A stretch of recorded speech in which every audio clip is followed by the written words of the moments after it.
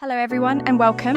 You're about to listen to the full audiobook of Avenging Love, A Captain's Promise. A heartfelt, emotional story inspired by Captain America, also known as Steve Rogers. Before we begin, I want to say this. I understand that some listeners may be under the age of 18. This story was written with care to remain age appropriate for people my age, while still exploring deeper emotions, relationships, and character growth. Before we start, please like this video, subscribe to the channel, and leave a comment. It really helps support this audiobook and lets me know you're enjoying the story.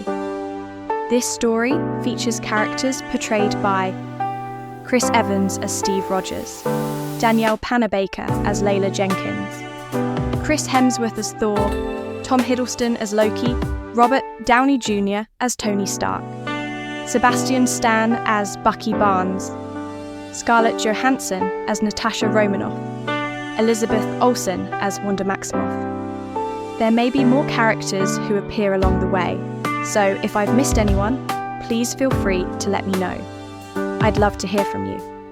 Important disclaimer, I do not own any Marvel characters. All rights belong to Stan Lee, rest in peace, and Marvel.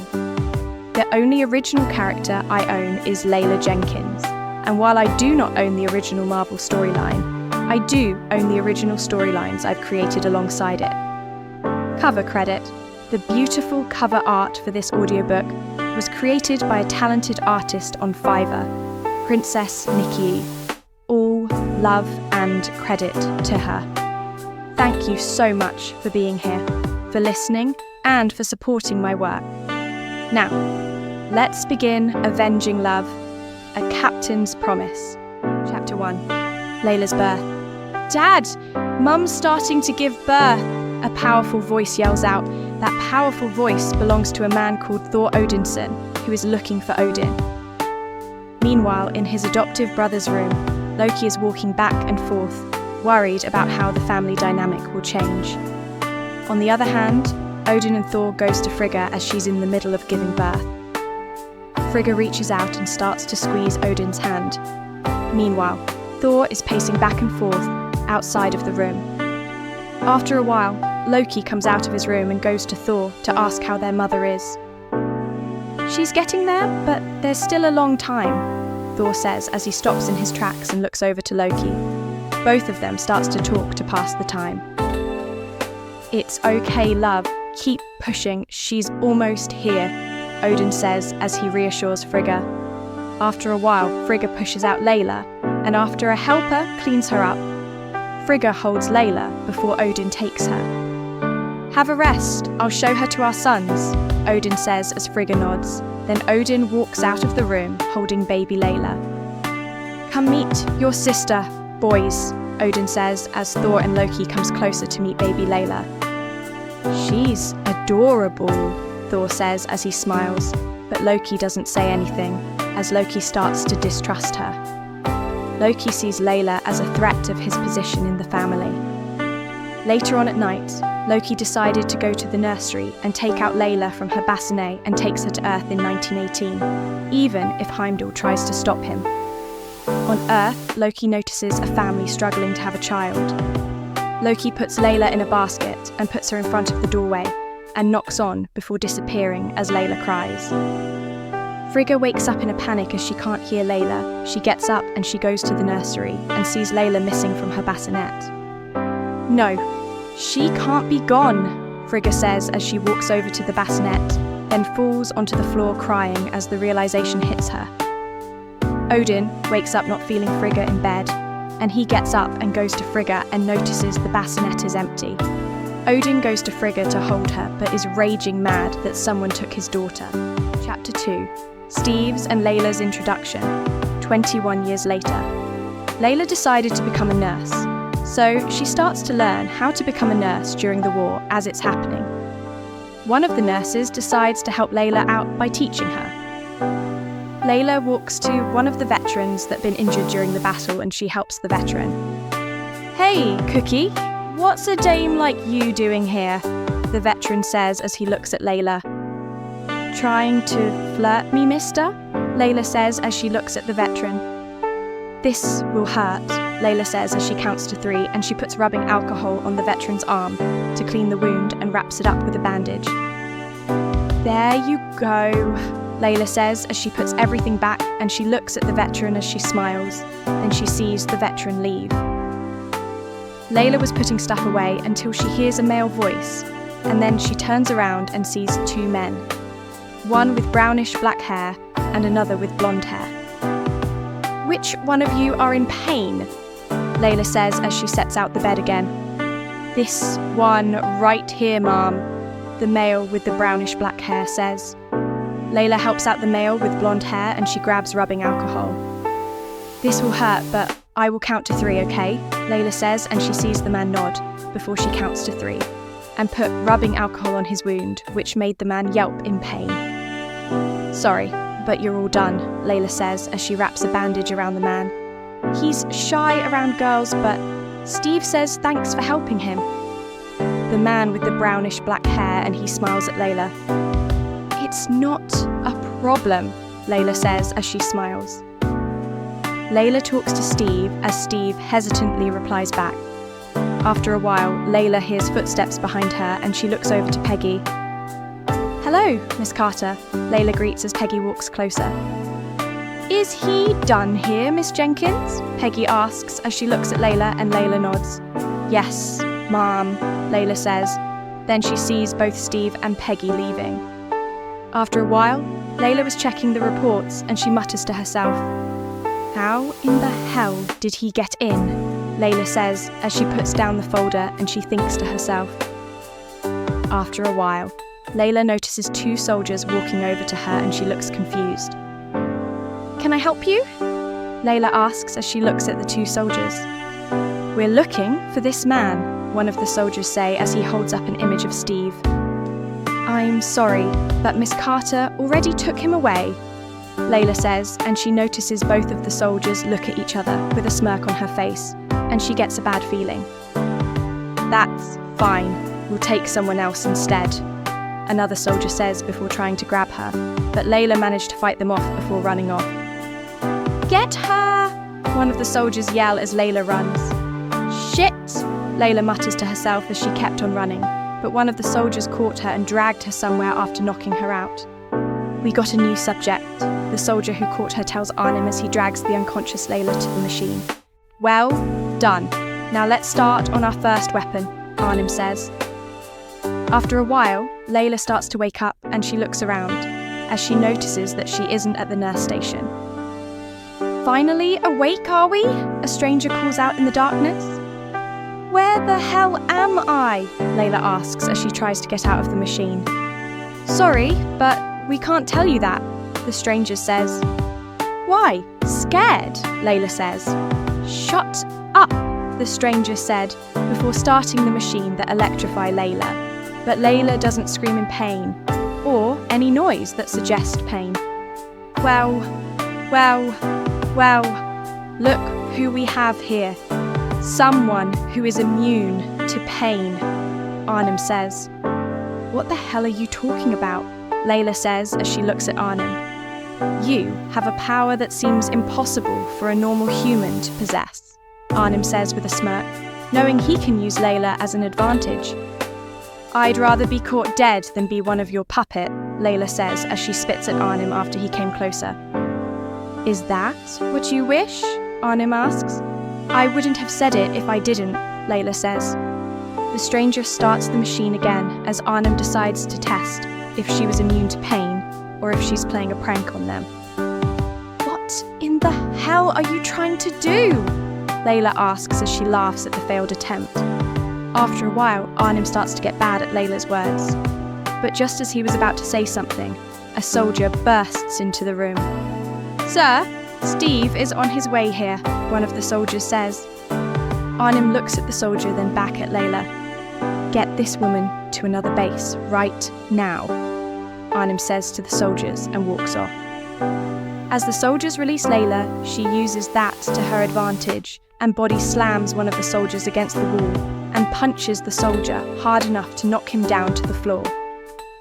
Laila made sure the soldiers stay down by kicking them hard in their crotch area before running out of the building. Laila runs to the helipad and takes the helicopter and tries to fly out, but as soon as she did that, Steve notices it and thought it was one of the Hydra soldiers trying to escape and shoots the helicopter. "Shit!" Laila says as she loses control and tries to unbuckle the seatbelt, but notices that it's jammed. No, Laila says as she tries again but fails. "Shit," Laila mutters to herself as the helicopter heads towards the ice. Chapter 3. The Woman Out of Time. Laila wakes up after so many years, and she looks around the room confused. "Where am I?" Laila asks herself. Then she looks over to the nurse who walked in to check in on her. "You, my dear, are in New York Presbyterian Hospital," the nurse replies as she grabs the charts, and she notices Laila looking around confused. Laila notices a visitor for another patient, and she looks more confused as she sees the visitor holding a strange object to her ear. "What is that?" Laila asks, and she sees the nurse looking at her direction before looking back at her. "That is an iPhone, Ma'am. You woke up in the year 2012, the nurse says as Laila looks shocked and she slowly nods as she processes the information. 65 years. I've been frozen for over 65 years, Laila tells herself. "You weren't the only one," the nurse says, and Laila looks at the nurse. "There was a guy as well. He was frozen at the same time as you," the nurse explained. "Holy shit," Laila says as she holds her head, still processing everything. Then she realizes something. "Wait, how am I going to..." Laila was going to ask a question, but the nurse interrupted her. "Someone is already paying the bills," the nurse says, and Laila nods. The nurse helps up Laila from her bed and helps her around the room. As soon as Laila gained feelings back in her legs to walk on her own, she comes out with, "I feel better now," Laila says as she looks to the nurse, and the nurse nods before the nurse takes off the urostomy bag from her stomach. Laila goes to leave the hospital, and on her way out she hears a male voice call out to her, and she turns around to face the man. Who are you?" Laila asks. "Call me Yuri," Nick replies, and Laila nods. "What do you want from me?" Laila asks, confused. "We need a distraction for the civilians. What's going to happen? It won't be pretty," Nick replies. "And you want me to do that?" Laila asks. Nick nods and both of them start to walk as Nick is explaining the situation. "Wait, so you're telling me that the Norse gods are real? This whole time?" Laila asks, shocked. "Yep," Nick says. "There's a lot of processing I need to do," Laila says to herself. Nick and Laila find themselves on the helicarrier, and Laila looks around before notices a man trapped in a glass cage, and the man looks shocked as he realizes who it was. "Impossible," the man says to himself. "Who the hell are you?" Laila asks the man. "I'm your better," Loki says with a mischievous smirk. "At what? Being a prisoner? I can clearly tell," Laila replies back. "Laila, don't interact with him," Nick tells Laila, and Laila nods before walking off with Nick to talk about the mission. Without either of them knowing, Loki managed to escape by tricking his brother Thor. After a while, Laila goes to do her job and distracts the people, and she freezes in place as she sees a wormhole opening up. "What the hell?" Laila says, and she sees something come out of the wormhole and realizes it's ships. "Shit," Laila says before clearing parts of the city. After a few more people left, Laila notices a ship coming towards her, but ducks after someone behind her yells, "Watch out!" A man with dirty blonde hair throws something at the ship and knocks it to the ground. "Careful, miss," Thor says as he grabs his Mjolnir as it flies back to him and walks over to Laila. "Thanks," Laila says, and both her and Thor fights off the aliens that coming from the wormhole. "Who the hell is doing all of this?" Laila asks. "My brother, Loki." "Well, my adoptive brother," Thor replies. "Wow, "What an asshole," Laila tells him, which makes Thor laugh a bit. "Oh, he is all right," Thor says before knocking one of the ships down again. Laila notices something fly past them both, and she looks confused. "What is he doing?" Thor asks himself, as he knows who it is, but Laila shrugs her shoulders. After a while, Laila follows Thor to the Stark Tower, and she notices Loki on the floor with everyone surrounding him, but Thor takes him back to Asgard. Steve looks to his side and realizes who it is after Thor left. "How is it?" Steve thought to himself. Then he remembers when he shot down the helicopter. "It was her in that helicopter," Steve says to himself before he notices Laila walking off, but he gets up and goes after her, yelling her name. Laila stops in her tracks and she turns around and looks at Steve. "You're alive," Steve says after catching up to her. "Yeah, I am," Laila says. "Look, I didn't know it was you in that helicopter. I thought..." Steve tries to explain, but Laila stops him from talking. "I know," Laila says, then she hugs Steve back as he hugs her. Chapter 4. Trust no one.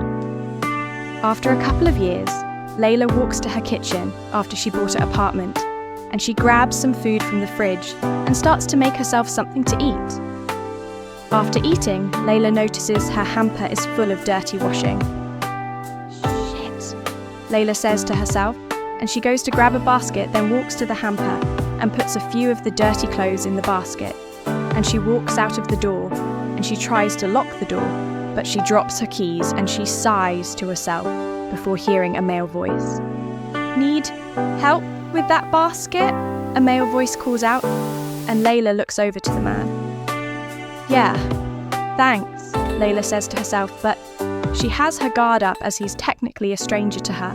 But the way he was there when she needs help sounds like he was doing something, and she thinks to herself as she gives him the basket. "I'm August," August introduces himself. "I'm Laila." Laila introduces herself and she locks the door to her apartment and walks with August to the laundry room. Laila laughs at August's jokes, but she still has that gut feeling as she struggles to start the washing machine on. "Let me guess. Everything is complicated for you?" August asks as he looks at Laila, which Laila scoffs softly, but her mind races with questions. "It's, that obvious, huh?" Laila asks, and August laughs a bit with her. "Well, if you need help with technology, I'm always here," August tells her, and Laila smiles. "Thank you," Laila replies, then she hesitates. As August was about to leave the room, then she looks at August. "Hail, Hydra!" Laila yells out to him, and she notices him freezing in place, which raised her red flags in her mind, but she sees his confused face. "What's Hydra?" August asks. "Oh, thought you worshipped a being called Hydra?" Laila laughs to herself, feeling like an idiot for thinking differently. "No, I very much worship Yeshua, or Jesus if you prefer," August tells her, and Laila nods. "Sorry," Laila says. "It's fine."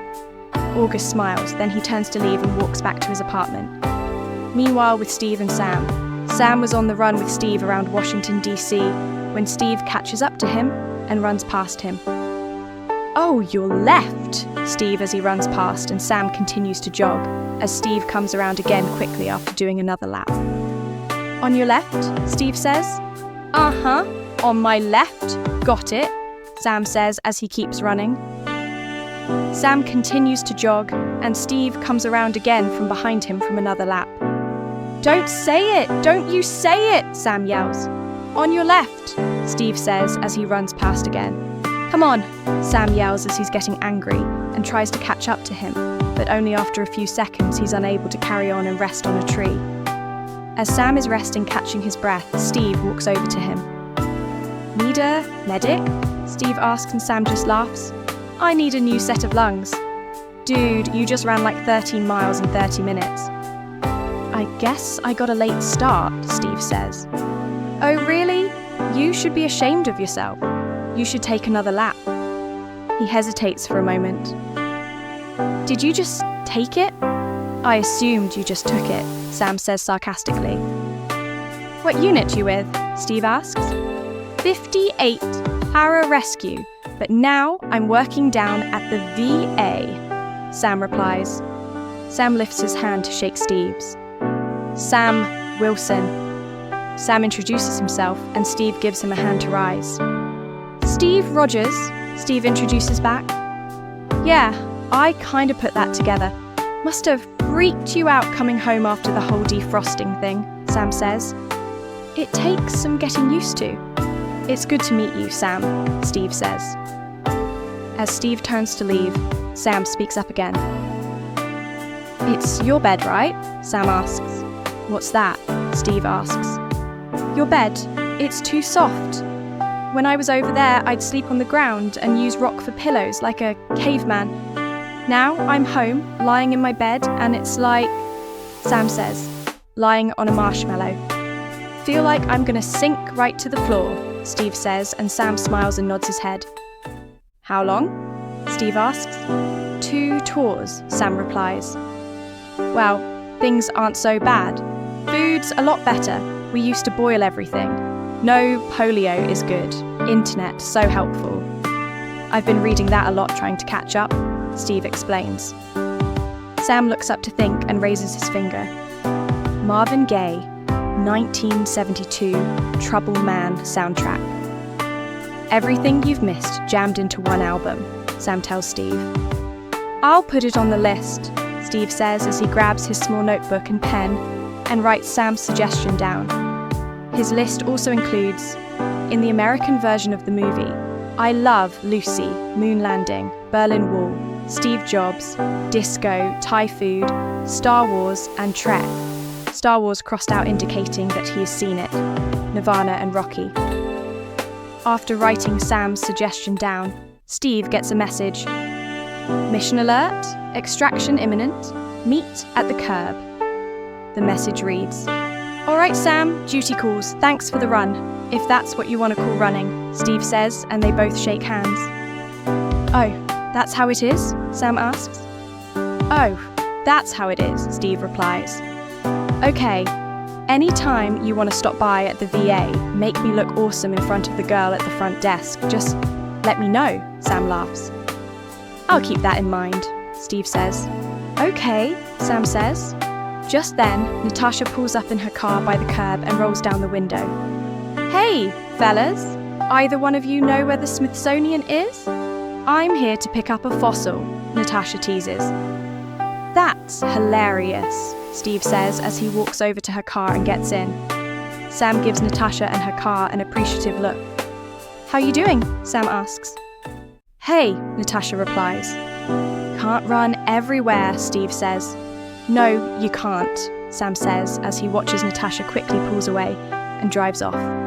Back to Laila. Laila thinks for a moment as she heads back to her apartment with her laundry, and she puts it down near the door of the kitchen before going out again, not knowing that both Steve and Natasha are on a mission. Laila walks out of the building and she starts to walk towards the store. While walking, she feels like someone is watching her and she looks behind her to check before brushing it off. Has to be my imagination, Laila mutters to herself as she walks into the store. Laila looks around for some things, like lady products, food, bathroom things, everything you can think of besides pet food, and she goes to pay. After paying, Laila heads home and she still has that feeling, but she brushes it off again. Stop playing with me, brain, Laila says before arriving home and starts to put everything away. Back to Steve. Everyone is in the Quinjet flying over the Indian Ocean. The duo are with SHIELD agents, led by Brock Rumlow. The target is a mobile satellite launch platform, the Lemurian Star. They were sending up their last payload when pirates took them 93 minutes ago, Brock says. Any demands? Steve asks. $1.5 billion, Brock says. Why so steep? Steve asks again. Because it shields, Brock says. So it's not a off course, it's trespassing, Steve says. I'm sure they have a good reason, Natasha says. You know, I'm getting a little tired of being Fury's janitor, Steve says. Relax, it's not that complicated, Natasha says. How many pirates? Steve asks. 25? Top mercs, led by this guy, Georges Batroc-Roy, Brock says as he shows them a photo of Batroc on the monitor. Ex-DGSE Action Division, he's at the top of Interpol's Red Notice. Before the French demobilised him, he had 36 kill missions. This guy's got a rep for maximum casualties, Brock says. Hostages? Steve asks. Mostly techs. One officer, Jasper Sitwell, Brock says as he pulls up Sitwell's photo on the monitor. They're in the galley, Brock says. What's Sitwell doing on a launch ship? All right, I'm going to sweep the deck and find Batroc. Nat, you'll kill the engines and wait for instructions. Rumlow, you sweep aft, find the hostages, get them to the life pods, get them out. Let's move, Steve says. While everyone is starting the mission, back to Laila. Laila hears a knock on her door, and she goes to open the door, and she sees August outside the door holding a couple of DVDs. August? What are you doing here? Laila asks. Well, I know you're far behind with everything, so I thought to help you with some movies. Like George of the Jungle, August says, and Laila does a little smile. Thanks, August. Come on in, Laila says as she moves out of the door and allows August in. Laila went to her kitchen to make some popcorn, while August puts in the first DVD in the DVD player, which is George of the Jungle. After making popcorn and August put in the DVD, they sat down and watched the movies. Back to Steve as he arrived back. Steve walks into Fury's office. You just can't stop yourself from lying, can you? Steve asks. I didn't lie. Agent Romanoff had a different mission than yours, Fury says. Which you didn't feel obliged to share, Steve says. I'm not obliged to do anything, Fury says. Those hostages could have died, Nick, Steve says. I sent the greatest soldier in history to make sure that didn't happen, Fury says. Soldiers trust each other. That's what makes it an army. Not a bunch of guys running around and shooting guns. Steve. The last I trusted someone, I lost an eye. Look, I didn't want you doing anything you weren't comfortable with. Agent Romanoff is comfortable with everything, Fury says. I can't lead a mission when the people I'm leading have missions of their own, Steve says. It's called compartmentalization. Nobody spills the secrets because nobody knows them all, Fury says. Except you, Steve says. You're wrong about me. I do share. I'm nice like that, Fury say. Fury leads Steve to the elevator and they talk more. Meanwhile, with Laila. I actually quite enjoyed that, Laila says. I'm glad you did, but I hope you know this wasn't a date, it was a neighbourly thing, August says. That's fine, Laila says as she smiles and she opens the door for August, and she watches him leave, and she thinks to herself. Laila shuts the door after August has gone and she goes to clean the dishes. Back to Steve. After someone has shot Nick, Steve went back to the SHIELD base and walks over to Pierce. For whatever it's worth, you did your best, Alexander says. Thank you, sir, Sharon says as she turns to leave. She sees Steve. Captain Rogers, Sharon says. Neighbour, Steve says. Captain, I'm Alexander Pierce, Alexander says. Sir, it's an honour, Steve says. The honour is mine, Captain. My father served in the 101st. Come on in, Alexander says, and both of them went into Pierce's office, where he shows Steve an old photo of him and Fury. That photo was taken 5 years after Nick and I met, when I was at State Department in Bogota. ELN rebels took the embassy, and security got me out, but the rebels took hostages. Nick was deputy chief for the SHIELD station there, and he comes to me with a plan. He wants to storm the building through the sewers. I said, no, we'll negotiate. Turned out the ELN didn't negotiate, so they put out a kill order. They stormed the basement, and what did they find? They find it empty. Nick had ignored my direct order and carried out an unauthorized military operation on foreign soil. He saved the lives of a dozen political officers, including my daughter, Alexander says. So you gave him a promotion, Steve says. I've never had any cause to regret it. Captain, why was Nick in your apartment last night? Alexander says. I don't know, Steve says. You know it was bugged? Alexander asks. I did, because Nick told me, Steve says. Did he tell you he was the one who bugged it? Alexander asks again. Steve doesn't reply, as he doesn't know, and Alexander speaks up again. I want you to see something, Alexander says as he brings up footage of Batroc being interrogated. Is this live? Steve asks. Yeah, they picked him up last night in a not-so-safe house in Algiers. Alexander says, Are you saying he's a suspect? Assassination isn't Batroc's line, Steve asks. No, it's more complicated than that. Batroc was hired anonymously to attack the Lemurian Star, and he was contacted by email and paid by wire transfer. And then the money was run through 17 fictitious accounts, the last one going to a holding company that was registered to a Jacob Veitch, Alexander says. Am I supposed to know who that is? Steve asks before Alexander hands over the file. Not likely. Veitch died 6 years ago. His last address was 14-35 Elmhurst Drive. When I first met Nick, his mother lived at 14-37, Alexander says. Are you saying Fury hired the pirates? Why? Steve says. The prevailing theory was that the hijacking was a cover for the acquisition and sale of classified intelligence. The sale went sour, and that led to Nick's death, Alexander says. If you really knew Nick Fury, you'd know that's not true, Steve says. Why do you think we're talking? See, I took a seat on the council not because I wanted to, but because Nick asked me to, because we were both realists. We knew that despite all the diplomacy and the handshaking and the rhetoric, that to build a really better world sometimes means having to tear the old one down. And that makes enemies. Those people that call you dirty because you got the guts to stick your hands in the mud and try to build something better.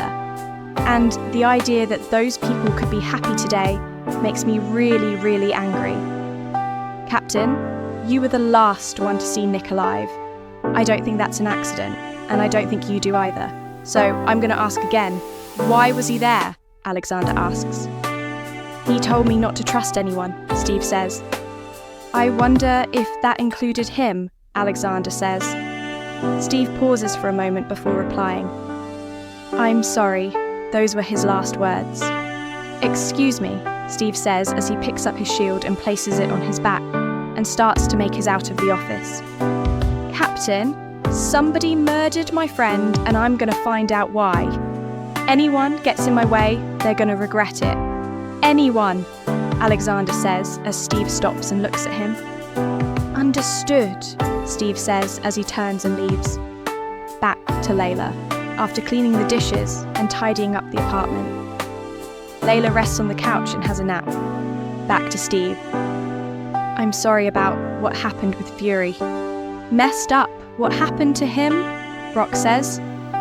Thank you, Steve says as he starts to feel something off, and Steve looks at the agents in the elevator and notices one of them is sweating.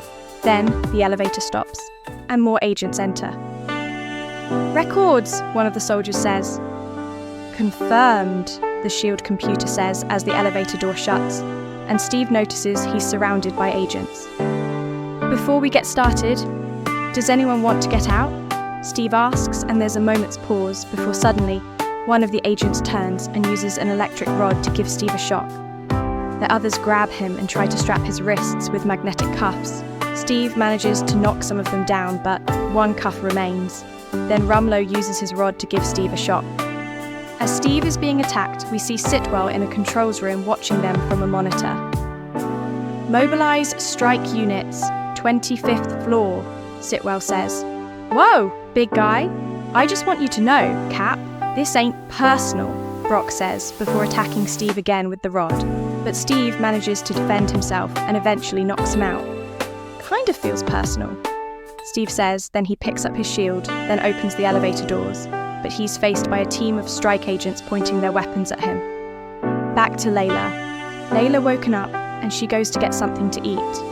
She makes herself some eggs and toast and she sits down and she eats, not knowing that S.H.I.E.L.D. is being controlled by Hydra now. After a while, she hears her door knocking and she looks confused before walking over to the door and opening it up, and she sees Steve and Natasha. "What's going on?" Laila asks. "We need your help with something private?" Natasha asks, and Laila looks more confused. "What is it?" Laila asks, and Natasha explains what's going on, and Laila nods as she listens. "Okay, I'll definitely help," Laila says, and both Steve and Natasha nods. As they were about to leave, Laila hears a male voice calling out her name, and she turns around and looks at August. August," Laila says. "Who are they?" August asks as he points to Steve and Natasha. "They're my friends," Laila replies. "Ah, but where are you going?" August asks. I can't tell you," Laila explains. August nods as Steve unconsciously shifts from jealously, and Natasha notices, and she looks confused, then connects the dots. Steve watches the interaction more, but his jealousy boils over when he sees Laila kiss August on his cheek. "See you later," Laila says as she smiles, then walks with Steve and Natasha to the car and gets inside. "Who is that?" Steve asks as he looks rear-view mirror to look at Laila, and Laila just shrugs. "Just a guy who's my next-door neighbour," Laila replies. "So, you're not seeing him?" Steve asks. "I don't know yet. We're taking things like our friendship really slow," Laila replies. Natasha sees Steve slowly gripping the wheel to mask his jealousy. "Jealous, are we?" Natasha asks Steve, and she notices him becoming defensive, which Laila notices as well. "What? No, if she wants to date him, she can," Steve says, and Natasha looks at Laila before looking back at Steve. All of them arrive somewhere, and Laila gets out of the car with Steve and Natasha, and she looks around and notices the old nurse station she used to work at.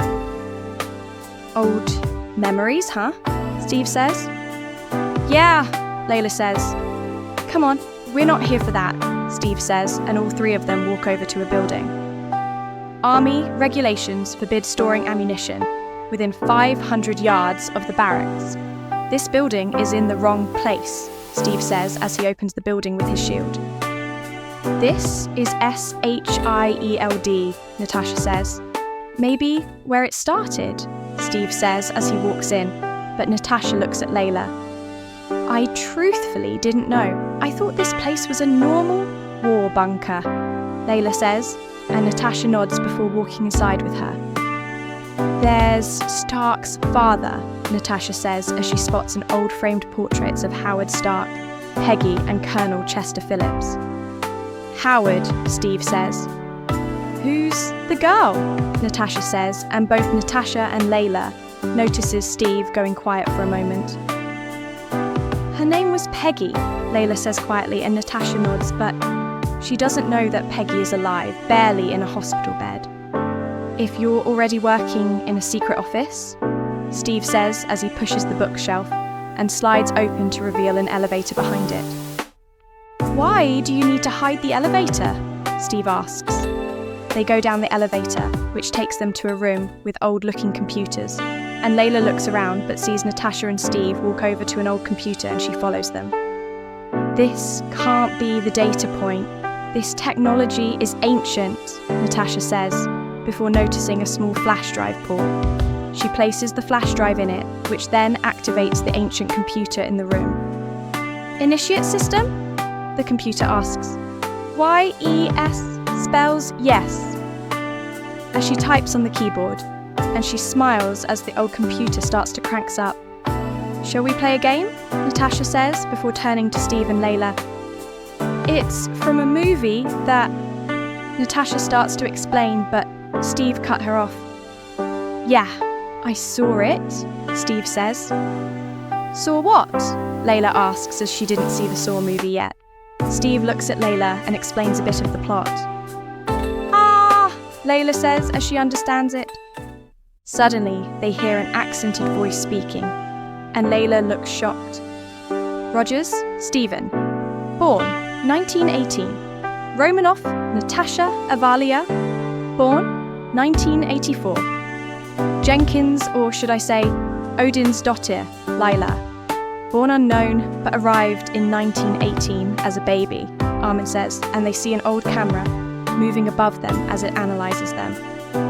Steve looks at Laila for a moment as Laila stays quiet as she's just as confused. "It's some kind of a recording," Natasha says. "I am not a recording, Fräulein. I may not be the man I was when the captain took me prisoner in 1945, but I am," Armin says as he shows an old picture of himself. "Do you know this thing?" Natasha asks Steve. Arnim Zola was a German scientist who worked for the Red Skull. "He's been dead for years," Steve says, and Natasha looks at Laila. "He was the one who tried to torture me," Laila says. "First, correction, I am Swiss. Second, look around you. I have never been more alive. In 1972, I received a terminal diagnosis. Science could not save my body. My mind, however, that was worth saving on 200,000 feet of databanks. You are standing in my brain," Armin says. "How did you get here?" Steve asks. Laila notices the same feeling again and she looks around. Guys?" Laila says, but Steve and Natasha didn't look at her. "I am afraid I have been stalling, Captain. Admit it, it's better this way. We're both of us. Out of time," Armin says. Steve notices a small opening on the ground.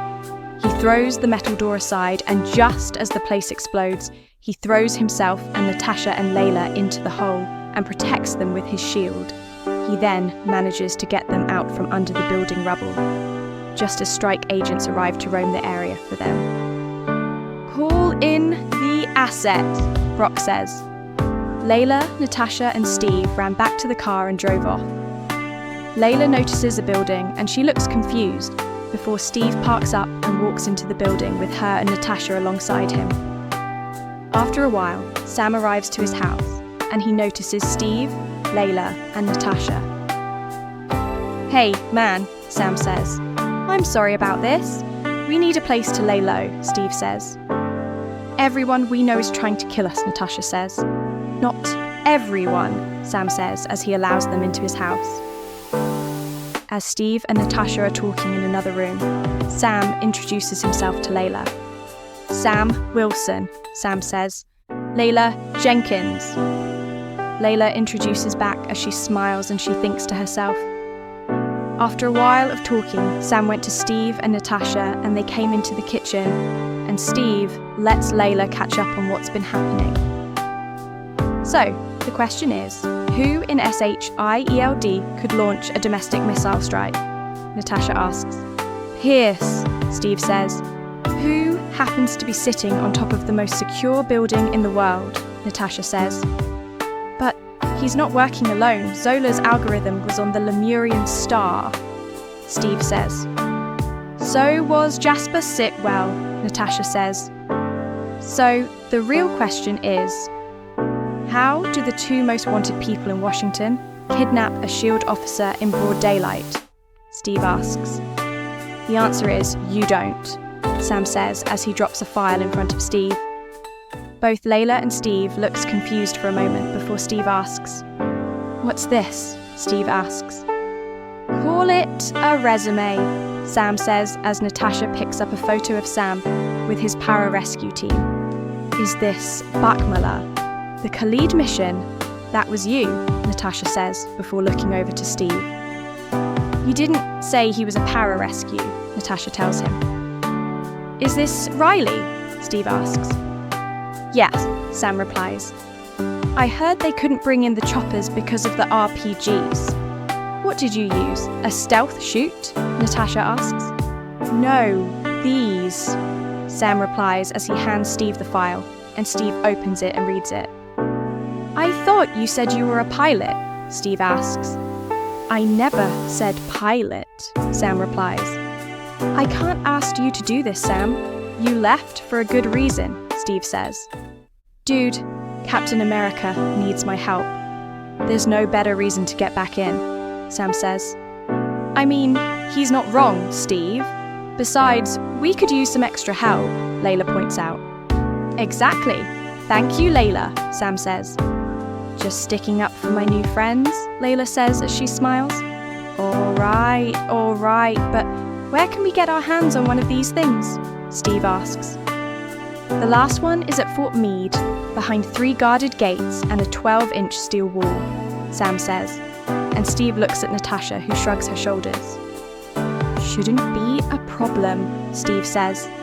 Natasha thinks to herself and she looks over to Layla as Steve and Sam talks. Layla? Natasha asks. Yeah, Layla replies as she looks at her.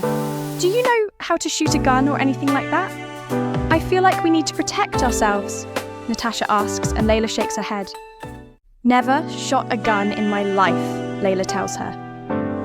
Come with me, Natasha says, and both Layla and Natasha walks out of the apartment, and Natasha starts to teach Layla how to shoot a gun. After a while, everyone ends up on the roof. Layla just learned to shoot a gun to protect herself, and she thinks to herself as Steve talks. Tell me about Zola's algorithm, Steve asks. Never heard of it, Jasper says. What were you doing on the Lemurian star? Steve asks. I was throwing up. I get seasick, Jasper says, and Steve forces him to the edge of the rooftop. Jasper just smiles. Is this little display meant to insinuate that you're going to throw me off the roof?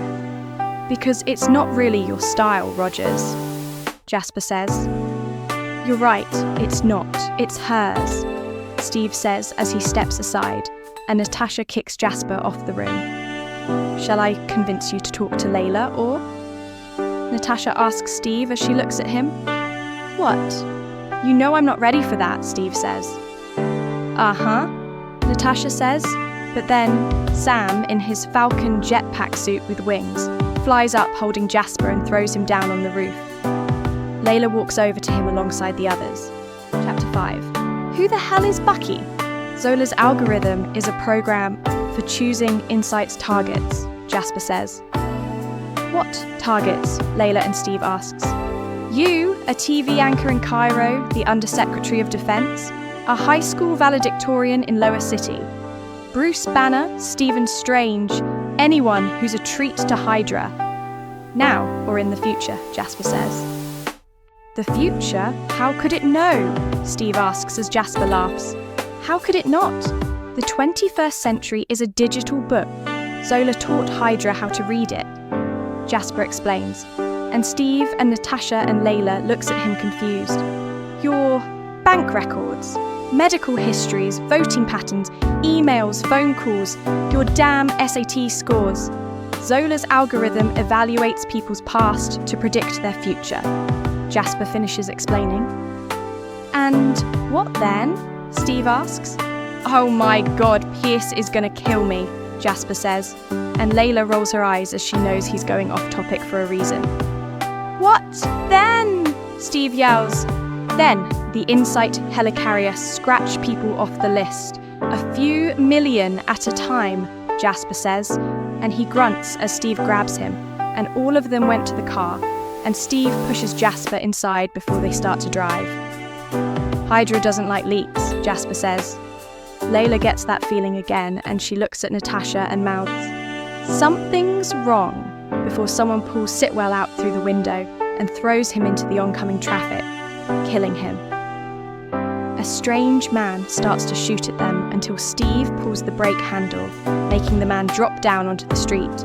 Another car hits them and pushes them along. We need to leave now, Layla yells, then hears the thumb on the car roof and sees a hand smashing through the windscreen and pulls out the steering wheel. Shit, Sam yells as Natasha starts shooting at him, but the Winter Soldier jumps onto the vehicle behind them. As the trio's car is being pulled off the road, Steve holds onto the car door.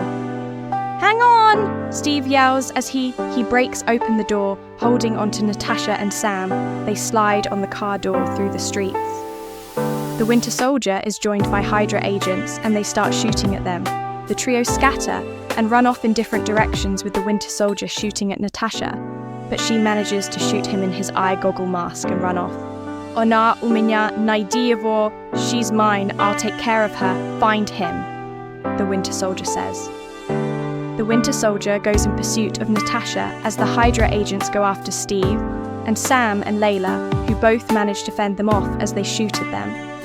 Steve then notices the Winter Soldier in pursuit of Natasha. "Go! I got this!" Sam yells as the Winter Soldier thought he found Natasha hiding behind a car. Layla manages to kick a gun out of one of the Hydra soldiers' hand and shoots the guy. "Holy shit!" Layla mutters to herself before defending herself from the upcoming soldiers. Then she goes to Steve and the Winter Soldier, but she could only see the back of Bucky's head. "Bucky?" Steve asks. "Who the hell is Bucky?" Bucky says before aiming his pistol at Steve, but Sam flies in and kicks Bucky aside. Bucky has a brief look of realization, but he quickly brushes it aside and takes aim again. But before he can shoot, Natasha uses the grenade launcher he dropped against him. He vanishes in the smoke of the explosion. Chapter 6. Fury's alive? Soon, all of them hear sirens, after which they are surrounded by Hydra agents.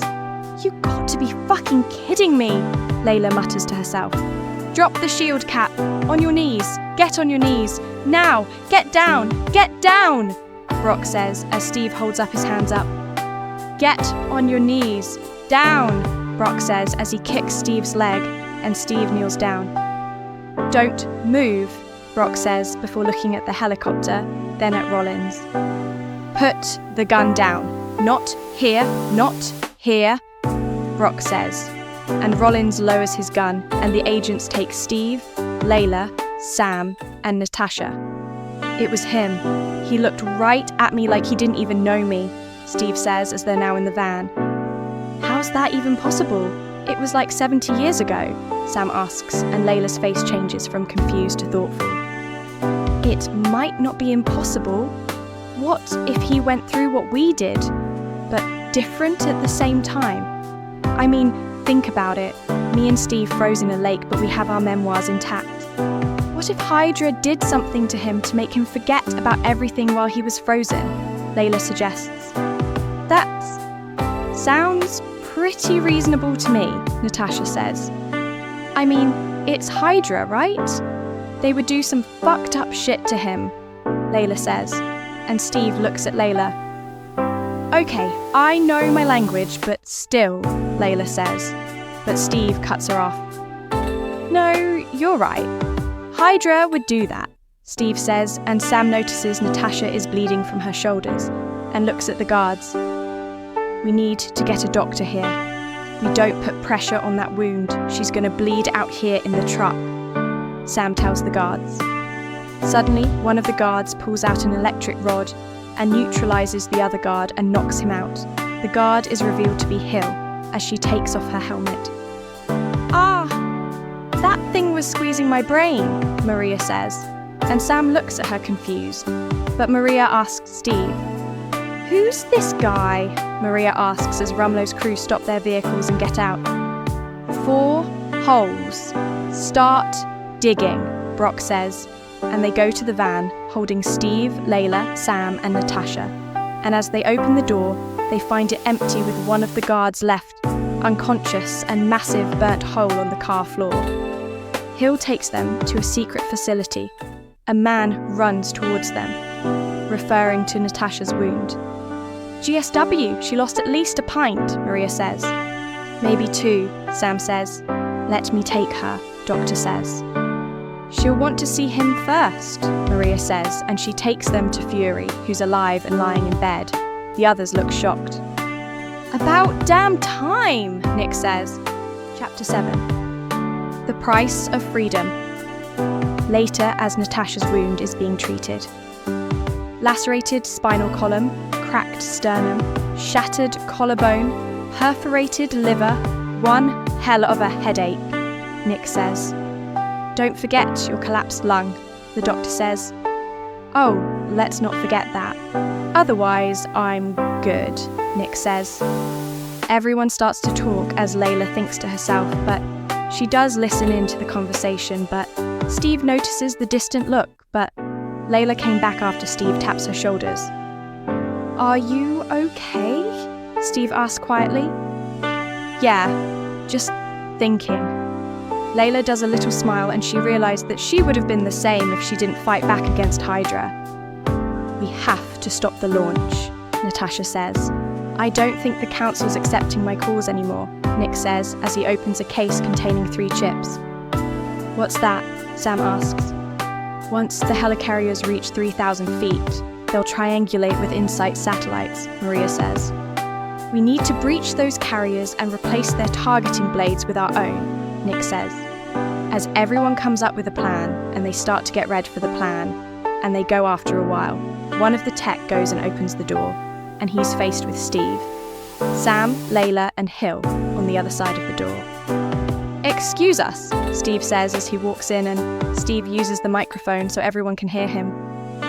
"Attention, all S.H.I.E.L.D. agents, this is Steve Rogers. You've heard a lot about me over the last few days. Some of you were even ordered to hunt me down. But I think it's time you know the truth.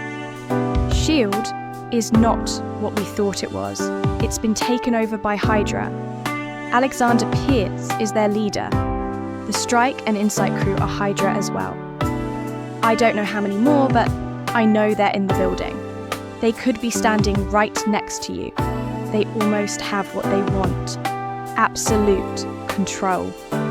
They shot Nick Fury, and it won't end there. If you launch those helicarriers today, Hydra will be able to kill anyone that stands in their way unless we stop them.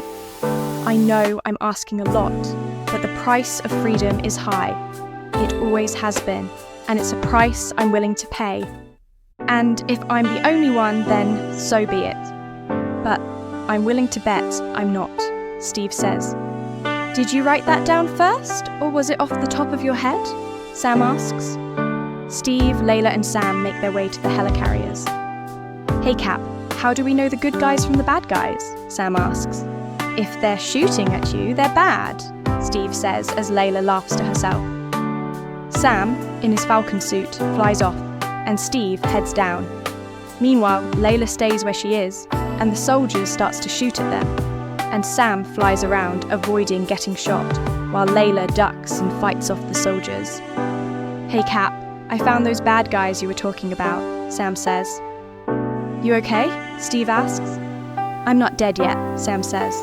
"Boys, I don't know about you, but we need to stay focused. You can do your little flirting after, okay?" Laila teases them as she continues to fight off the soldiers. As Laila continues to fight, she gets shot in her arms after feeling the same feeling. "Shit," Laila says, and she sees the Winter Soldier walking over. "Son of a bitch," Laila mutters to herself before fighting him. As he pins her against the rail, Laila notices an opening between his legs and she looks at his eyes. "You might want to hold your balls," Laila says, which makes the Winter Soldier look confused, before grunting in pain as Laila kicks him hard in the crotch area and kicks him again to make sure he stays down before running off. The Winter Soldier stood up after a while, then he goes to Steve and pushes him off the edge, and he grabs Sam's wings and throws him back. Sam starts shooting at Bucky, and as he goes to fly off, Bucky uses his weapon to rip off one of Sam's wings and kicks him off the helicarrier. Sam manages to get his parachute out and lands on the roof of the Triskelion. Cap, come in. Are you okay?" Sam asks. "Yeah, I'm here. I'm still on the helicarrier," Steve says as he pulls himself up. "Where are you?" Steve asks. "I'm grounded. The suit's down. Sorry, Cap," Sam says. "Don't worry, I got it," Steve says and sees the Winter Soldier confront him. Meanwhile, with Laila, she manages to jump off the helicarrier and swam back to the shore, and she goes to help Sam with Brock. After a while, Laila feels a weird pull, and she walks to a hospital building and she sees old Peggy laying on the hospital bed. But as soon as she was about to leave, she hears her name being called out. "Laila!" Peggy calls out. Laila walks into the room and she sits down on the chair. "Hey, Mrs. Cater, Laila says after seeing an image of her and her husband. I need you to do something for me. I know Steve still loves me, but it's time for him to move on, Peggy says. What if I'm not good enough for him? Laila says. You're strong. When you sensed danger back in the 40s, you fought, Peggy says. How did you? Laila asks. Howard's shown me a footage, Peggy says, and Laila nods.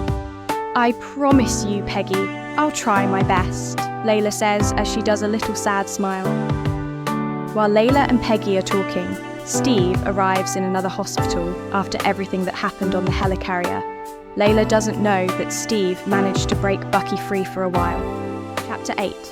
Layla's first actual date. Laila arrives home, but she hears a male voice and she looks over to August. Oh, hey, August, Laila says as she forgot that she's covered in blood. Hey, Laila. Wait, what happened? August asks, and Laila looks down to her wounds, then back at him. Oh, I've been a heated fight, Laila says. Was it that man? I swear if it was, August says. No, it wasn't Steve. It was a random person, Laila says, then shrugs her shoulders as August nods as he sighs of relief. Can I ask why you are here? Laila asks. Well, I wanted to ask you out. On a date, August says, and Laila smiles. I would love to go out on a date with you, August, Laila says as she smiles. Tomorrow? At 10? August asks, and Laila nods. Then she shuts the door as August left and she smiles to herself. The next day, Laila gets up and gets dressed before doing everything she needed to do in the apartment, and she sat down to take a break. At around 7 p.m, Laila finishes the movie she was watching, and she starts to get ready for the date. After getting ready, Laila hears the door knock as it's now 10 p.m, and she goes to open the door and sees August, and she smiles. Whoa, you look beautiful, August says as he looks at Laila. Thanks, you look handsome, Laila says, and August chuckles a bit. Ready to go? August asks, and Laila nods, before August takes her arm and takes her to a restaurant. Laila and August talks and laugh as the date goes on, and Laila smiles as she learns about August more. After the date, Laila and August go back to their apartment. I really enjoyed that, Laila says as she looks at August. So did I, August says. Then he came closer and kisses Laila on her lips. And Laila kisses him back before August walked into his apartment, and Laila walked into hers with a smile on her face. Chapter 9. Wanda Visions. Laila was with the others as they continue to fight off Hydra. I swear these idiots breed like rabbits, Laila says, and Tony let out a little chuckle. Laila managed to fight off one of the soldiers that was coming after her. Then she notices Tony fly to the building, but accidentally the roof. Tony, watch out for that! Laila was about to warn Tony. Shit, Tony says as he hits the roof. Language, Steve says, before asking Jarvis a question. After more fighting, Laila goes to help Natasha with Clint as he's been hit. Wait a second.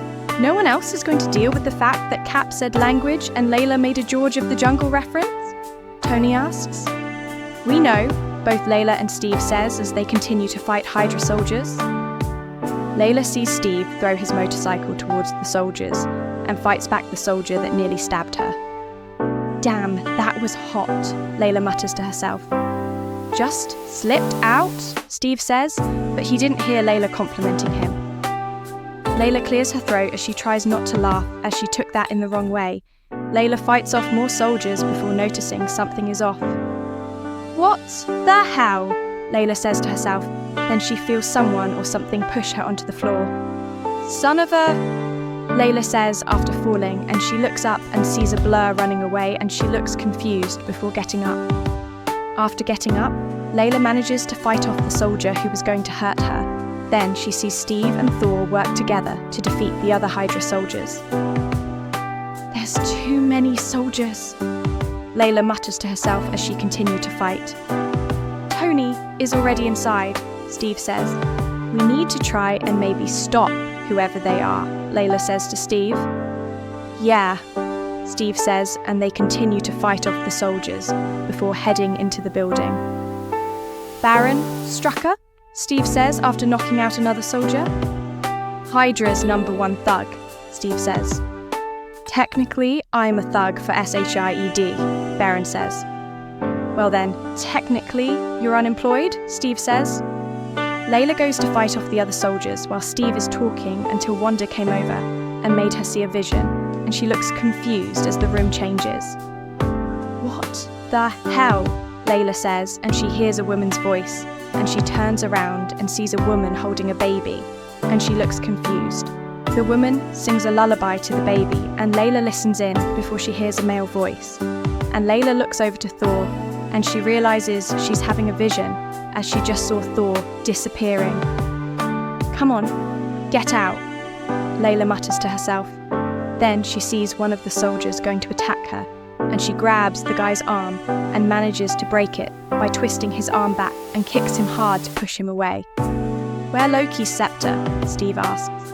Don't worry, I know when I'm beat. You'll mention how I cooperated. I hope, Baron says. I'll put it right under illegal human experimentation, Steve says, but Wanda shows up behind him. How many are there? Steve asks, then Wanda knocks him down using her telekinetic powers, then quickly leaves. We have a second enhanced female. Do not engage, Steve says, as he stands up and he looks at Strucker. Meanwhile, Layla notices something out of the corner of her eyes, and she looks confused. What the hell? Layla says to herself, and she goes to the poster and looks confused. What the? Layla says, and she grabs the poster before hearing Steve's voice, but she quickly hides the poster and looks over to Steve. Are you alright? Steve asks, and Layla nods. Yeah, sorry. Just got distracted, Layla says, and Steve looks at her confused for a moment. Then both of them head back to the aircraft. In the aircraft, however, Layla couldn't help but look at the poster she found, and Steve couldn't help but steal glances at Layla, even though he knows she's taken, and he does wonder what got her attention. Natasha notices how Steve is looking at Layla, and she secretly smirks to herself before breaking the silence as she speaks to Bruce. Hey, the lullaby worked better than ever, Natasha says, and Layla looks up from her poster. Just wasn't expecting the code green, Bruce says. If you hadn't been there, there would have been double the casualties. My best friend would have been a treasured memory, Natasha says. Exactly. And I know you don't get along right now, but we needed your help, and don't worry. Hopefully we don't need the big guy again yet, Layla says as she smiles at Bruce. You know, sometimes exactly what I want to hear isn't exactly what I want to hear, Bruce says to them. How long before you trust me, or Layla? Natasha questions. It's not you two I don't trust, Bruce says, and Layla looks at him, but Natasha goes to ask Thor a question. Thor, report on the Hulk? Natasha asks. The gates of hell are filled with screams of his victims, Thor says. Then he sees Natasha glare at him before continuing. But not screams of death, of course. No, wounded screams, mainly whimpering, a great deal of complaining, and tales of sprained deltoids, and gout, Thor finishes off. Layla listens in to the conversation before hearing her phone go off, and she grabs her phone and checks the message, and her face changes from happy to anger, and Natasha and Steve notices. Layla puts her phone away after replying to the person. Layla, are you okay? Steve asks, and Layla looks at him and shakes her head. No, that bastard cheated on me, Layla says. Language, Tony says, and Steve looks over to him as Layla does a little laugh. Really? Steve asks. Steve, it's okay, I needed that laugh, Layla says. Thank you, Layla, Tony says, and the helicopter landed on the pad, and everyone went inside. Inside the Avengers Tower, everyone is having fun. Layla is talking to Thor. I had a younger sister, but I think Loki took her away, Thor says to Layla, and she thinks to herself as she remembers the vision she saw, then shakes her head before replying. What happened? Layla asks, and Thor was about to tell her. There was a knock on the door. Layla looks over to the door as Natasha opens it, and her smile disappears as soon as she saw August. Layla's now ex, then Natasha pins him against the wall. Have a nerve to show up here, Natasha says. I need to talk to Layla, August says. You don't get to cheat and try and sneak back into her life when she wants nothing to do with you, Natasha says. August tries to come up with an excuse on why he cheated on Layla, but no words come out and Layla stands up and walks over. Natasha's right. You don't get to come waltzing back after you cheated, Layla says. But Layla, August says. Save it. I want you to leave. This tower and my life, Layla says, and she stood her ground, which August took as a sign, and he nods before leaving. Steve was watching the interaction, and he was secretly smiling at how Layla dealt with him, and Layla looks over to everyone. Now, where were we? Layla says, and everyone laughs and starts to have fun again. As everyone is having fun, Clint talks to Thor before getting up and walks over to Thor's hammer and tries to lift it up, but fails. And one by one, everyone tries to lift the hammer, but fails. But there's only two people who were close to lifting. It was Layla and Steve. Looks like you all are unworthy, Thor says. Layla couldn't lift it, as she was lying to Thor about her getting a vision from Wanda of her being his sister. Steve, on the other hand, was lying to Tony about who murdered his parents. Well, not exactly telling him about it. Well, we tried. That's all that counts, Layla says as she quickly looks at Steve as he now talking to Sam, and Clint notices and walks over to him. Talk to him, Clint says. And say what? I can't bluntly say, hey Steve, want to go out for coffee? It's stupid. And besides, I just gotten out of a relationship, Layla says. Who said anything about relationship? You can still talk to him like friends, Clint says, and Layla thinks to herself before nodding. I will, Layla says as she smiles. Layla thinks for a moment before walks over to Steve and Sam and starts to talk to the both of them. Natasha and Clint notices how both Steve and Layla looks at each other, meanwhile the other is talking. They're so in love with each other, Clint teases, and Natasha laughs. That they are, Natasha says. After talking, everyone grunts as there's suddenly a loud screeching pierces through the room. What the hell was that? Layla says, and she sees something moving, and she follows Steve into the room. Chapter 10. Strings attached. Worthy? Ho! How could you be worthy? Ultron says. Stark? Steve says. Jarvis? Tony says. I'm sorry, I was asleep, or I was a dream, Ultron says. Reboot, Legionnaire OS, we got a buggy suit, Tony says as he's tapping his device. There was a terrible noise, and I was tangled in strings. I had to kill the other guy. He was a good guy, Ultron says. You killed somebody, both Steve and Layla says. Wouldn't have been my first call. Down in the real world, we're faced with ugly choices, Ultron says. Who sent you? Thor says. I was a suit of armor around the world. Ultron plays a recording of Tony's voice. Ultron! Bruce yells. In the flesh or no? Not yet. Not this, Chrysalis. But I'm ready. I'm on a mission, Ultron says. What mission? Natasha says.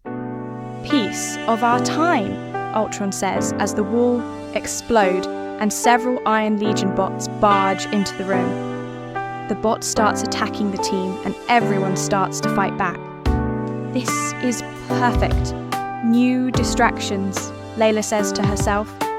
Stark! Steve yells. We are here to help, the Iron Legion says.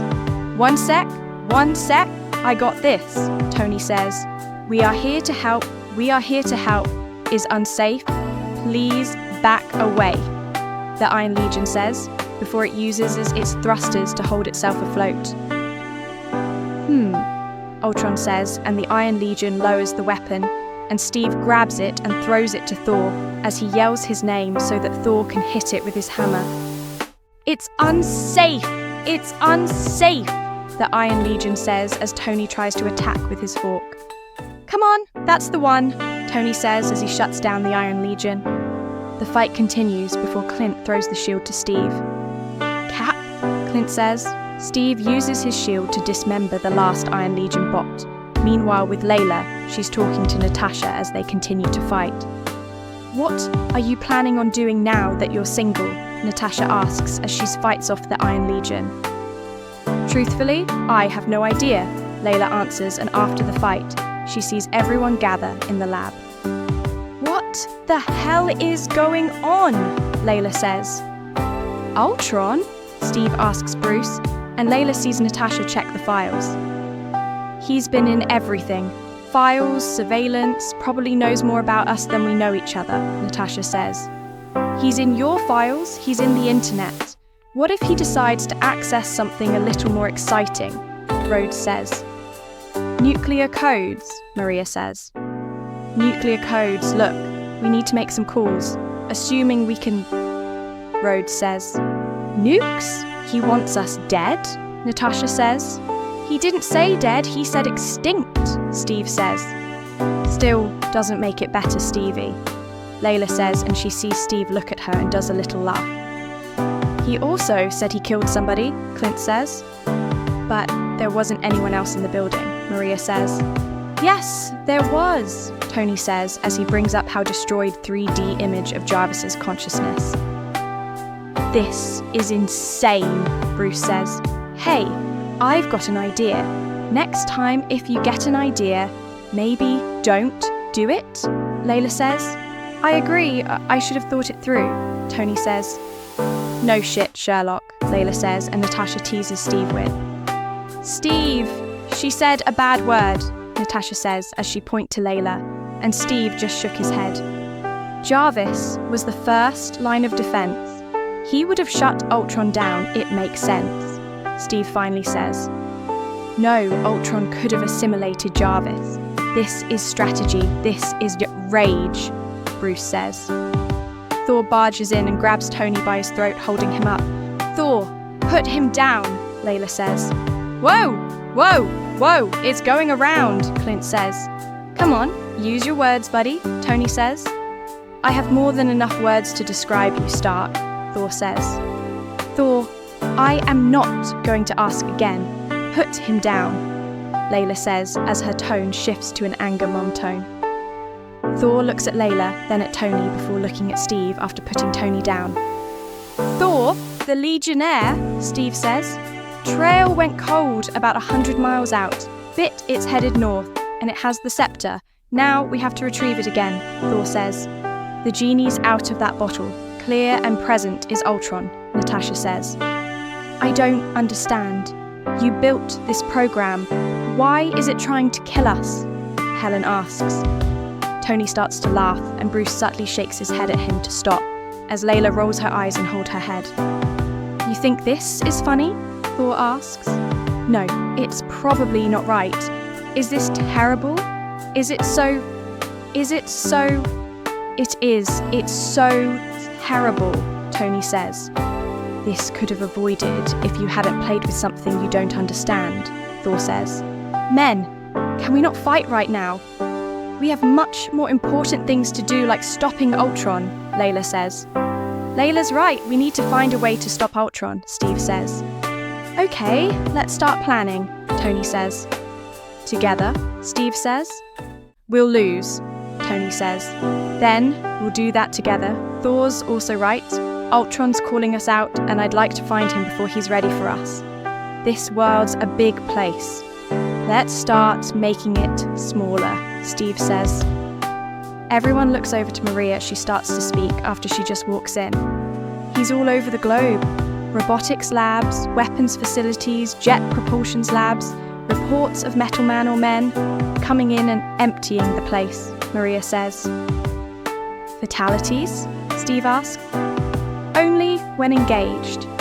Mostly guys left in a fugue state going on about old memories, Worst nightmares and something too fast to see, Maria says. Maximoff's. Well, that makes sense that he'd go to them, Steve says. Not anymore, Maria says as Layla notices Clint is on his phone. Then she sees Steve walk over to him. That's negative. I answer to you. Yes, Mom, Clint says before Steve interrupts him. Barton, we might have something, Steve says. Gotta go, Clint saying before ending call, and he looks at Steve. Who was that? Steve asks. Girlfriend, Clint says, and Layla teases him. Girlfriend? I didn't know Clinty boy was a catch, Layla says in a teasing tone. Clint laughs to himself at that before walking to another room with the others, and Steve walks with Layla with his hands behind her back. What's that? Tony asks. A message. Ultron killed Strucker, Steve says. And he did a Banksy at the crime scene. Just for us, Tony says. This is a smokescreen. Why send a message when you're just given a speech? Natasha asks. Strucker knew something that Ultron wanted us to miss, Steve says. Yeah, I bet he's... Natasha says.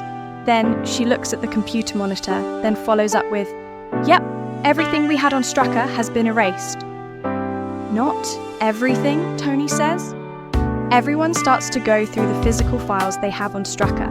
As everyone is looking through the flies and chatting, Steve and Layla look at each other without the other knowing. But Clint and Natasha notices, and Steve broke the silence by speaking up. Known associates? Well, Strucker had a lot of friends, Steve says. Well, these people are all horrible, Bruce mutters to himself. Tony speaks up as he sees an image of Klaus and Layla, thinks to herself, before snapping out of it as Tony speaks up. Wait, I know that guy from back in the day. He operates off the African's coast, Black Market Arms, Tony says as Steve shoots him an accusing look, but Tony speaks again. There are conventions, right? You meet people. I didn't sell him anything.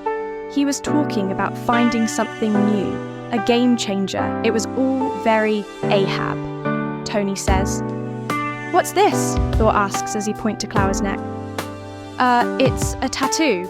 I don't think he had it, Tony says.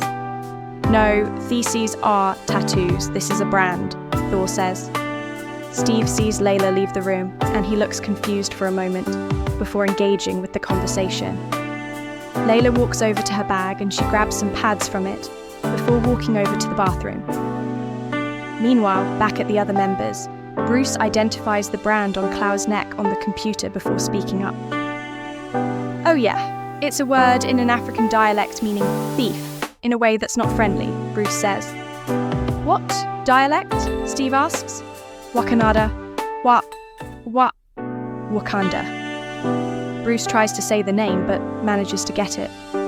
If this guy got out of Wakanda with some of their trade goods, Tony says. I thought your father said he got the last of it, Steve asks. I don't know. What comes out of Wakanda? Bruce asks. The strongest metal on Earth, Tony says as he looks at Steve's shield. Layla comes back from the bathroom and she notices everyone gearing up and she joins them before finding where Ultron is and after finding him. Tony speaks up. Junior, Tony says as he lands and Thor and Steve and Layla come up behind him. You're going to break your own man's heart. Tony finishes off. If I have to, Ultron says. We don't have to break anything, Thor says. You clearly never made an omelette, Ultron says. He beat me by the second, Tony says.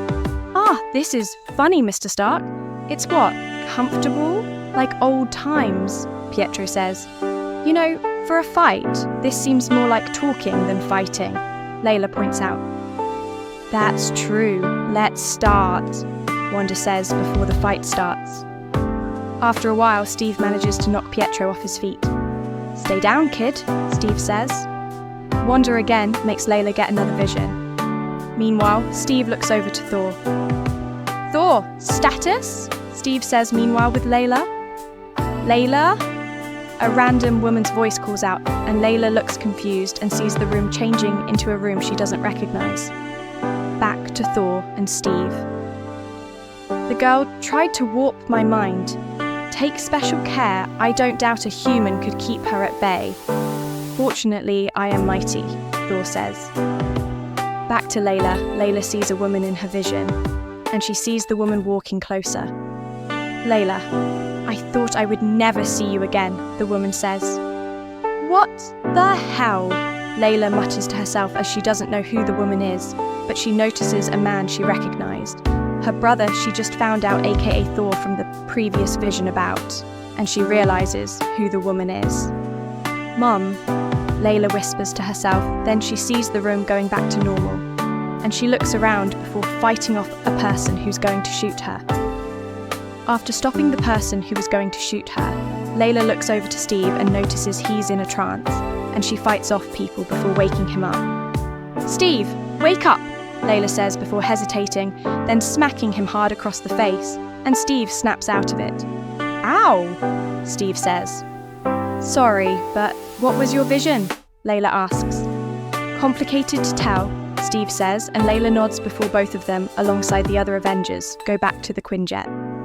In the Quinjet, everyone is trying to come back from their visions, before Maria speaks up through the phone. The news is loving you guys, nobody else is. There's been no official call for Banner's arrest, but it's in the air, Maria says. Stark Relief Foundation? Tony asks. Already on the scene. How's the team? Maria asks. We took a hit. We'll shake it off. As Tony ends the call, Laila talks to Steve about everything with August. The breakup, the cheating, everything. As they were talking, they could feel themselves getting closer and closer to each other, and both Laila and Steve could feel their hearts skip a beat as they leaned in closer to kiss. But they got interrupted by Clint's voice, and they pull away from each other.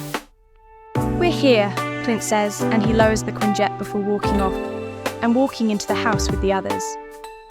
Inside the house, a brown-haired woman comes out, and Laila does a little awkward smile.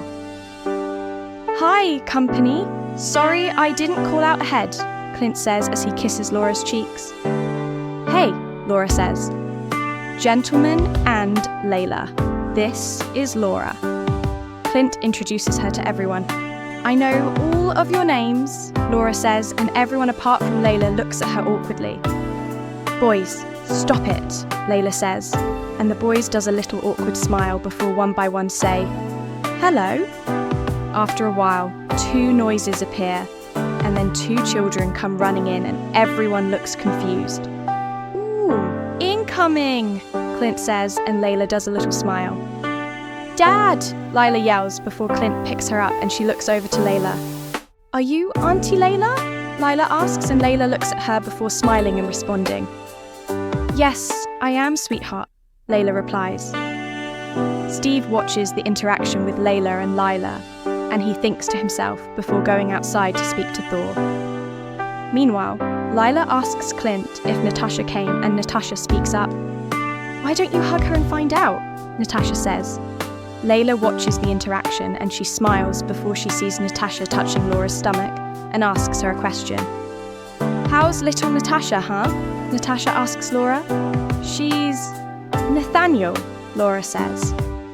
Natasha's smile disappears as she bends towards Laura's stomach. Traitor, Natasha says. Laila notices Steve and Tony speaking outside, and she watches the interaction from the window, and she watches Steve tear apart a tree without using an axe, and she mutters to herself. Shit, Laila mutters to herself, then she hears a voice which makes her scared. Language, Laila, don't make me tell Steve, Natasha teases her. Jesus, Natasha, you scared me, Laila says as she looks over to Natasha. Sorry, Natasha says as she walks over to her. What's up? Laila asks, and both of them start to talk, and Natasha asks her a question. I don't know. Maybe try to date again, Laila says, and Natasha perks up at that. I know a perfect someone for that, Natasha says as she grabs Laila's chin and makes her look at Steve outside. Okay, I know, but we're both busy with stuff that's going on. Like, right now, Laila says. Maybe after that, Go ask him out. And before you say anything, this is modern times. You can now ask him out, Natasha says. Layla thinks about that for a moment and she nods. I'll try it, Layla says. After more talking, both Layla and Natasha sees the other forming in a room, and they went to join them. Ultron took you folks to play to buy himself time, Nick says. What about Ultron himself? Steve asks. He's easy to track. He's everywhere. Guys multiplying faster than a Catholic rabbit. Still doesn't help us get an angle on any of his plans, though, Nick says. He's still going after launch codes? Tony asks. Yes, he is, but he's not making any headway, Nick says. As the group continue to talk about Ultron, Nick comes out with, Outwit the platinum bastard, Nick says, and both Layla and Natasha decide to tease Steve. Steve doesn't like that kind of talk, Natasha says, and Layla follows it up with, He's old-fashioned like that, Nicky, Layla says. You know what, Romanoff and Jenkins? Steve says, and Natasha does a teasing smile and Layla laughs to herself. Everyone continues to talk about Ultron and comes up with plans, then they split up, and Steve, Layla, Natasha and Clint goes to find Dr. Cho. As they arrive, however, Steve looks at them before whispering. 2 minutes. Stay close, Steve says. Layla nods before walking into the room, and both Steve and Layla sees Dr. Cho wounded. Dr. Cho! Steve says as he goes to help her, and Layla's nurse instincts kicks in, and she goes to help clean off the wounds. He was uploading himself into the body, Cho says. Where? Steve asks as Layla continues to clean Cho's wounds, and she listens into the conversation. The real power is inside the cradle, the gem. Its power is containable. You can't just blow it up. You have to get the cradle to start, Cho says. We have to find it, Layla says, and Dr. Cho looks at her, then Steve before nodding. Go, Cho says, and both Layla and Steve goes, and Layla sees Steve talking to the other through the comms. Did you guys copy that? Steve asks. We did, Clint says. I got a private jet taking off across town. No manifest, that could be him, Natasha says. There, it's a truck from the lab. Right above you, Cap, on the loop by the bridge. It's them. I got 3 with the cradle, 1 in the cab. I could take out the driver, Clint says as he notices a truck heading across a bridge. Negative. If that truck crashes, that could level the city. We need to draw out Ultron, Steve says as he jumps onto the roof of the truck. No, leave me alone, Ultron says. Well, he's definitely unhappy. I'm gonna try and keep him that way, Steve says after Ultron blasts the truck door as he tries to enter. You're not a match for him, Cap, Clint says. No, I agree with Clint, Steve. Don't do anything stupid, Layla says. Thanks, Barton and Jenkins, Steve says, as Ultron unplugs himself from the cradle and blasts Steve back onto another car as he tries to enter the truck. But with some maneuvering, Steve manages to get back onto the truck's roof. You know what's in that cradle? The power to make real change, and that terrifies you, Ultron says.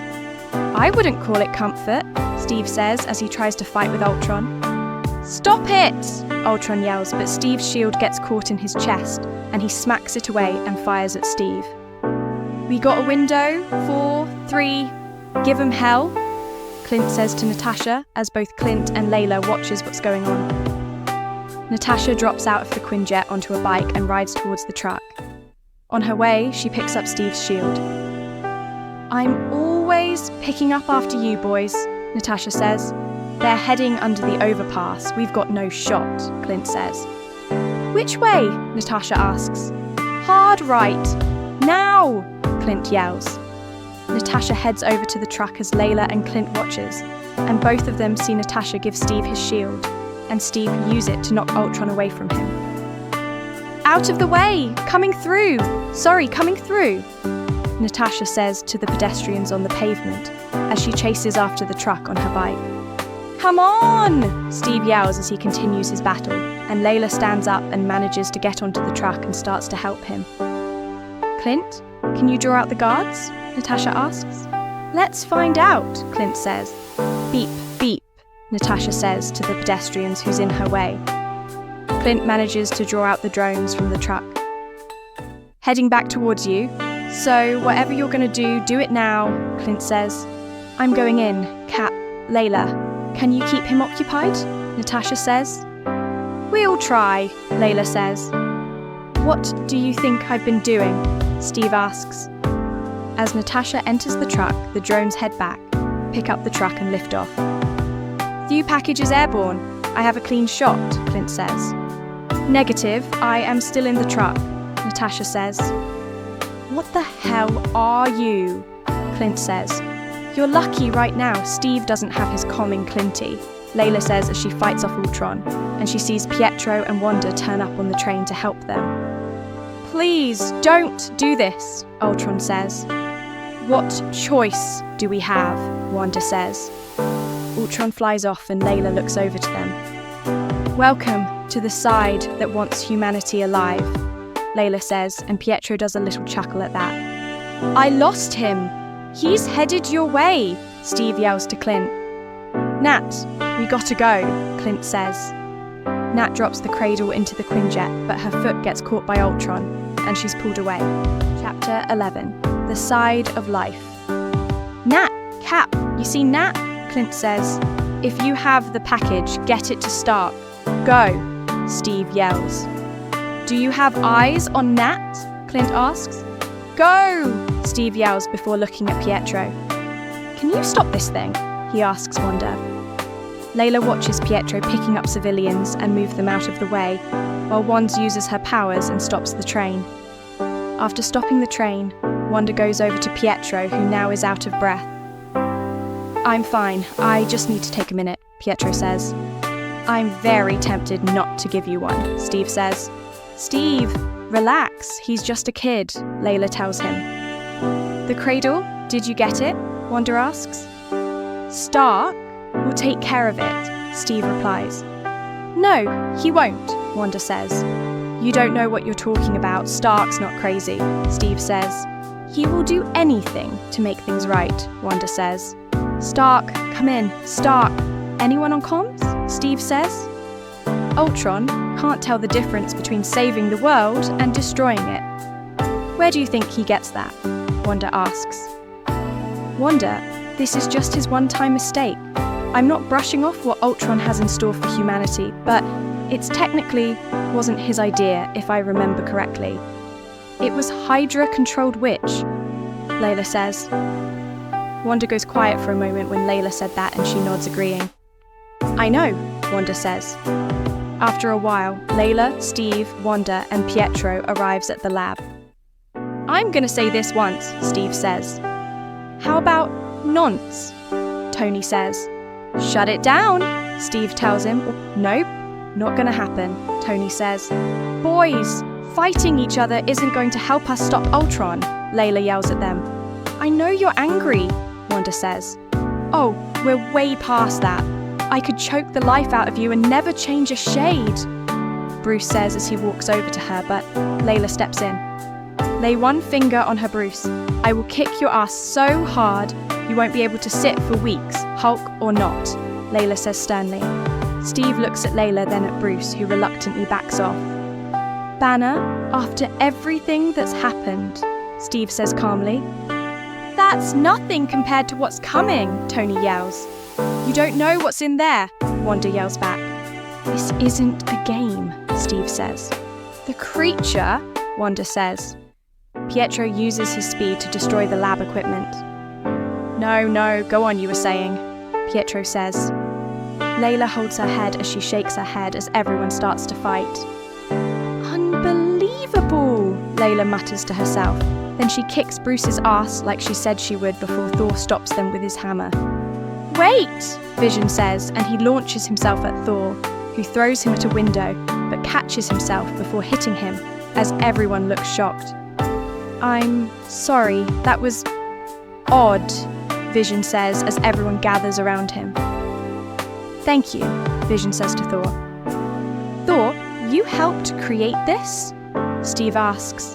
I've had a vision, a whirlpool that sucks in all hope of life. And at its center is that, he says as he points to the gem inside Vision's head. What? The gem? Bruce says. It's the Mind Stone. It's one of the 6 Infinity Stones, the greatest power in the universe, unparalleled in its destructive capabilities, Thor says. Then why would you bring it to... Steve asks. Stark is right, Thor says. Oh, it's definitely the end times, Bruce says. The Avengers cannot defeat Ultron, Thor says. Not alone, Vision says. Why does your vision sound like Jarvis? Steve asks.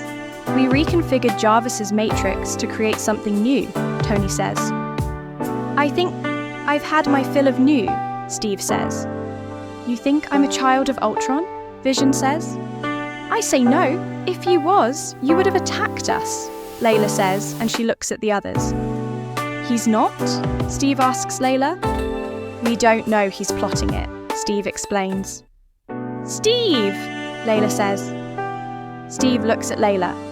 Meanwhile, Vision took notice on how Layla looks at Steve and bluntly says, Layla, your heart rate increases by 23% when Captain Rogers looks at you, and your pupils dilate by approximately 14%. Are you unwell? Or is this related to your attraction to him? Vision asks as he's tilting his head. Oh my God, Layla yells, and she quickly looks away from Steve as she holds her head. Vision, are you on our side? Steve says, flustered. I don't think it's that simple, Vision says. Well, it better get simple real soon, Clint says. I am on the side of life. Ultron isn't. He will end it all, Vision says. What's he waiting for? Tony asks.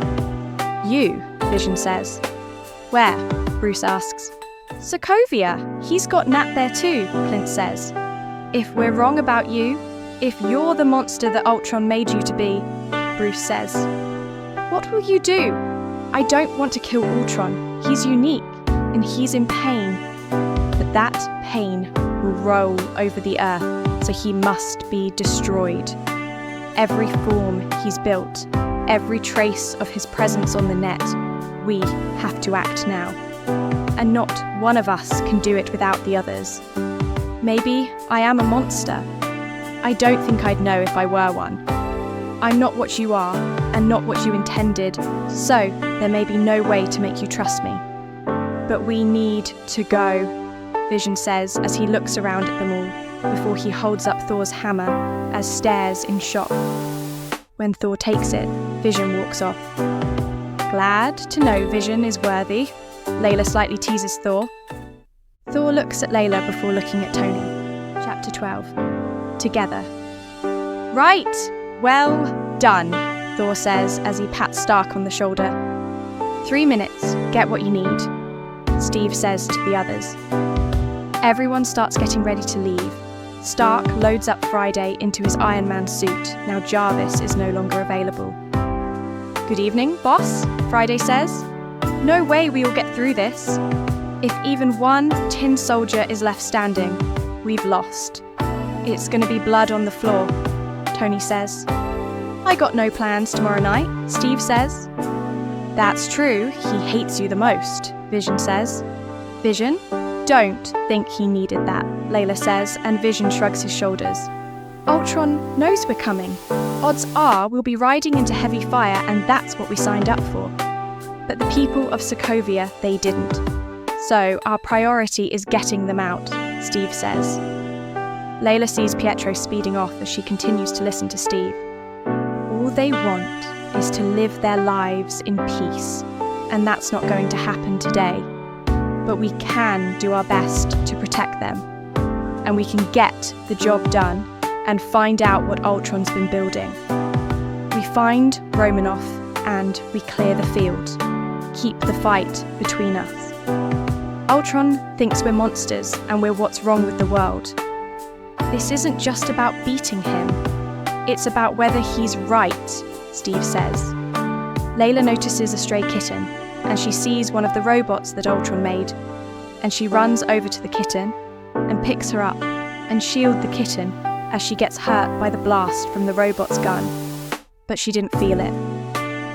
Laila notices she was bleeding, but she didn't care, and goes to put the kitten somewhere safer, but she notices the kitten is licking hand, and she realised that the kitten is thankful before Laila went to fight alongside Steve. "What was you doing?" Steve asks as he fights off the robots. "Saving a kitten. I can have empathy for animals too." Laila teases Steve as she fights off the robots as well. "Never thought you were a kitten person," Steve says. "Ouch, you think I'm not an animal person?" Laila teases Steve. "No, Steve sighs before grabbing Laila and pulling her close as he covers them with his shield. "Once we win, if we do, I'm taking you out on a date," Laila says bluntly. "You've got yourself a deal, Jenkins, but first, we survive this," Steve says after momentarily pausing as he lets her go after protecting her. After more fighting, Steve ends up with Thor and he helps out another woman out of the car. "You'll never what? You didn't finish," Steve says as Thor lands on the bridge on top of another car he was saving. "What? You were napping?" Steve says. Laila was with Clint and Wanda, and as they finish the robots near them, Laila hears Clint talk to Steve through the comms. "All right, we're all clear here," Clint says. "We're not clear. We are very not clear," Steve yells back. "All right, coming to you," Clint says. Laila sees Pietro speeds in, picks up Wanda and leaves. "Keep up, old man and woman," Pietro says. "When we're done here, I'm going to beat his ass."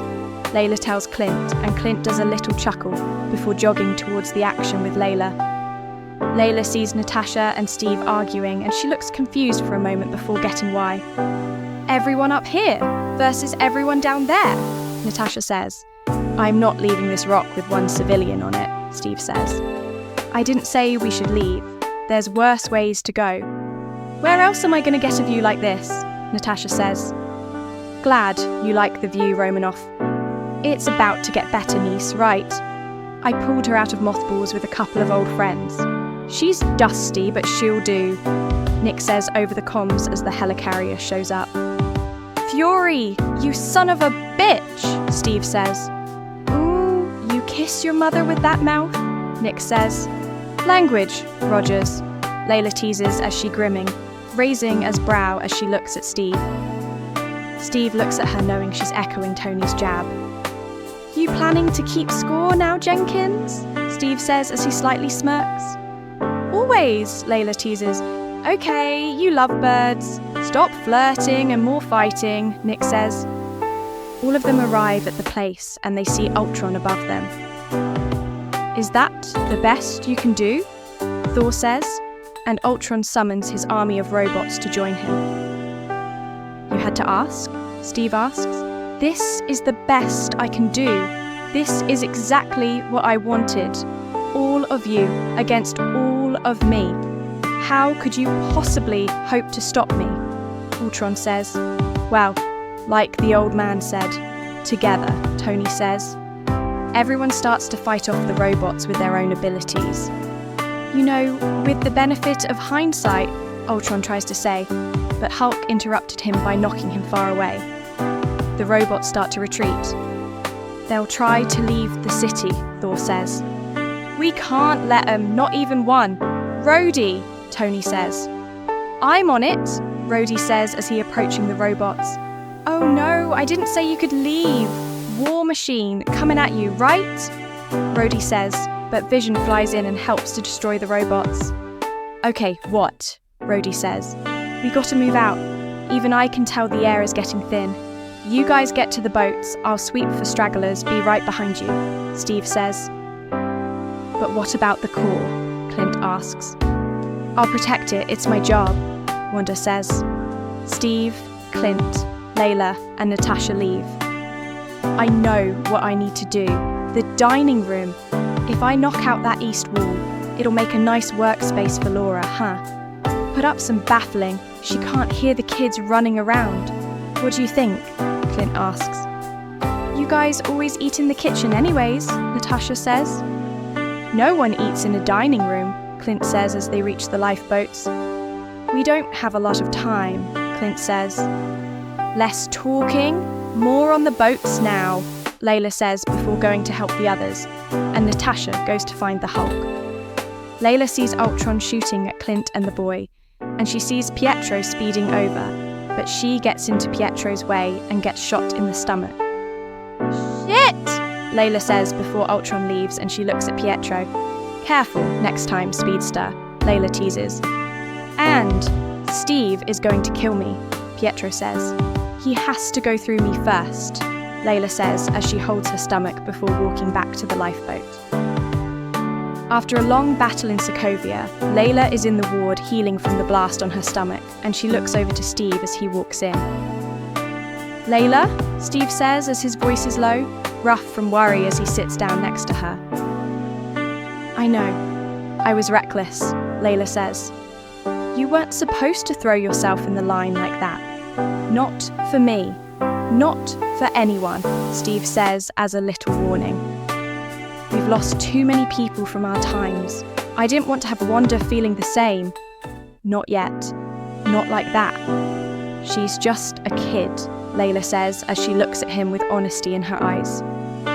You could have died, Steve says quietly as his expression softens, but fear doesn't leave his eyes. So could you, shit. Everyone, but we didn't. We're still here, Laila whispers as Steve reaches out and touches her cheek. Once, you're healed. I'm taking you out on that deal, Steve says softly, and Laila nods as she smiles. After a while, as Laila heals in the hospital, Steve goes to the Avengers compound and he walks over to Natasha. You want to keep staring at the wall? Or do you want to go to work? I mean, it's a pretty interesting wall, Steve asks. I thought you and Laila were still gazing into each other's eyes. How do we look? Natasha asks. Well, we're not the 27 Yankees, Steve says. We've got some hitters, Natasha says. They're good. They're not a team, Steve says. Before we go out, how's Laila from that blast? Natasha asks as she looks at Steve. She's healing, Steve says, and Natasha says before saying, Let's beat 'em into shape, Natasha says. Steve and Natasha walk out of the room, and they gather Rhodes in his War Machine suit, Vision, Sam in his Falcon suit, and Wanda and Pietro in a new suit. Avengers, Steve says. Chapter 13. The first date. Weeks passed, and Laila walked out of the hospital holding Steve's hand. I know.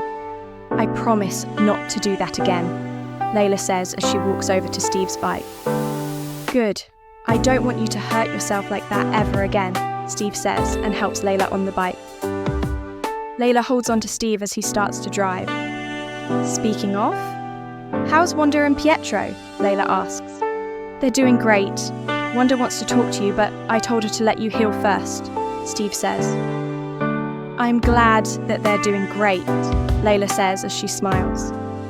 Steve smiles as well before focusing back onto the road, and after a while of driving, they manage to get back to Layla's apartment. Will you be all right? Steve asks as he looks at her and Laila nods. I will be back to check in on you, okay? Steve says, and Laila does a little tease. Can't make Star-Spangled Mad now, do I? As she does a little laugh, but winces as it hurts her stomach where the blast is a bit. Steve looks at her, then at her lips, before looking back at her eyes again before getting up. Maybe, if you like, we can do a movie night as a date? Laila asks as she looks at him, and Steve looks at her. I like that idea, but what movies? Steve asks. I don't know. Maybe this company called DreamWorks or Disney or horror movies. I do want to watch them, Laila suggests, and Steve thinks for a moment before speaking up. Horror movies it is, but if it gets too much for your pain, I'm going to turn it off. Which makes Laila nods before replying with, of course. We need to get some popcorn, some horror movies. So, Target, here we come. Laila laughs to herself as she said that, and she looks at Steve as he speaks. No, I'll go. I want you to rest. Steve grabs a pillow from the couch and places it on the edge of the couch to make it look like a bed. You miss? Lay down, Steve orders, and Laila goes lay down on the couch and she watches Steve leave the apartment to get some food and some horror movies. He's lucky he's hot and I'm in pain still, or I would have kicked his ass, Laila mutters to herself as she looks at the ceiling, then at the TV and grabs the remote and flicks through the channel and finds a show to watch while she waits for him. After finishing a show she found to keep herself entertained, Laila hears the door open and shut, and she sees Steve walk in with 2 bags. Didn't I say popcorn and horror movies? Laila teases as Steve puts the bags down before replying, Yeah, well, thought to get some more food for us to eat when we get bored of popcorn. Laila smiles before getting up slowly and looks over to him as he walks over to sit down next to her. What movies did you get? Laila asks, and Steve looks at her as he lists off the DVDs that he got for the movie date night. Ooh, The Visit. That looks great, Laila says, and she watches Steve preparing the movie and food. While she's sitting down and looking at him dreamily, Steve doesn't notice and he teases her half of the time by flexing his shoulders before ducking as Laila throws a pillow at him. Teaser! Laila laughs after she throws the pillow. Steve laughs before getting up and walking over to the bags and taking out the food he bought. Popcorn, candies, and some drinks. And he gave Laila the bag so she could grab what is in the bag, and she grabs out some M&Ms and some Reese's peanut butter cups. My favourite, Laila says as she puts them to one side and watches Steve put in The Visit in the DVD player. As the movie plays, Laila shifts just a little, letting out a sigh as she snuggles into Steve's side. You okay? He asks quietly, not wanting to disturb the eerie tension of the movie, and Laila replies as her voice is gentle. Better now. I feel safe with you. Steve smiles as he rests his chin lightly atop her head. You are safe. You will always be. And Laila smiles at his words. They sat in silence for a few minutes. Just as the film flickered in the background, the jump scare made Laila grab his arm. Are you sure that you're not scared, Trouble Magnet? Steve teases as he looks at her. Shut up, Laila mutters as she hits him softly on his chest with a smirk before finishing off her sentence. Just using you as my emotional support, soldier. Steve laughs a bit at her words, and he looks at her again as Laila looks at him. Both of them feel their hearts skip at that point, and they slowly lean into each other and slowly start to kiss each other. After the kiss, they smile, and they see the movie end, and Laila yawns a bit. It's time to go to bed, Laila says to herself as she slowly gets up and looks at Steve. And he smiles before Laila asks him to stay tonight. Always, Steve replies. Steve gets up and helps her get into bed, fluffing the pillows and pulling the covers up, which causes Laila to tease him. You know you don't have to tuck me in like I'm a kid, right? I know I'm in pain, but still. Steve was about to leave, but Laila grabbed his arm and looked into his eyes.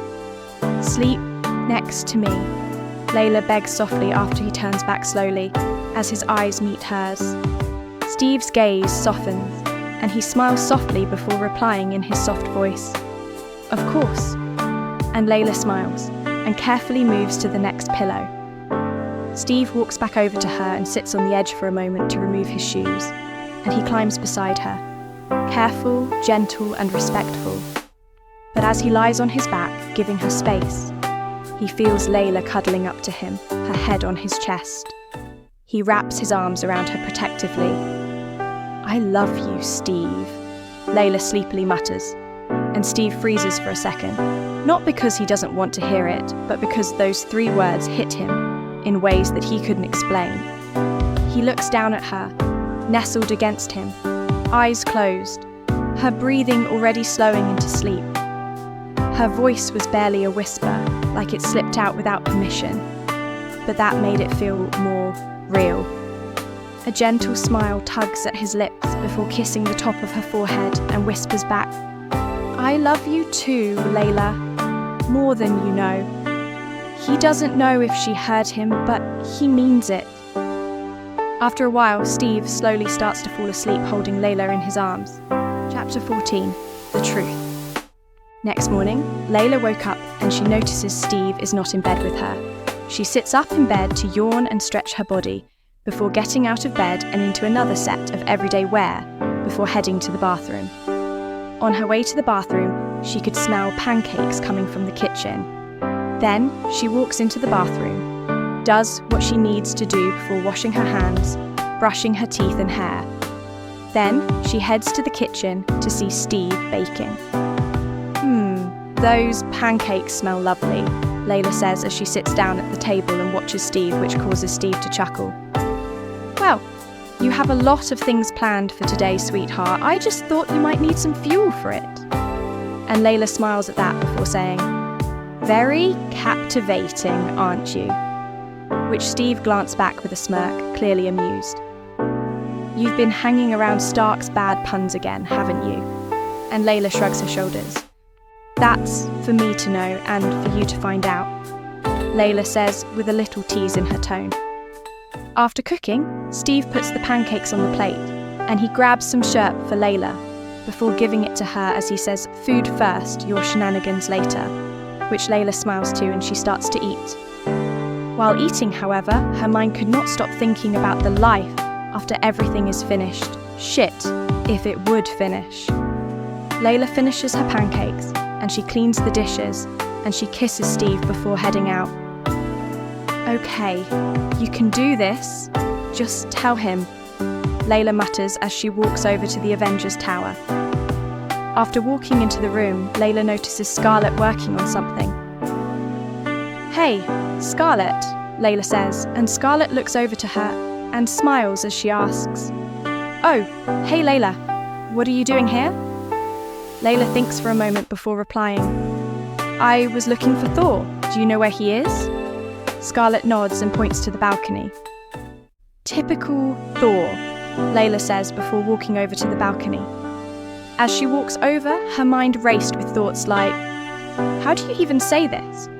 Surprise, I'm your long-lost sister." Yes, because that is not traumatizing at all. But she stops before breathing in and out to calm her nerves, and she steps out of the balcony. "Thor?" Laila says to get his attention, and Thor looks over to her as he was looking out at the view. "Laila, to what I own the pleasure," Thor replies, and Laila could feel her hand slowly pick at her nails nervously before she speaks. "I needed to talk to you about something important," which Thor starts to look confused about. "Is everything all right?" Thor asks, and Laila breathes in and out before replying, "I'm your little sister, the one that Loki stole away from you and Odin and Frigga.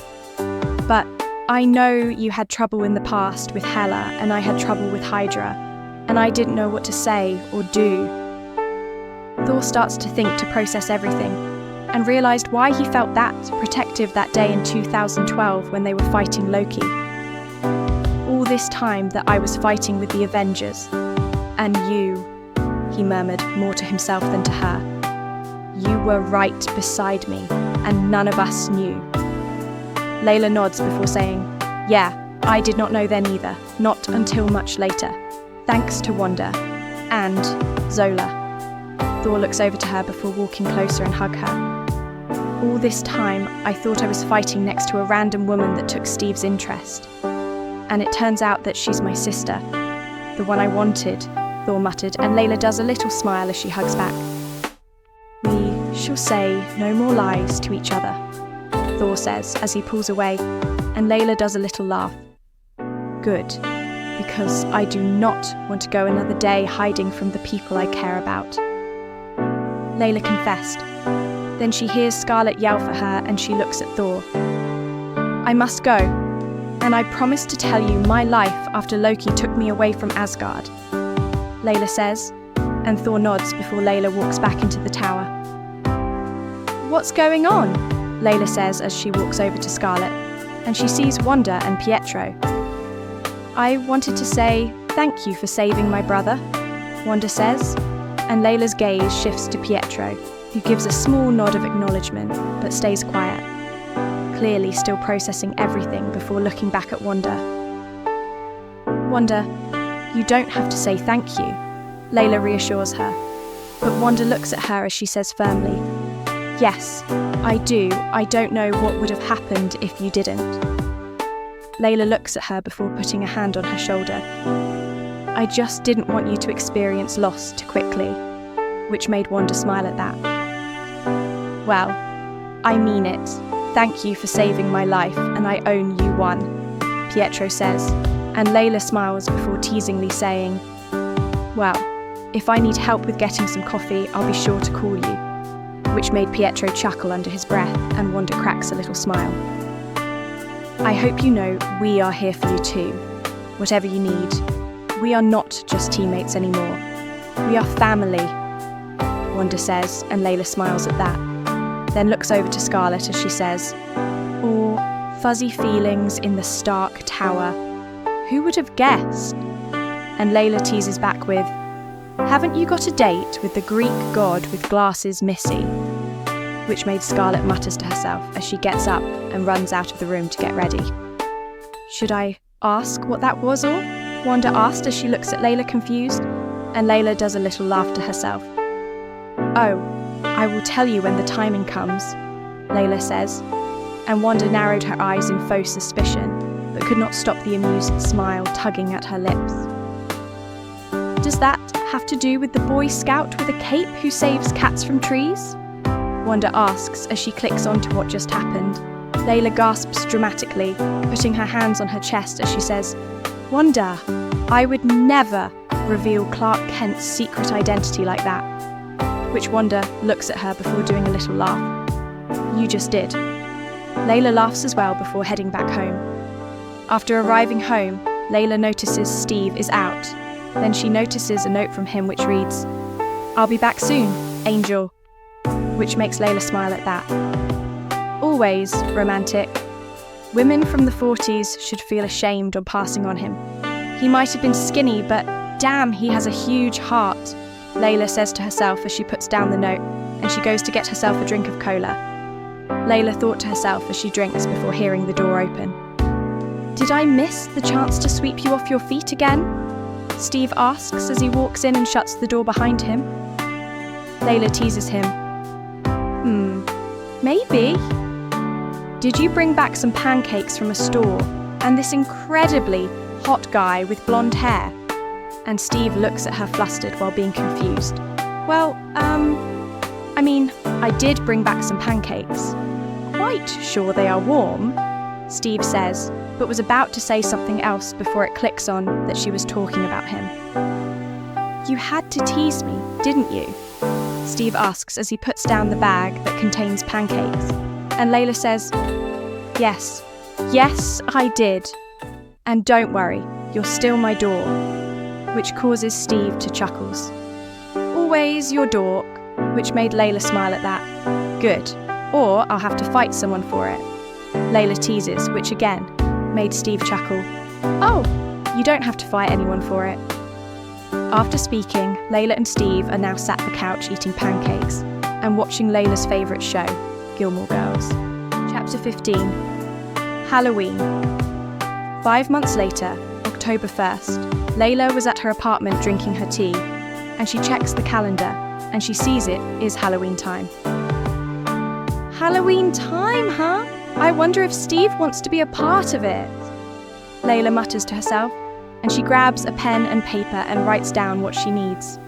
Like candy, chocolates, pumpkin for carving, Halloween decorations and all of that. Layla goes to her room to change into a comfortable outfit that is suited for October weather, and she puts on her boots and grabs her list for shopping and headed out of the door. Layla starts to head her way to store. After a while, Layla arrives at her favourite store, and she pushes the glass doors open and she walks inside. Okay, first thing first. Candy for the children, Layla mutters to herself before grabbing her list to read what candy to get, and she starts to walk over to the candy aisle after grabbing a basket. Laila looks around at the sweets that was there, and she grabs the candy and puts them in the basket, and she looks for some snacks for both her and Steve. Laila grabs some M&Ms that she likes, and she thinks to herself as she looks for what Steve likes. "Come on, do not tell me they are sold out," Laila says to herself. Then she sighs of relief as she finds the candy that Steve likes, and she puts them in the basket before walking over to the decorations aisle. "Okay, time for decorations," Laila says as she looks at her list to check what she needs before looking for decorations. At the decorations aisle, Laila grabs the decorations she needs. The stuff she got is fake cobwebs, plastic spiders, pumpkin-shaped springs lights. After grabbing what she needs from the decorations, she walks over to the costume aisle. "Okay, I'll get 2 Sprite costume of mine and Steve's interest and a couple costume," Laila says to herself, and she starts to look at the costume. Laila has gotten herself a red jacket, some black boots and pants, and some fake blood for fake wounds, some makeup that have not been used, and a fake gun. Meanwhile, for Steve's costume, she found some white wings which she grabbed, and she grabs a white shirt, some white pants, and some white boots. Spirat costume's done. Now for couple costume, Laila says before spotting a princess dress, and she thinks to herself and smiles before grabbing it and grabbing the prince costume, and she walks over to the cash register. The cashier looks over to Laila and notices the Halloween chaos in her basket, but she starts to grab the things and starts to scan them. "Big party, or just want to make kids happy this Halloween?" the woman says, and Laila looks at her and Laila nods. "I want to make the kids happy this Halloween," Laila says as she smiles before she pays for the stuff, and she starts to leave to go home. As Laila is walking home, she notices parents and children talking about Halloween, and she smiles as missed the feeling of this time of year. After arriving home, Laila puts the bag down. "Okay, time for Operation Spookily, the apartment is a go," Laila says before she starts to put up decorations around the apartment. After decorating the apartment, Laila starts to put the candy away, but she left out a bag of M&Ms for herself, and she starts to eat them as she grabs her phone and messages Steve to come over. After a while, Steve walks over to Laila's apartment and he knocks on. Laila hears the knock, then she walks over to the door and opens it. "Hello, Steve? Come on in," Laila says, and she moves out of Steve's way as he walks in. "Thirsty?" Laila asks as she walks over to her kitchen. Yeah, thanks," Steve says, and he sits down, and he looks around the apartment and notices the Halloween decorations before looking over to Laila. Laila walks over and she passes him his drink after pouring it. "After this drink, I want to show you something," Laila says as she drinks her cola, and Steve looks at her before nodding, then drinks his cola. After drinking, Laila stands up and walks over to her bedroom, but she stops near the door and looks over to Steve. "First costume is from a game that I've recently played," Laila says before walking into her room, and she changes into her first costume. After changing into her costume, which is a character from the game called Left 4 Dead, Laila comes out and she looks over to Steve. "What do you think of this? As a Spirat costume?" Laila says as she slowly spins around so Steve can see the whole outfit. "Whoa! You look absolutely beautiful," Steve says before asking, "Which character is this from the game?" Laila stops spinning and looks over to him. "Her name is Zoe. Her backstory is sad," Laila says, and she explains the backstory of Zoe, which Steve nods to before Laila goes back into the bedroom to change. Laila changes into a princess costume, and she walks out of the bedroom as she holds the skirt up a bit so she would not fall. "As a couple costume," Laila says as she does a little spin again. Steve for once was speechless, but he slowly starts to smile. "You look gorgeous, and I really mean that," Steve manages to say. "So, we're going for a couple costume?" Laila asks and looks at him as Steve walks over to her. Yes, we are," Steve says as he pulls Laila closer to him by her waist and kisses her, which Laila kisses him back. Laila pulls back as she made an "oh" sound, Then she goes to grab Steve's costume and passes it over to him.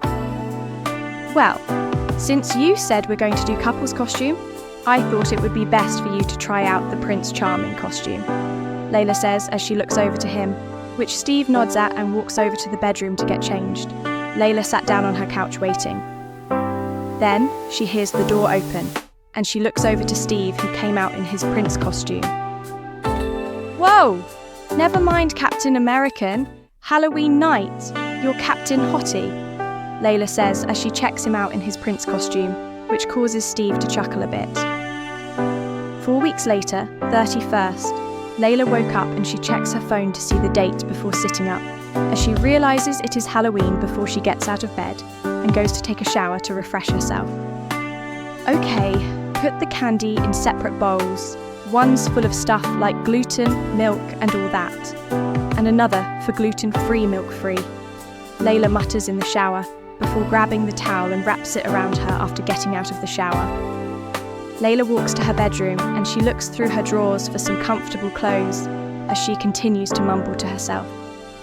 "Fuck, I did not label the candies," Laila says to herself as she holds her head, but she hopes that she remembers as she walks over to the kitchen.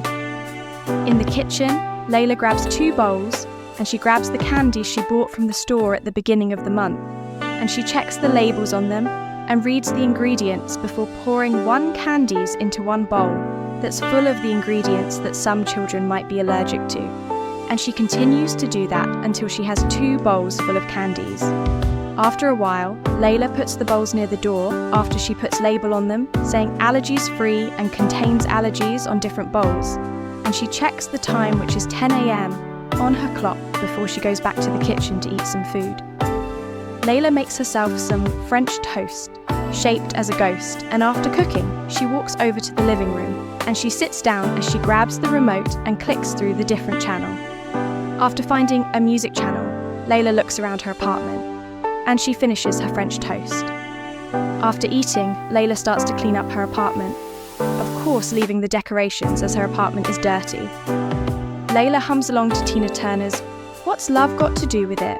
as she does the dishes, the laundry, sweeping, after she checks the time and sees it's 12 p.m.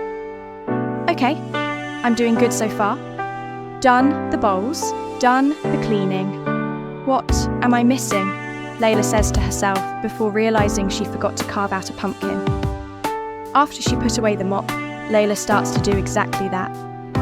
Laila thinks to herself for a moment before cutting off the top of the pumpkin and clearing out the seeds before starting to cut a face into the pumpkin. After a while, Laila puts out the pumpkin near her doors and she sees Steve walking out of the elevator holding 2 cups of pumpkin spice latte. "Well, hello there, stranger," Laila says playfully as Steve walks over and Steve chuckles at that. "Stranger, huh? I guess I must have been busy," Steve says as he walks into Laila's apartment with Laila. "You have no idea, pretty boy," Laila says as she grabs her pumpkin spice latte from him and she drinks a bit. Laila and Steve spoke to each other a while before Laila notices the time again, which is now 6 p.m, and she stands up before walking to the bedroom and changes into her princess costume. "Come on, it's time," Laila calls out to Steve before coming out, and she looks over to him. Steve puts down his cup before standing up and he walks over to the bedroom to get changed as Laila hears the door knocking. As Steve finishes dressing up, Laila walks over to the door and she opens it and is greeted by 2 children with their parents. Laila asks the parents if their kids have any allergies, which the parents said no to, and Laila gives them both candies from the Contain Allergies bowl. After giving out the candy to the children, Laila shuts the door and she looks over to Steve, who just came out wearing the princess costume, and Laila smiles. As the night goes on, Laila and Steve runs out of candy and they both rest from the night before, changing into PJs, which Steve has brought his, and they went to bed after 12 a.m. hits. Chapter 16, Thanksgiving. 1 month later, 1st of November. Laila woke up next to Steve and she smiles before kissing his cheek, and she gets up and changes into comfortable daywear, and she walks over to the kitchen and she starts to cook some breakfast for both her and Steve. As she is cooking, Laila decides to put on some music. The music studio that came on through the radio was 90s music, and one song caught her attention, and she hums along to it as she finishes the breakfast. Laila hears footsteps coming out of the bedroom, and she looks over to Steve as he walks over, and she checks him out as late in the night. He took off his shirt as he was hot. "Morning," Laila says as she places Steve's plate on the table after putting eggs, toast, sausages and bacon on the plate. "Morning, doll." Steve smiles and he goes to sit down, and he watches Laila plate up her food before starting to eat. Laila sat down next to Steve, and she starts to eat her food. I might have overdone myself," Laila mumbles as she takes a bite out of her buttery toast, and Steve does a little chuckle as he is eating his sausages. "I'd give it a 5-star rating on Yelp," Steve says, and Laila looks at him with a little smirk on her lip. "Oh, so we are on Yelp now? Great to know," Laila teases as she nudges his knee under the table. They ate in silence for a few minutes.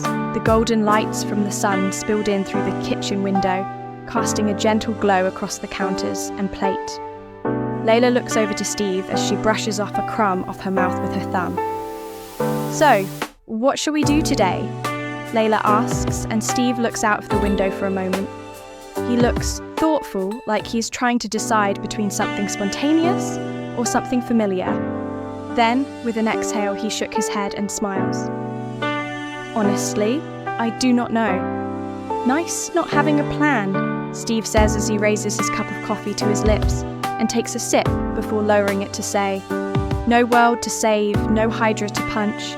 It's just us." Laila gave a small content sigh and rested her chin to her hand, watching him with affection as she says with a tease in her tone, "You're getting soft, Captain." Steve raised his eyebrow, lip twitching before he says, "Don't make me challenge you to a push-up contest again." Laila laughs as she sets down her mug, and she looks at him. "Please, you only won last time because you distracted me with shirtless charm," Laila says, which made Steve smirk behind his cup before putting it down as he finishes with his coffee. "Worked, didn't it?" Steve says, and Laila rolls her eyes before standing up and walks over to him and wraps her arms around him as she rests her chin on top of his head. "How about we go for a drive?"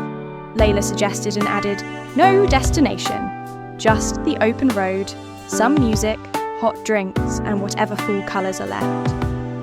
Steve smiles as he reaches up and grabs her hand, presses a kiss on her knuckles as he says, "Sounds perfect." And Laila smiles before getting a message from Tony that she reads out to Steve. "Attention, Captain Goody Two Boots and Asgardian Fury Barbie. You are formally, and by that I mean begrudgingly, invited to the annual Starksgiving dinner at Avengers Tower this Thursday. Festivities start at 4 p.m. sharp, but knowing you two, you will show up at 3:45 just to prove how punctual and perfect your relationship is. There will be food, there will be pie, there will be me in an apron yelling at Vision for trying to microwave the turkey again. Dress code, casual but hot. Steve, that means wear anything other than your war uniform. Laila, feel free to glam it up and make the rest of us feel underdressed. Again.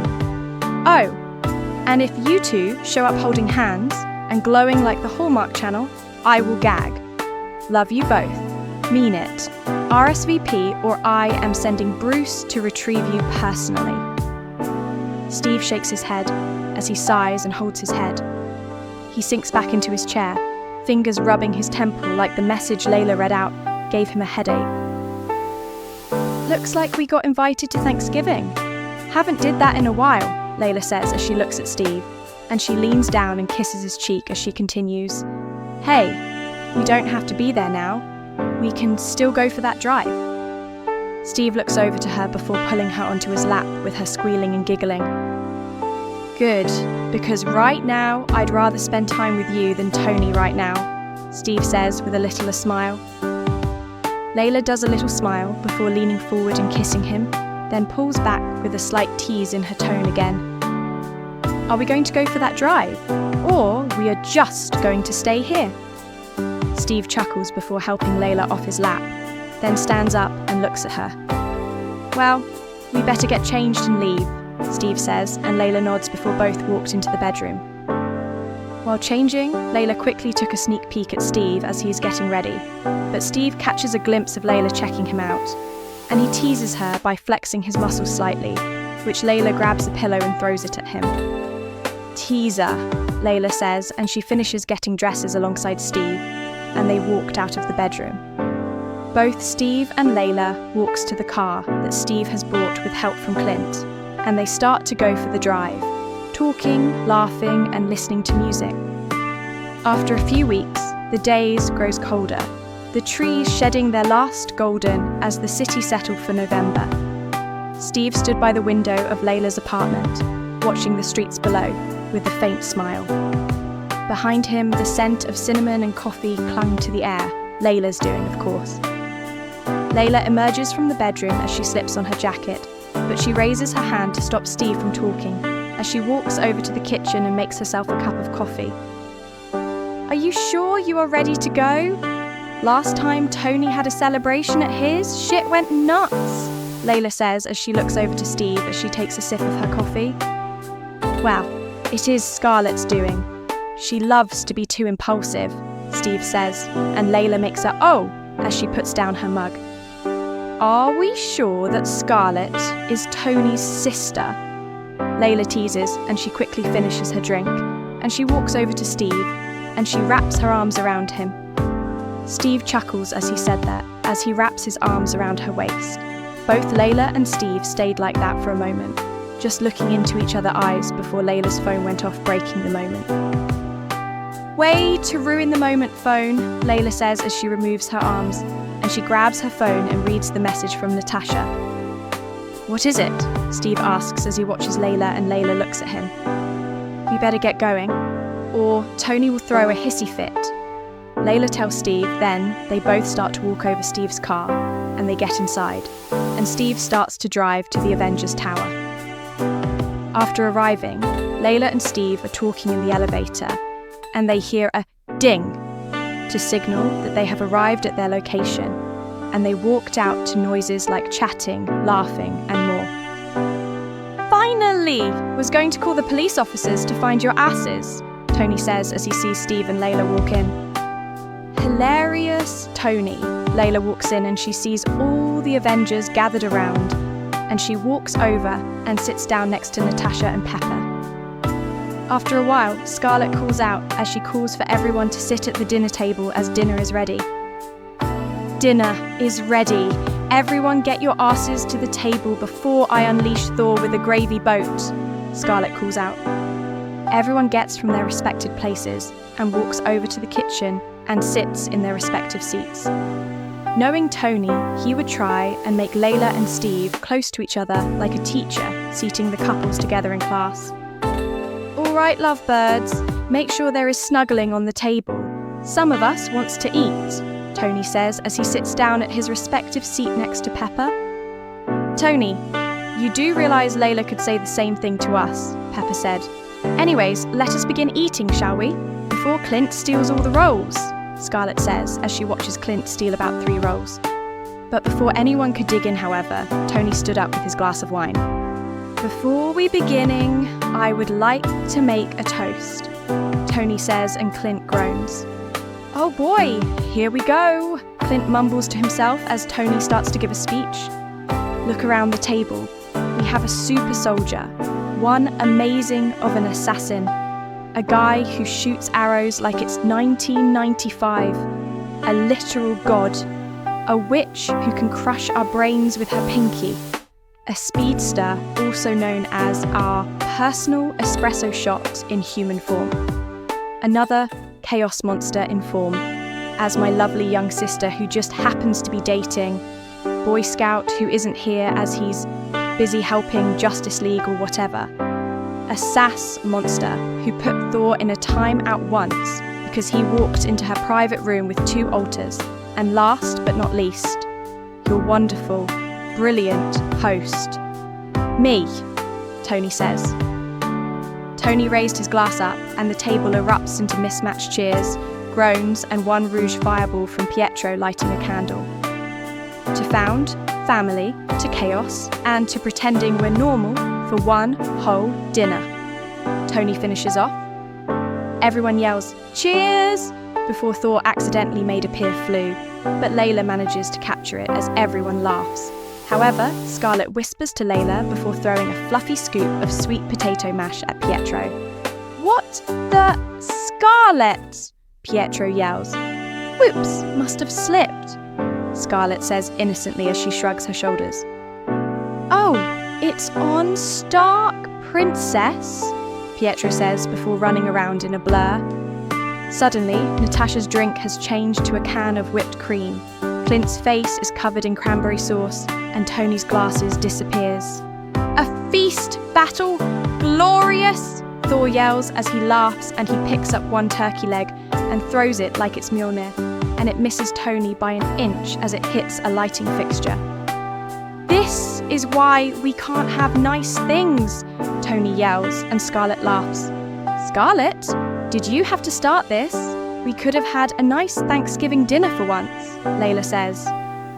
"It was strategic chaos," Scarlett says, and Layla sighs as she holds her head. "Come near me, Speedster. I'll find something that weaken your powers," Layla threatens Pietro as he tries to hit her with some food. "Scarlett started this!" Steve yells as he tries to de-escalate the food fight.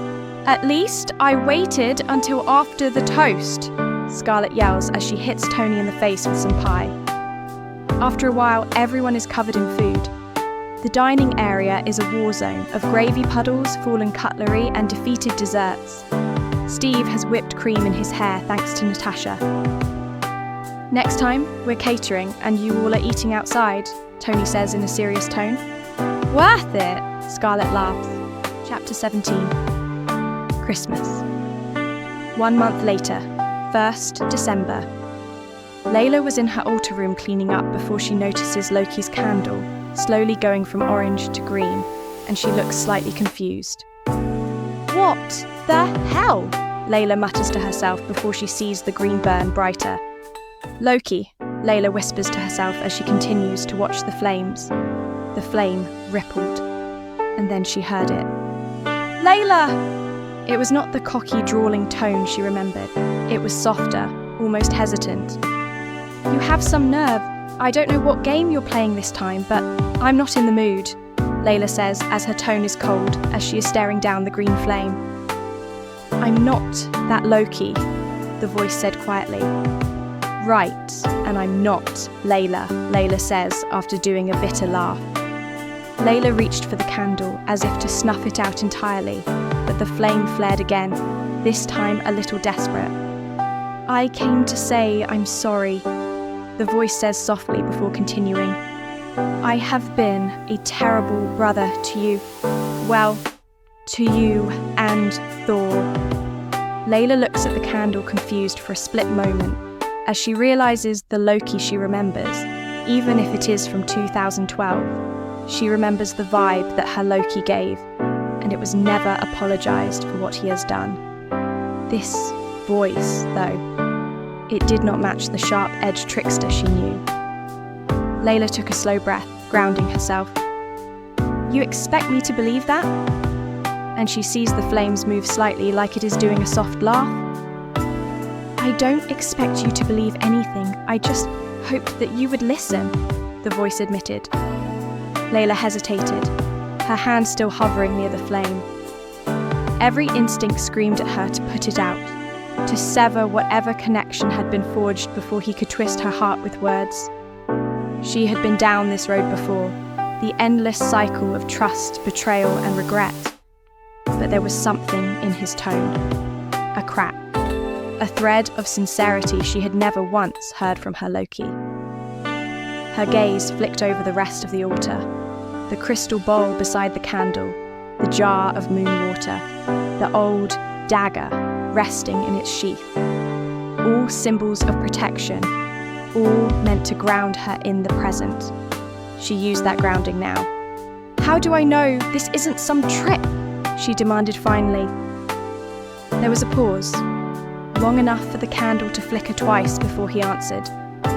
Because, if it were, I would not be using this candle to communicate with you, asking for forgiveness that I do not deserve, the voice says. Her throat tightened. She hated that a part of her wanted to believe him. The problem was, if this was not her Loki, then who was he? She took a step closer, leaning into the light, testing him. If you're truly not the Loki I know, then tell me something he wouldn't. If I could travel back in time to when I stole you from Frigga and Odin, I would stop myself from doing the stupidest thing known to me, the voice replied. You what? Laila asked as her eyebrows furrowed. You were only a newborn. I did not give you or Frigga a chance to grow that mother and daughter bond. You had that with another woman who adopted you out of desperation, the voice says. Laila just stands there, taking in every word. Every bone in her is screaming at her to believe him. Shit, even her heart is saying it, but her brain would not allow it. Do you hear yourself? She finally muttered, her voice low, almost trembling. You show up out of nowhere, through a candle I made years ago when I was too naive to know better, and expect me to... what? Melt? The flame quivered as though reacting to her defiance. I expect nothing, the voice said quietly, but the weight in his tone made it clear he wanted everything. But I wanted you to know the truth. I wanted you to know that it was not your fault. None of it was. Her fingers twitched at her sides, itching to snuff the candle out to end this before he could sink any deeper into her head. But she stayed still, because deep down, in the part of her that still remembered kneeling in front of this very altar, eyes closed, whispering his name like it was sacred, she wanted to hear more. 2 weeks later, 15th December. Laila could not shrug off the conversation she had with the candle, but she tries to focus her mind back on presence. Okay, I just need to get a lot of things. Also, what the fuck do you get a billionaire who can literally buy himself and herself whatever they want? Laila mutters to herself, earning a side-eye from a woman in a sparkly red sweater. Wait, does Asgardians do Christmas? Or Yule? Laila mutters to herself again before receiving a text from Natasha. How's the shopping going? The text reads, and Laila smirked, thumbs flying across the screen. I've been here for 20 minutes and I'm already questioning humanity, Laila replies in a message. That's the holiday spirit for you, the text reads back before Laila putting her phone away. She paused at a display of luxury pens, eyeing one that was engraved with a sleek gold finish. Maybe Tony could appreciate something classic? But then again, she pictured him holding it for exactly 5 seconds before tossing it into a drawer filled with other expensive yet forgotten trinkets. She groaned and moved on. Half an hour later, she had managed to check off a few easy names. Clint, coffee subscription, man ran on caffeine. Sam, custom sneakers. And Bruce, a limited edition science journal set. For wonder, she picked up a set of intricately designed tarot cards. But the billionaire problem remained. She ended up in the electronics section, staring blankly at a row of smart gadgets she was 90% sure Tony already owned. A sleek voice assistant device?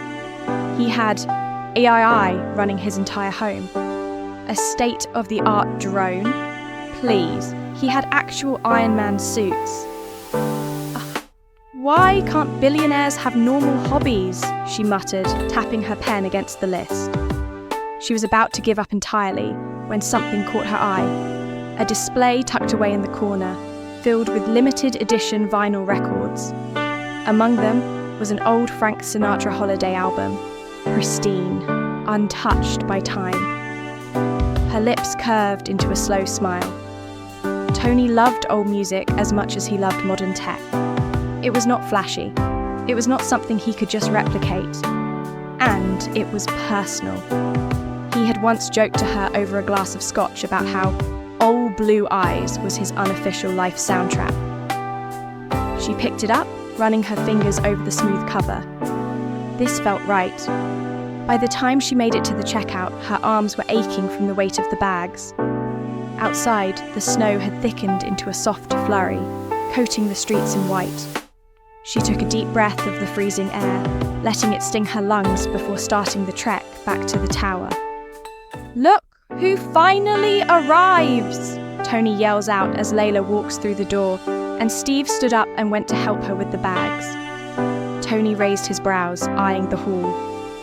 "Tell me you did not try to take on Manhattan holiday shopping alone. That is a war zone out there." Laila shot him a look over the pile of bags now in Steve's arms. "You could have come with me and carried some of this if you were so concerned, Stark." He grinned, utterly unapologetic. "Nah, I had an important meeting with my couch and a glass of bourbon. Could not reschedule." Steve shook his head, lips twitching like he was holding back a smile as he carried the bags towards the kitchen. "You're unbelievable," Laila muttered, trailing behind him, though the corners of her mouth betrayed a smirk of her own. 1 week later, 25th December. The lounge was glowing with twinkling lights, the giant Christmas tree standing tall in the corner, stacked high with wrapped gifts underneath. The smell of cinnamon rolls and coffee filled the air, courtesy of Laila, who was currently curled up next to Steve on the couch. Steve's arm was around her shoulders, his sweater just barely festive enough to be considered holiday attire. Scarlett walked in, holding a tray of hot cocoa mugs, her other hand casually tucked into Clark's, the two of them laughing at something Pietro had just said, something that involved snowball fights and... "Who's faster?" "Finally," Tony said, his eyes landing on the cocoa like it was a rare artifact. "Someone around here takes beverage distribution seriously." "Laila, you have been slacking." "Sorry," Laila replied dryly, lifting her gaze from the plate of pastries she had arranged earlier. "I was too busy actually making the food." Natasha smirked. "And making it edible, unlike when Tony tried to bake last year?" "That gingerbread had character," Tony protested. "And no structural integrity," Pietro added, smirking as he dropped into a chair. The group settled in, mugs in hand, warmth seeping into chilled fingers as the city's winter winds tapped against the glass walls. Everyone starts to get ready for the gifts exchange. Laila began with a warm smile, sliding a box across the coffee table toward Clint. "This one's for you." He tore the paper open and whistled low. "Coffee subscription." "Oh, Laila, you do love me." "Maybe now you'll stop stealing mine," she teased. Sam was next, his eyes lighting up as he revealed custom sneakers in his team colours, his initials stitched on the side. "Man, these are perfect." "I know," Laila replied with a knowing grin. Bruce unwrapped his box with the care of a man defusing a bomb. When he saw the contents, his brows shot up. "A limited edition science journal set?" "Laila, do you know how hard these are to find?" "I may have bribed a librarian," she admitted. Wanda's gift was an intricately designed set of tarot cards, each one hand-painted with mesmerizing detail. Her fingers brushed reverently over the deck. "They're beautiful," she murmured. "Made by a witch in New Orleans," Laila said. "Figured you'd appreciate something a little more personal than a gift card." Tony's wrapping paper fell away to reveal a stack of limited edition vinyl records, pristine in their sleeve. He blinked, impressed despite himself. "Mint condition. Jenkins, you are spoiling me." "Just trying to keep you from playing the same AC/DC album on repeat," she replied. "That's never happening," Tony said with a smirk. Steve handed Laila a small box, the edges neatly wrapped. His doing, she could tell by the precision. When she lifted the lid, she found a framed photograph nestled inside. It was of the two of them during a rare day off months ago. Her laughing at something he had said, his head tilted toward hers, both looking like the world outside did not exist. Someone must have taken it without them noticing, the moment so unposed and genuine it made her chest tighten. Her thumb brushed over the glass. "Steve, this is perfect," she whispered, her smile warm and a little shy. He leaned closer, his voice low, just for her. "I wanted you to have something to remind you of us. Not the missions, not the chaos, just us." Her gift to him was still heartfelt. A vintage World War II-style leather journal with his initials embossed on the cover. "For your thoughts," she said softly as he turned it over in his hands, and the look in his eyes told her he understood what she meant without her saying more. Clark's present to Scarlett came in a small, deep blue velvet box. She tilted her head in curiosity before opening it, her breath catching when she saw the delicate necklace inside. It was shaped like the Superman emblem, but small, refined and elegant, with her initials engraved on the back. Her fingers trembled slightly as she lifted it from the box. "Clark, it's beautiful," she whispered, eyes shining as she met his gaze. He smiled, the kind of soft, slightly bashful smile that was reserved only for her. "I thought you might like something that's a part of me, but still you." She leaned in, brushing a kiss against his cheek, before handing him her gift, a sleek, custom leather jacket. It was just his style, but when he ran his fingers over the inside lining, he found the House of L symbol stitched in silver where only he would see it. "I figured you could use something to keep you warm," she teased, "and a reminder of where you come from." The way he looked at her then was enough to make her cheeks warm. Pietro's gift to Wanda was wrapped in silver paper, neat but rushed, his usual style. She unwrapped it to find a framed photo from their childhood. Except, it was not the original. You recreated this?" she asked, her voice catching. He grinned proudly. "Of course! Same pose, same background, same annoyed look you gave me when I pinched your ear." Her laughter came instantly, bright and teary at the same time. She set it gently beside her before sliding her gift to him across the floor, a pair of sleek, custom-designed running gloves. "So, you don't freeze your fingers off every winter," she said, her tone half scolding, half affectionate. Pietro flexed his hands inside them and grinned. "Now I can outrun frostbite." Natasha's gift to Clint came in a slim box tied with black ribbon. Inside was a bow grip, polished to perfection, engraved with the words, "Partner in crime." He turned it over in his hands, a smirk tugging at his lips. "You know me too well." "That's my job," she replied with a shrug. His return gift to her was less refined, a tall frosted bottle of her favourite vodka, and a card that simply read, "Do not drink it all at once." She arched a brow, but smirked, tucking it under her arm. Challenge accepted. Bruce's gift to Tony was in a perfectly square box. Tony unwrapped it to find a miniature 3D printed model of the arc reactor, detailed down to the tiniest groove. "Well," Tony said, turning it in his hands, "if you weren't already my favourite scientist, you are now." Bruce chuckled and gestured to the bag beside Tony's chair. Inside, Tony found a pristine white lab coat, embroidered across the chest in bold green thread. Hulk Brain. Tony grinned wide. "Now, that's branding I can get behind." Sam's gift to Steve was wrapped in shiny red paper with a gold bow that looked like it had been rescued from the clearance bin.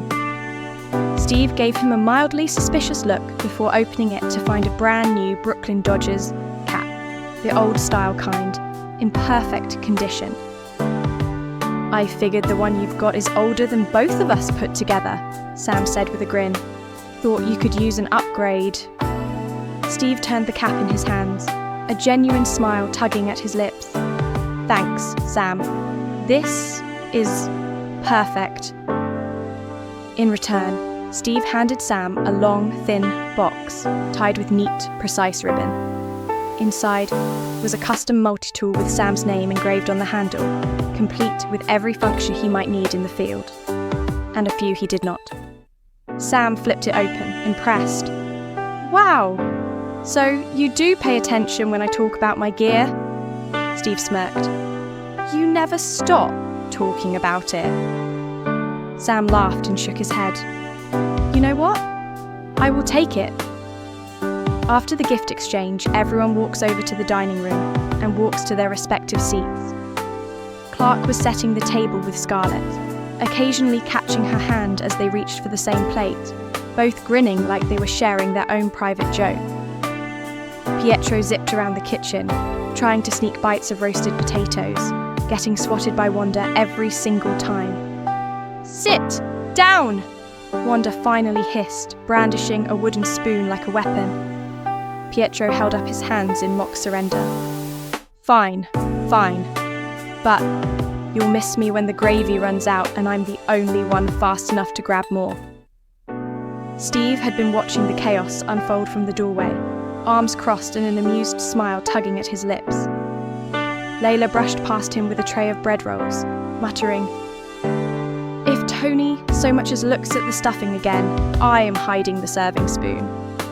Dinner itself was a long table lined with mismatched chairs, dishes passed from hand to hand, and conversations crisscrossing over each other. Clark, I don't know how you eat that much and still look like you do, Sam said, shaking his head as Clark reached for another helping of turkey. It's a Kryptonian thing, Clark replied with a shrug. High metabolism? Wish I had that excuse, Clint muttered, eyeing his second slice of pie. Halfway through, Pietro accidentally knocked over a jug of cranberry sauce, which splattered across the table and straight onto Tony's sweater. Tony stared down at himself, deadpan. Oh, good. I wanted to look like a crime scene today. I'll get napkins, Pietro called, and was gone in a blur before anyone could say another word.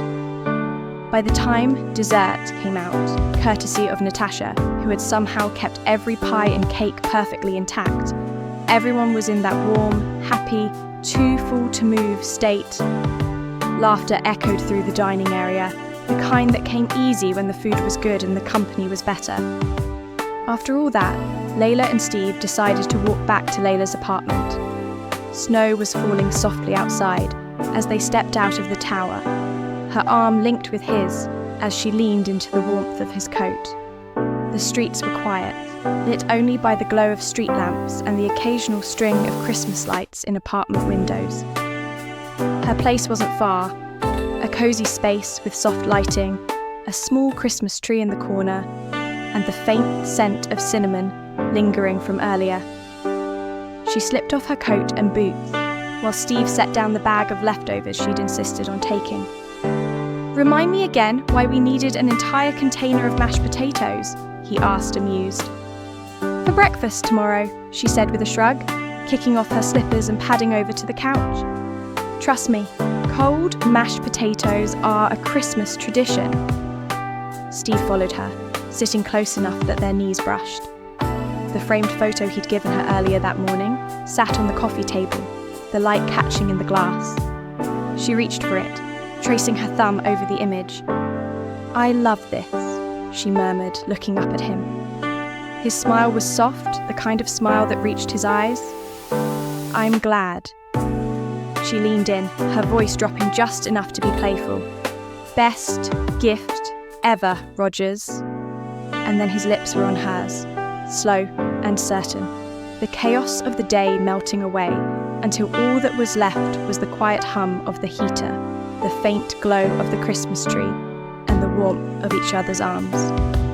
Outside, the city kept moving, but in Layla's little apartment, it felt like Christmas had finally gone still. Chapter 18, Lagos Mission. 4 months later, Lagos mission. "All right, what do you see?" Steve asks through the radio. Standard beat police officers. Small station. Quiet street. "It is a good target," Wanda says after she takes a sip of her tea. "There's an ATM on the south corner, which means?" Steve asks. "Cameras," Wanda says. "Both cross streets are one way," Steve says. "So, compromise escape routes," Wanda replies. "Means our guy does not care about being seen. He isn't afraid to make a mess on the way out. You see that Range Rover halfway up the block?" Steve asks. "Yeah, the red one. It is cute," Wanda replies. "It's also bulletproof, which means private security, which means more guns, which means more headaches for somebody, probably us," Natasha says. "You guys know I can move things with my mind, right?" Wanda asks. "And being my favorite sorceress," Laila says as she checks out the area. "Girls, looking over your shoulder needs to become second nature," Natasha says. "Anyone ever tell you you're being paranoid?" Sam asks as he walks on the side of the roof. "Not to my face, why? Did you hear something?" Natasha asks teasingly. "Eyes on target, folks. The best lead we had on Rumlow in 6 months. And I don't want to lose him," Steve orders. "Oh, come on, Stevie. We're just having a little fun before a big fight," Laila says. "If he sees us coming, that won't be a problem. He kind of hates us," Sam replies after he scoffs. Steve looks out another window, and he notices some people throwing stuff at a garbage truck, and he presses the comm in his ear again.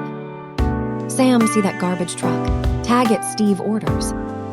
From the back of Sam's Falcon jetpack, a small drone launches and flies down to scan the garbage truck. "Give me X-ray," Sam tells the small drone, and the drone goes into X-ray mode. "That's truck loaded at Max's weight, and driver's armed," Sam tells the group. "It's a battering ram," Natasha says. "Go now," Steve orders. "What?" Wanda asked. "He's not hitting the police," Steve says.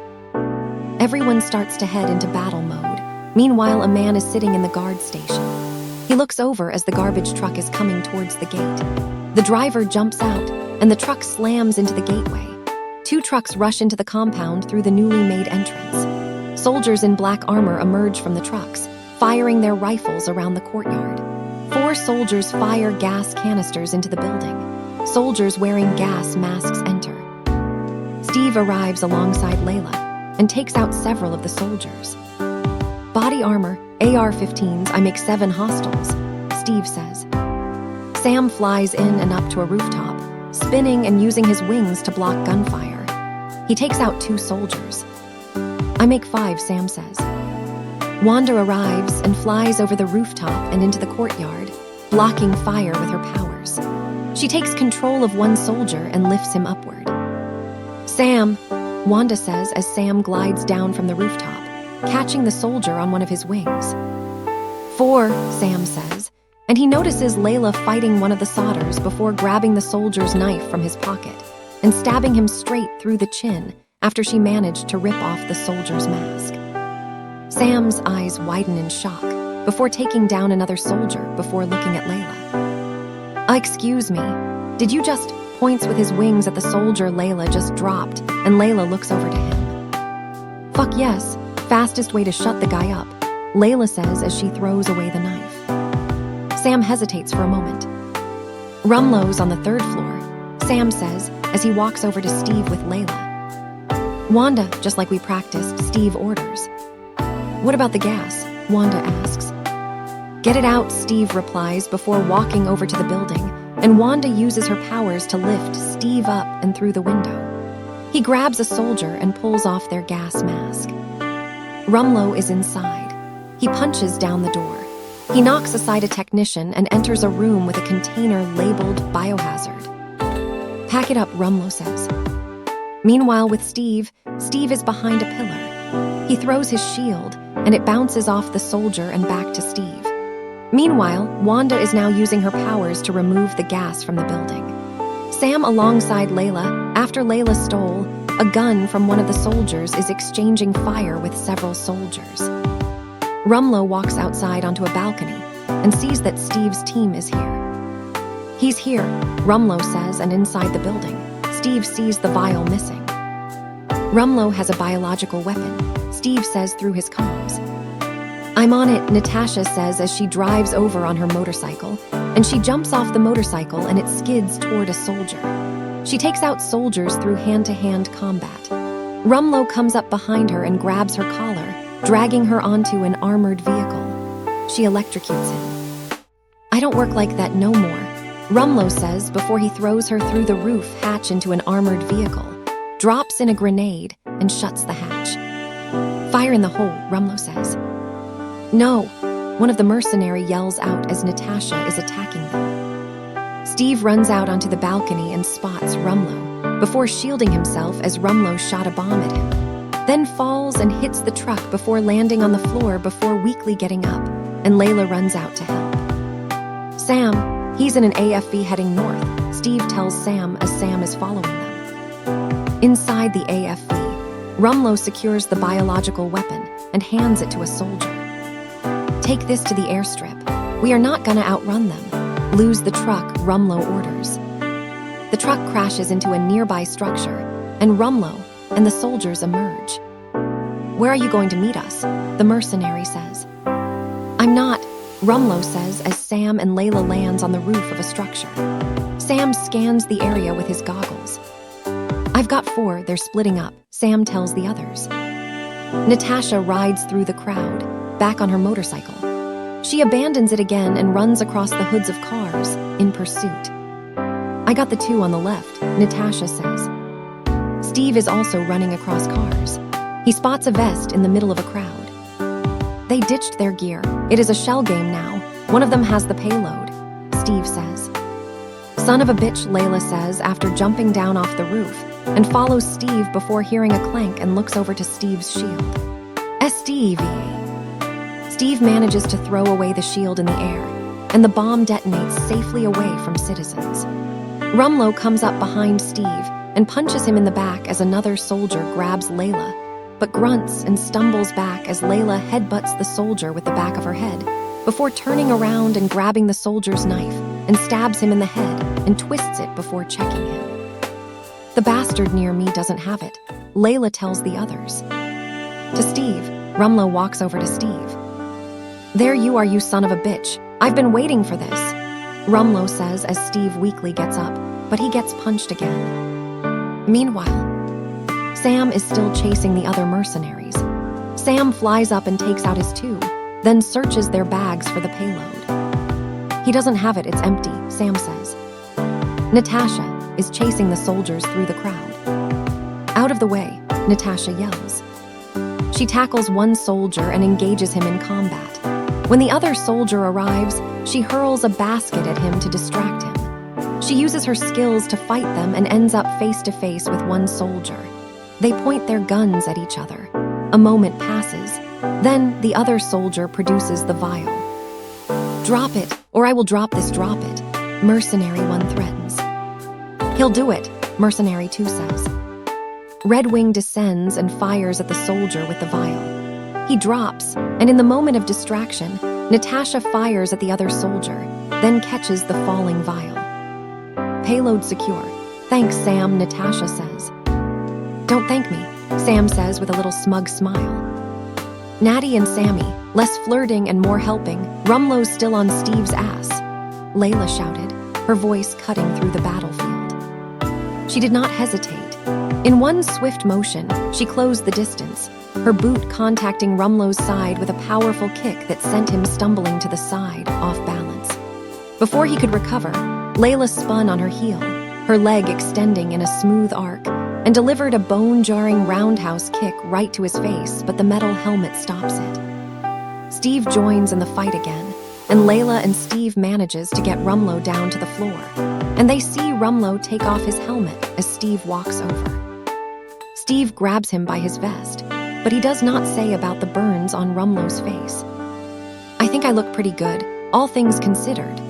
Rumlow teases and Laila rolls her eyes.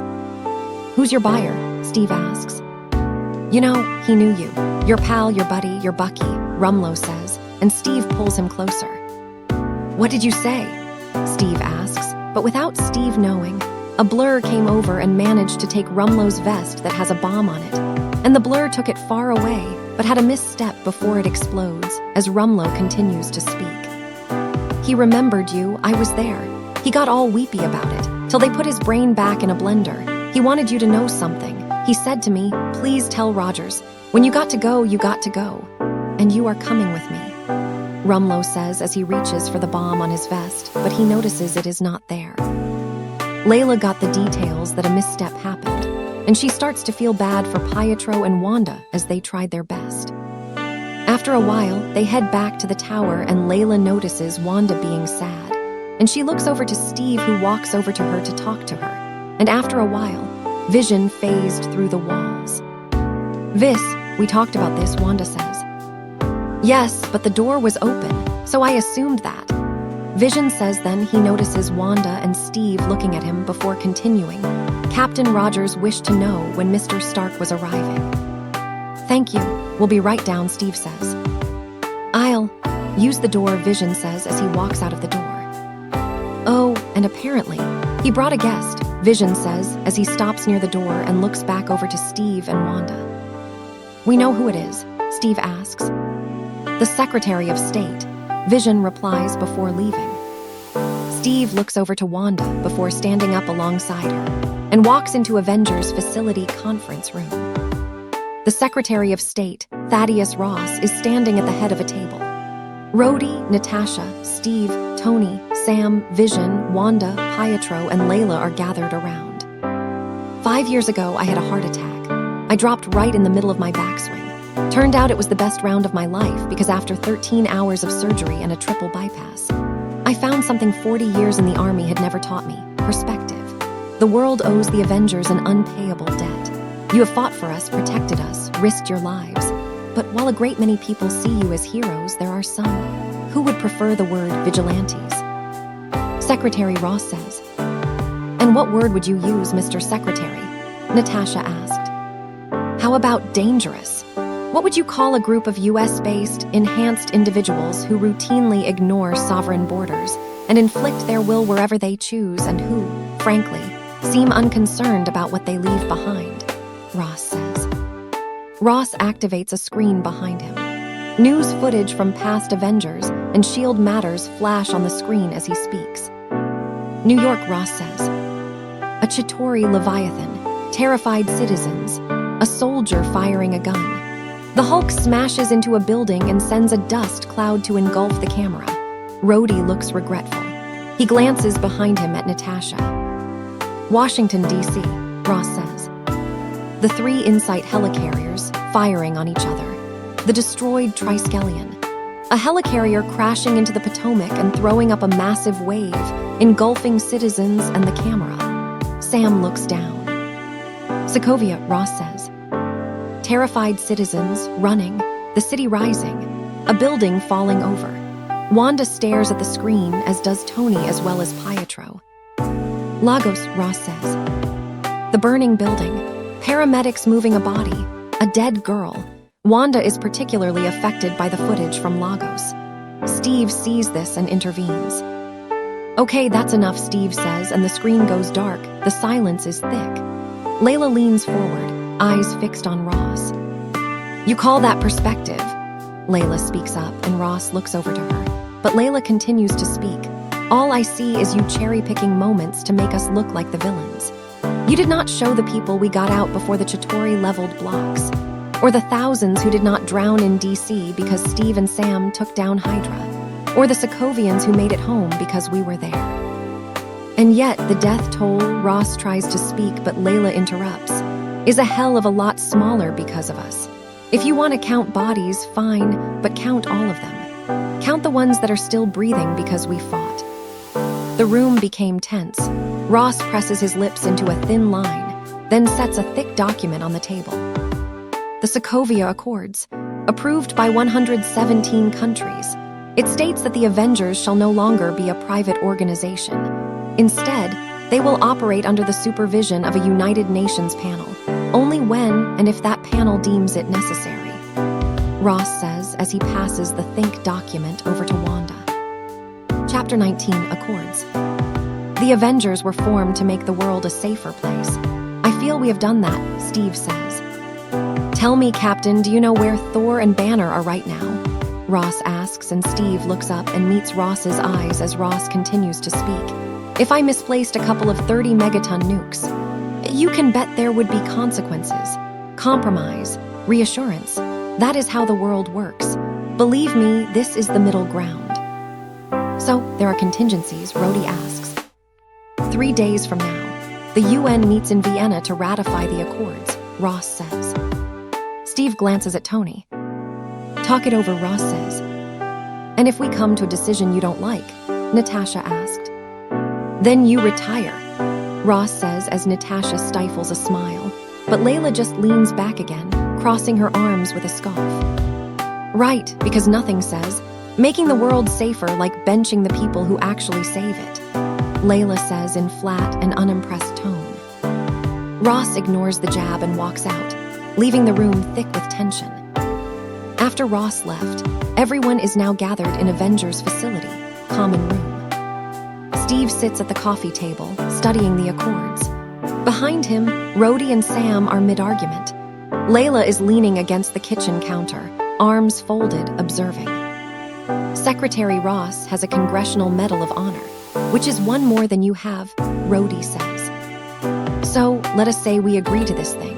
How long is it gonna be before they LoJack us like a bunch of common criminals? Sam spats back. 117 countries want to sign this. 117, Sam, and you are just like, no, that's cool, we got it. Rhodey countered and Laila cut in, raising a brow. Numbers do not make it right, Rhodey. 117 people can agree on a bad idea, it is still a bad idea. Rhodey shot her a look, but Vision's calm voice broke in. I have an equation, Vision said. Oh, this will clear things up, Sam muttered, but Vision continued as if he had not heard. In the 8 years since Mr. Stark announced himself as Iron Man, the number of known enhanced persons has grown exponentially. And during the same period, the number of potentially world-ending events has risen at a commensurate rate. Steve's eyes narrowed. He asked, Are you saying it's our fault? Vision replied evenly, I am saying there may be a causality. Our very strength invites challenge. Challenge incites conflict, and conflict breeds catastrophe. Oversight is not an idea that can be dismissed out of hand. Rhodey grinned. Boom. Tony is lying on the couch. When Natasha speaks, he looks at her. Tony, you are being uncharacteristically non-hyperverbal, Natasha said. Steve glanced over at him. He said, It's because he's already made up his mind. Tony quipped, Boy, you know me so well. He pushed himself up with a wince, rubbing the back of his head. Actually, I'm nursing an electromagnetic headache. He walked toward the kitchen, passing Laila. She tracked him the whole way, not saying a word yet. That's what is going on, Cap. It is just pain. It is discomfort. Who is putting coffee grounds in the disposal? Am I running a bed and breakfast for a biker gang? Tony complained. He grabbed a mug, set his phone in the basket, and tapped the screen. A hologram of a smiling young man flickered to life. Oh, that's Charles Spencer, by the way. He is a great kid. Computer engineering degree, 3.6 GPA. Had a floor-level gig at Intel planned for the fall. But first, he wanted to put a few miles on his soul before he parked it behind a desk. See the world. Maybe be of service. Charlie did not want to go to Vegas or Fort Lauderdale, which is what I would do. He did not go to Paris or Amsterdam, which sounds fun. He decided to spend his summer building sustainable housing for the poor. Guess where? Sokovia, Tony said. The others look affected by this. There's no decision-making process here. We need to be put in check. Whatever form that takes, I am game. If we cannot accept limitations, if we are boundaryless, we are no better than the bad guys, Tony said firmly. Laila pushed off the counter, her voice sharp but steady. Put in check by who, Tony? A UN panel that will pat us on the back 1 week and leash us the next. You think they will not send us into messes just to serve their politics? It is still oversight. It is better than nothing. Tony shot back. Oversight without trust is control, and control in the wrong hands gets people killed. I am not signing up to be someone's weapon on a leash, Laila replied, responded without hesitation. "Tony, someone dies on your watch. You don't give up," Steve said as he leans forward. "Who said we're giving up?" Tony answered. "We are if we are not taking responsibility for our actions. This document just shifts the blames," Steve countered. "I am sorry, Steve. That is dangerously arrogant. This is the United Nations we are talking about. It is not the World Security Council, it is not S.H.I.E.L.D., it is not Hydra," Rhodey interrupted. "No, but it's run by people with agendas, and agendas change," Steve shot back. "That's good. That is why I am here. When I realized what my weapons were capable of in the wrong hands, I shut it down and stopped manufacturing," Tony gestured. "Tony, you chose to do that. If we sign this, we surrender our right to choose. What if this panel sends us somewhere we do not think we should go? What if there is somewhere we need to go and they do not let us? We may not be perfect, but the safest hands are still our own," Steve replied. "Especially when those hands actually give a damn about the people we're saving," Laila muttered. "If we do not do this now, it is gonna be done to us later. That is the fact. That will not be pretty," Tony warned. "You're saying they'll come for me?" Wanda asks, and Laila looks over to Wanda before sitting down next to her. "We would protect you," Vision reassured. "Maybe Tony's right," Natasha said. Tony's head snapped toward her. He asked, "I'm sorry, did you just?" "If we have one hand on the wheel, we can still steer. If we take it off," Natasha continued. "Aren't you the same woman who told the government to kiss her ass a few years ago?" Sam cut in. I am reading the terrain. We have made some very public mistakes. We need to win their trust back," Natasha explained. "Trust is not something you buy with obedience, Nat. You bend too far for them once, they will expect you to keep bending," Laila said. "Focus up. No, you cannot take it back now. Thank you. Unprecedented. Okay, case closed, I win," Tony smirked. As they finish talking, Steve receives a notification on his phone, and he checked the message. She is gone, in her sleep. Laila looks over to Steve as he puts down the accords and stands up and strode out. Tony looks over to Laila confused. "What was that about?" Tony asks, and Laila just stands up and follows Steve. In London, a cathedral. The pallbearers, including Steve, carry the coffin draped in the Union flag down the aisle. They set it gently at the altar. At the altar, a single candle flickers beside a framed photograph of Peggy Carter in her military uniform. The small plaque beneath it reads, "Margaret Peggy Carter." The pallbearers gently set the coffin down. Steve takes a step back, his gaze locked on the flag-covered wood for a beat too long before he finally turns and walks to his seat in the front pew. Sam is on his left.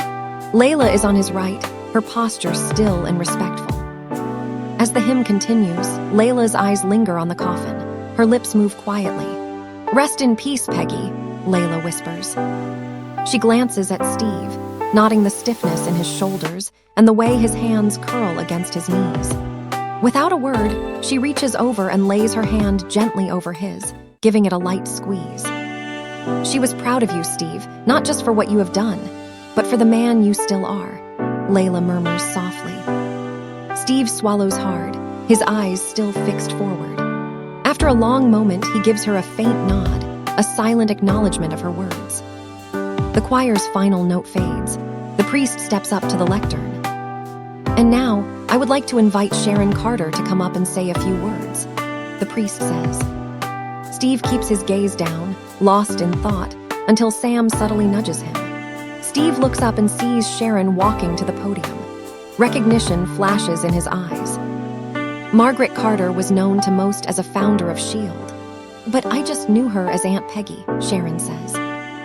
Steve realizes who exactly Sharon is and takes a surprised breath. She had a photograph in her office, Aunt Peggy standing next to JFK. As a kid, that was cool, but it was a lot to live up to, which is why I never told anyone we were related, Sharon said as she looks directly at Steve. I asked her once how she managed to master diplomacy and espionage in a time when no one wanted to see a woman succeed at either. And she said, "Compromise where you can, but where you cannot, do not." Even if everyone is telling you that something wrong is something right, even if the whole world is telling you to move, it is your duty to plant yourself like a tree. Look them in the eye and say, "No, you move," Sharon said. The words hang in the air, heavy and unwavering. Steve draws in a slow breath, and Layla's hand tightens briefly over his again, not needing to say anything this time. After the funeral, the mourners began to filter out into the cool London air, their footsteps echoing on the stone floor. Steve remained inside, still dressed in black, standing halfway down the aisle. His gaze was fixed on the altar where Peggy's coffin had been only moments earlier. Layla approached quietly from his side, her black heels soft against the flagstone. She stood beside him without speaking at first, letting the silence breathe. Layla said gently, "She'd hate to see you torturing yourself like this." Steve's eyes flicked toward her, his face etched with grief, but softened by the familiarity of her voice. Layla continued, "Peggy would not want you doubting who you are. You are still the man she believed in. That has not changed." Steve exhaled through his nose. A faint nod's the only sign her words had landed. Movement near the entrance caught Layla's eye. Natasha was walking down the aisle toward them, her heels sharper, her expression careful. Layla gave Steve's arm a light squeeze. "I'll give you 2 a minute," she murmured, before stepping back and moving toward the side of the cathedral. Natasha reached him. Steve turned to her, speaking without introduction. "When I came out of the ice, I thought everyone I had known was gone. Then I found out that she was alive. I was just lucky to have her," Steve said. "She had your back too," Natasha said. "Who else signed?" Steve asked. "Tony, Rhodey Vision," replied. "Clint?" Steve asked. "Says he's retired," Natasha said as she smiled slightly. "What about Wanda?" Steve asked. "TBD, to be determined. I am off to Vienna for the signing of the accords. There is plenty of room on the jet," Natasha said. Steve sighs and bows his head.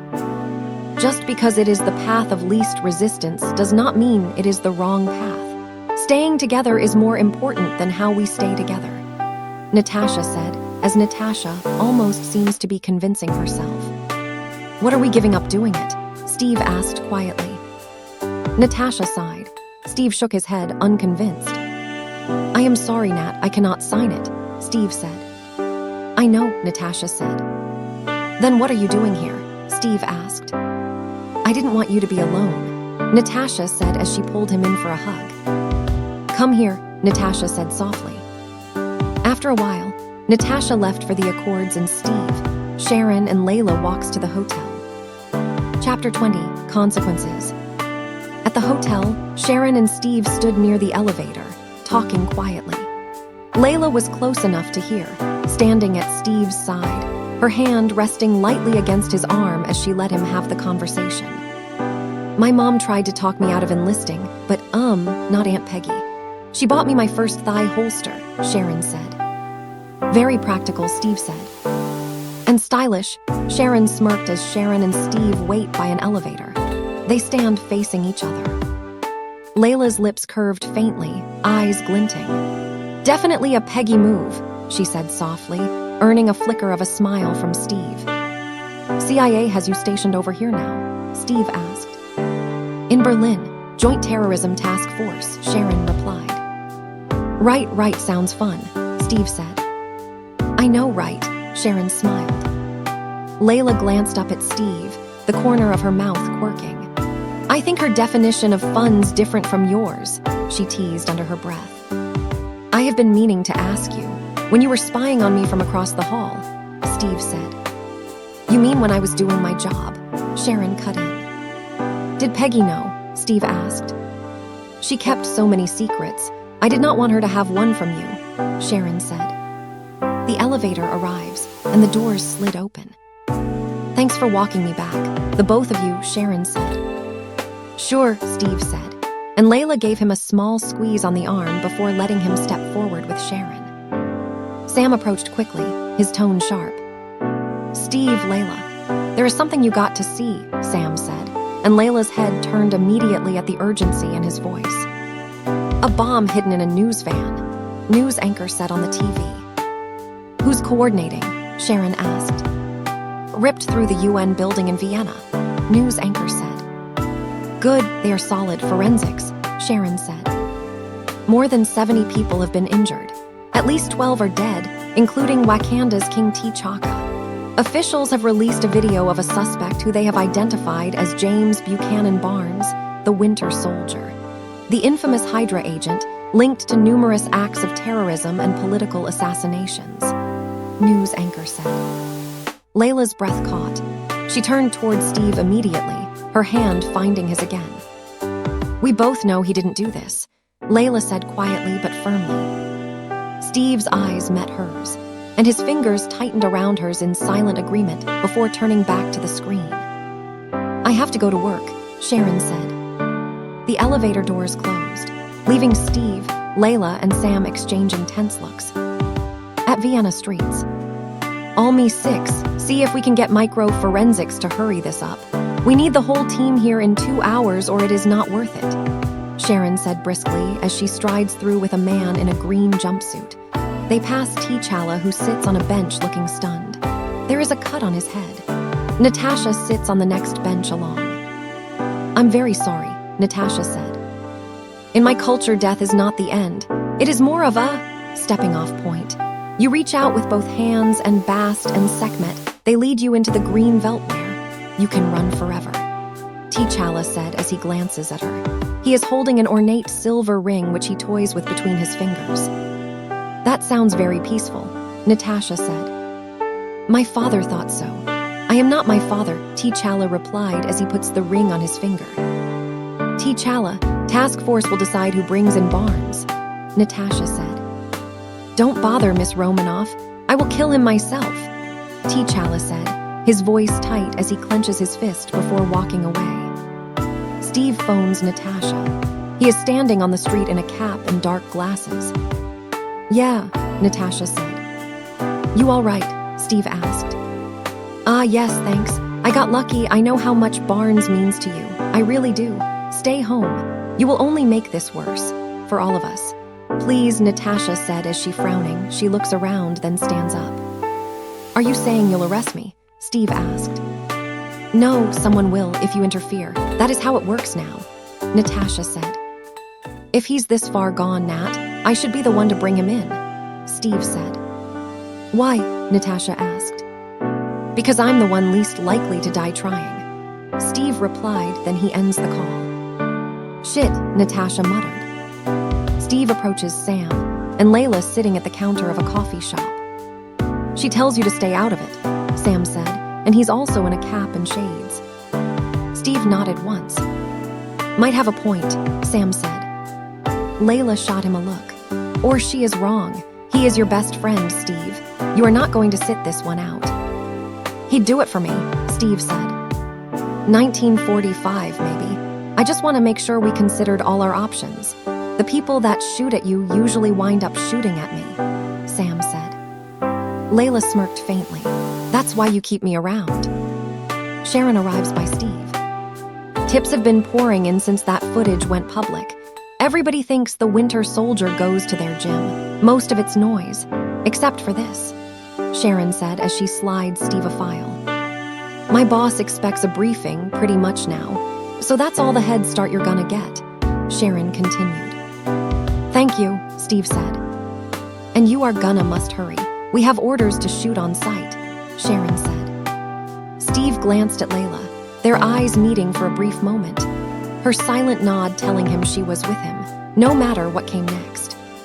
Steve, Sam, and Layla arrives at Bucharest, but with Bucky, however. Bucky, in civvies, stood at a stall. Bucky said in Romanian to the seller, How are they? Are they good? Give me 6, thank you. In a black cap and casual jacket, Bucky walks along scanning around. Across the street, he spots a 20-something vendor at a news stand watching him. Bucky glances away, then looks back at the vendor who is still watching him. The vendor runs from his kiosk. Bucky goes over and picks up a paper. On the front page, there are surveillance photos of a man and the headline, Winter Soldier caught at Pentru Bombardmental din Vienna. Bucky glances around tensely.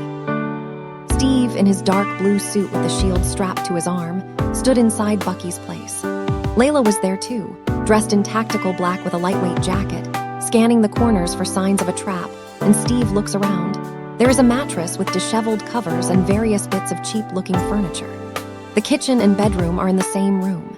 Steve finds a notebook on top of the fridge. He picks it up and opens it. There are tabs of varying colors sticking out from amongst the pages. "Heads up, Cap. German Special Forces approaching from the south." Sam's voice crackled over comms. "Understood," Steve said. Layla glanced toward the door, then froze as Bucky's standing behind Steve. Steve slowly turns around to face him. "Do you know me?" Steve asked, and Bucky stares at him. "You're Steve. I read about you in a museum," Bucky replied. "They've set the perimeter," Sam said. "I know you are nervous.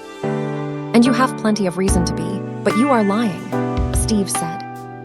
"I was not in Vienna. I do not do that anymore," Bucky said. "They're entering the building," Sam warned. "Well, the people who think you did are coming here now, and they are not planning to take you alive," Steve said. "That's smart, good strategy," Bucky said dryly. "They're on the roof. I'm compromised," Sam said. Armed police officers run upstairs. "This doesn't have end in a fight, Buck," Steve said. Outside the door, a police officer readies a battering ram. "It always ends in a fight," Bucky said. 5 seconds, Sam said. "You pulled me from the river. Why?" Steve asked. "I don't know," Bucky replied. 3 seconds, Sam said. "Yes, you do," Steve pressed. "Breach, breach, breach," Sam shouted. A grenade crashes through the window. Bucky kicks it to Steve, and he smothers it with his shield as Layla had already moved, kicking over a table to give herself cover from the blast. "Shoot the door," GSG-9 soldier yells in German. The police officer slams the battering ram against the door. Bucky shields himself with the mattress against an attack from the window. He blocks the door with a table as police officers swing in on cables. Steve yanked a rug from under one, sending him flying. Layla ducked under a baton swing, swept the police officer's legs, and shoved him out of the way. Bucky slams another police officer into the wall. "Buck, stop, you are gonna kill someone," Steve shouted. Bucky slams Steve down and punches a hole in the floor. "I'm not gonna kill anyone," Bucky snapped. He ripped a cement brick from the wall and slammed it into another police officer. Gunfire erupted. Steve and Layla both moved to cover. She pressed her back to his briefly before diving toward the opposite flank. Bucky threw his backpack out the window and made for the stairs. Steve grabbed his shield and followed. Layla vaulted down the railing 2 steps behind him. Bucky hit the street and ran, only to be tackled by a black-clad figure with pointed ears. Black Panther's claws slashed through the air. "Steve," Layla skidded to a stop, starring. "Sam, southwest rooftop," Steve said quickly, and Sam's voice came. "Who the hell's the other guy?" "About to find out," Steve replied. Black Panther and Bucky grappled. Steve leapt down from the balcony. Layla followed, landing hard and rolling to absorb the impact. Gunfire from the chopper rattled around them. "Sam," Steve called. "Got him," Sam said. Sam shoved the chopper off course. Bucky broke free and bolted, Panther sliding down a wall after him. Layla sprinted after Steve, weaving through the chaos. Bucky jumped onto a motorbike, flipping the rider off. He roared forward, weaving through traffic. Steve chased in a commandeered 4x4. Layla clung to the side rail, one hand gripping the frame as Steve swerved to try and shake Panther off the back. Stand down, GSG-9 driver yelled. "Hang on," Steve called over the engine. Layla shot him a look, not planning on letting go. They blasted through an underpass. Bucky's sticky bomb exploded ahead, bringing down rubble. Steve swerved through. Layla shielded her face from the debris. Black Panther and Bucky tumbled to the ground.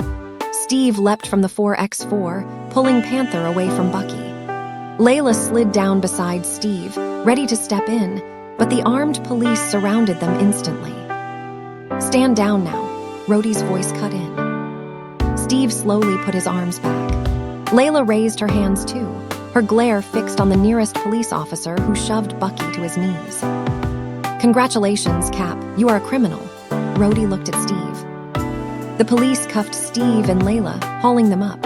Bucky was forced flat on the ground. Black Panther retracted his claws and pulled off his mask. Steve's eyes narrowed. "What's the order?" GSG-9 soldier asked in German. "Your Highness," Rhodey said. Bucky was dragged away. Laila glanced at Steve, both of them knowing this was far from over. Everyone starts to arrive at Berlin. Traffic rolled around the Victory Column. Along the Spree River, a police convoy cut through the streets. In the middle was a gray, armed truck.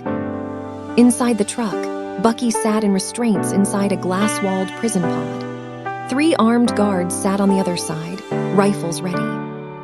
A police motorbike stopped traffic. A van driver gestured angrily from his window as the convoy turned a corner onto a bridge. In the back of an SUV, Steve sat beside Laila. T'Challa sat in the front passenger seat. Sam was in the very back seat behind them. "So you like cats," Sam said. Laila shot him a side look, eyebrows lifting. Sam, Steve sighed. "What? Dude shows up dressed like a cat and you don't want to know more," Sam shrugged. Steve ignored him, eyes forward. He asked, "Your suit, it's vibranium." The Black Panther has been the protector of Wakanda for generations.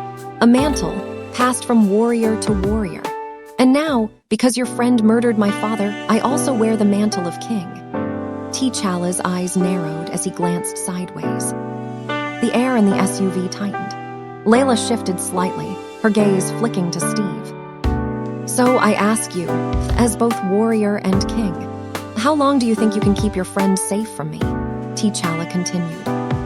Steve's jaw tightened, stony-faced. Laila leaned closer to him, her voice low but firm. "He is not the enemy, Steve. Do not give him the satisfaction of thinking he scares you," Laila murmured. Traffic rolled around the Victory Column. The police convoy moved along the Spree River. In the middle, a gray armed truck carried Bucky, restrained inside a glass-walled prison pod. An SUV pulled up outside the bunker. Steve got out first, Laila right behind him, with Sam and T'Challa following. Steve glanced toward the truck.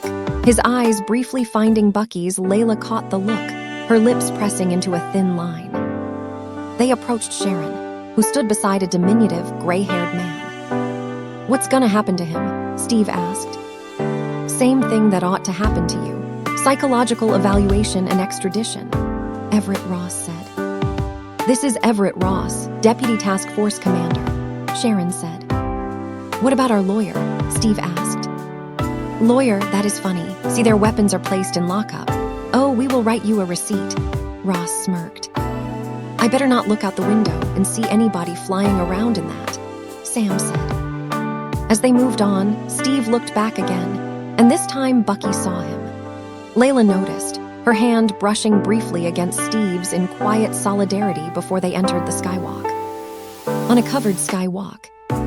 "You'll be provided with an office instead of a cell. Now do me a favor, stay in it," Ross said. "I don't intend on going anywhere," T'Challa said. "For the record, this is what making things worse looks like," Natasha said. "He's alive," Steve said quietly. "No. Romania was not accord-sanctioned, and Colonel Rhodes is supervising cleanup," Tony says on the phone. "Try not to break anything while we fix this," Natasha said. "Consequences? You bet there will be consequences. Obviously, you can quote me on that 'cause I just said it. Anything else?" "Thank you, sir," Tony said, still on his phone. "Consequences?" Steve asked. "Secretary Ross wants you both prosecuted. Had to give him something," Tony said. "I'm not getting that shield back, am I?" Steve asked. "Technically, it is the government's property. Wings too," Natasha said. "That's cold," Sam muttered. "Warmer than jail," Tony said. Layla's eyes narrowed at that, but she said nothing, and after a while, Tony finds Steve and Laila in a glass-walled office overlooking the control room. Chapter 21, Olive Branch. "Hey, you want to see something cool? I pulled something from Dad's archives. Felt timely," Tony said. Tony shows him 2 pens in a black presentation box. FDR signed the Lend-Lease bill with these in 1941, provided support to the Allies when they needed it most. Tony continued. Some would say it brought our country closer to war, Steve said. See, if not for these, you would not be here. I am trying to... What do you call it? That is an olive branch. Is that what you call it? Tony replied. Layla crossed her arms, watching him closely. Funny, an olive branch usually doesn't come with handcuffs. Is Pepper here? I did not see her, Steve asked. We're kind of, well, not kind of, Tony said. Pregnant, Steve gasped. No, definitely not. We are taking a break. It is nobody's fault, Tony said. I am so sorry, Tony. I did not know, Steve said softly. The conversation unfolded as in canon, Tony admitting his mistakes, Steve pushing back on the accords with Layla quietly packing behind Steve, her eyes flicking between them. She's a kid, Steve yelled in defense of Wanda, and Layla added. And if you think locking her up makes the world safer, you've already lost the point of what we do. Tony's jaw tightened, but he did not bite back at her. His focus stayed on Steve. You keep telling yourself that, Steve said as he put down the pen before continuing, hate to break up the set, before walking out. Inside the UN bunker, office. The receipt for your gear, Sharon said as she stood with Steve, Layla, and Sam. Bird costume, come on, Sam read. I didn't write it.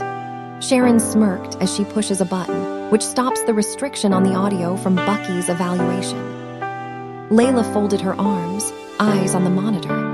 Let's hear what this guy's really after. Now in secure chamber, evaluation room. Hello, Mr. Barnes. I have been sent by the United Nations to evaluate you. Do you mind if I sit? Your first name is James, Zemo said. My name is Bucky, Bucky said flatly. Meanwhile, at the power station, exterior. The van driver honks and looks impatient watching the custodian's hut's front door. Hello, delivery truck driver said in German. The custodian comes outside, and the driver comes out of his van. Hey, I have a big one for you, custodian replied.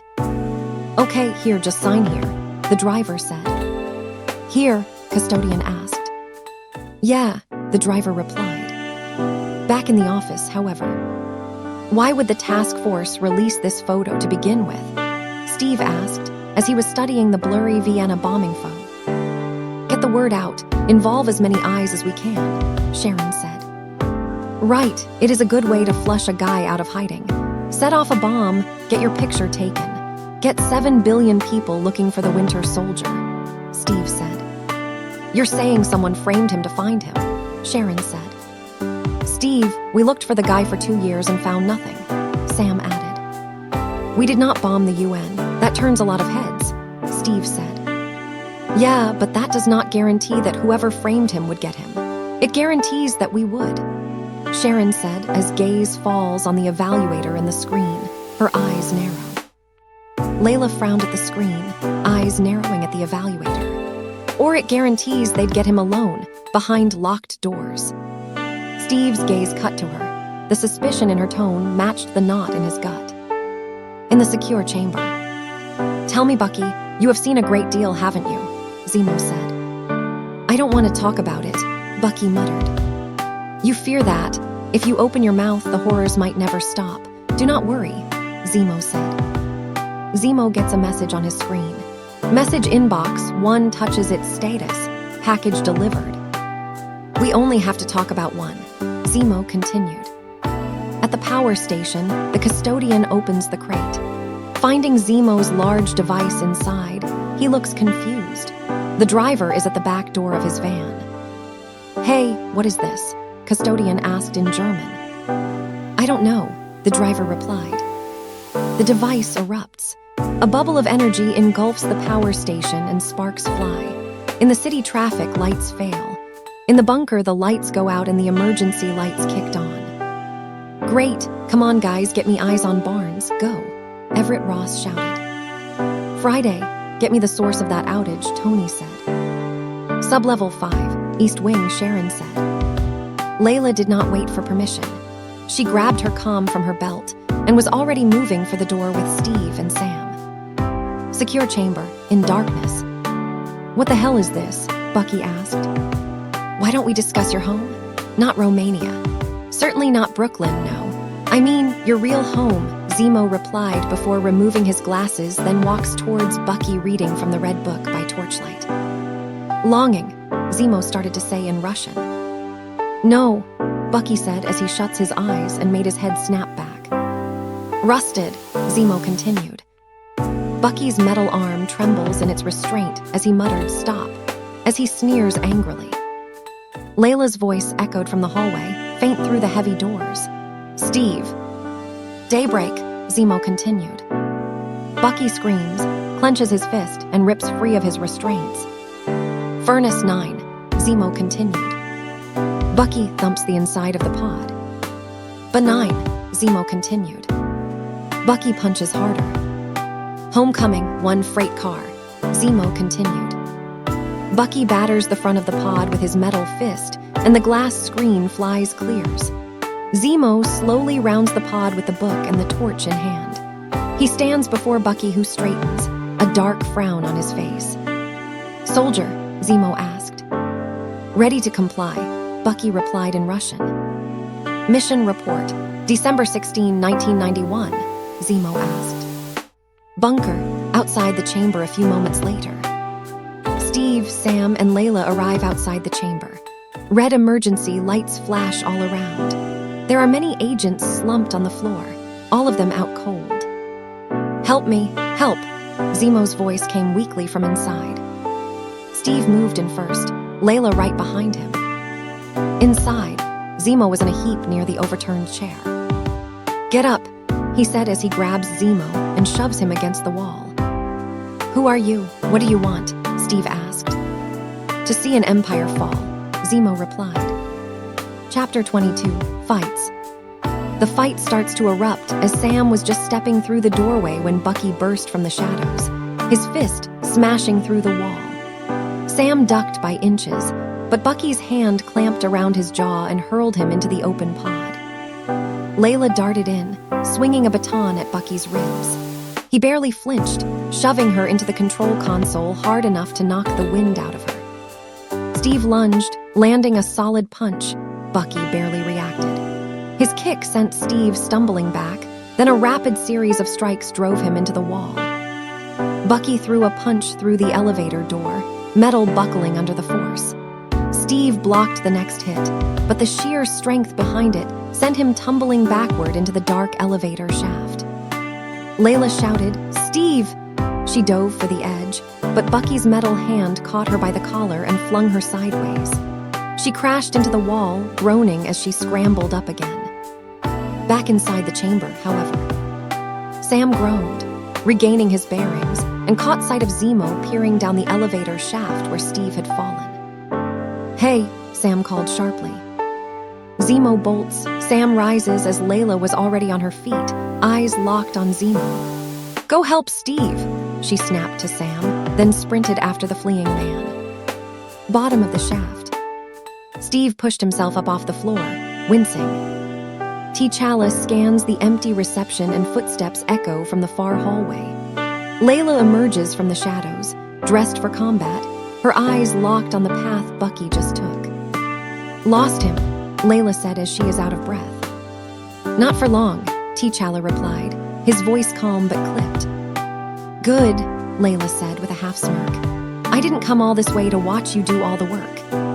T'Challa gave a quick nod, and they split, T'Challa heading back toward the stairs, Laila darting toward a side hallway that might cut Bucky off. "Damn it," Sam said as he looks around the wide courtyard and scowls. Steve surfaces with Bucky in his arms, gasping for air. He starts pulling toward the riverbank when a voice cuts through the chaos. "Steve," Laila said, her voice sharp with panic. She is already wading into the water, eyes locked on the limp form of Bucky. Steve's shoulders sag with relief as she helps haul him toward the shore. After a while, they all head to the abandoned building. In a huge, abandoned warehouse Bucky comes to with his metallic left arm clamped in a huge industrial vise. Steve peers through a gap at a chopper flying overhead. Sam's over by Bucky.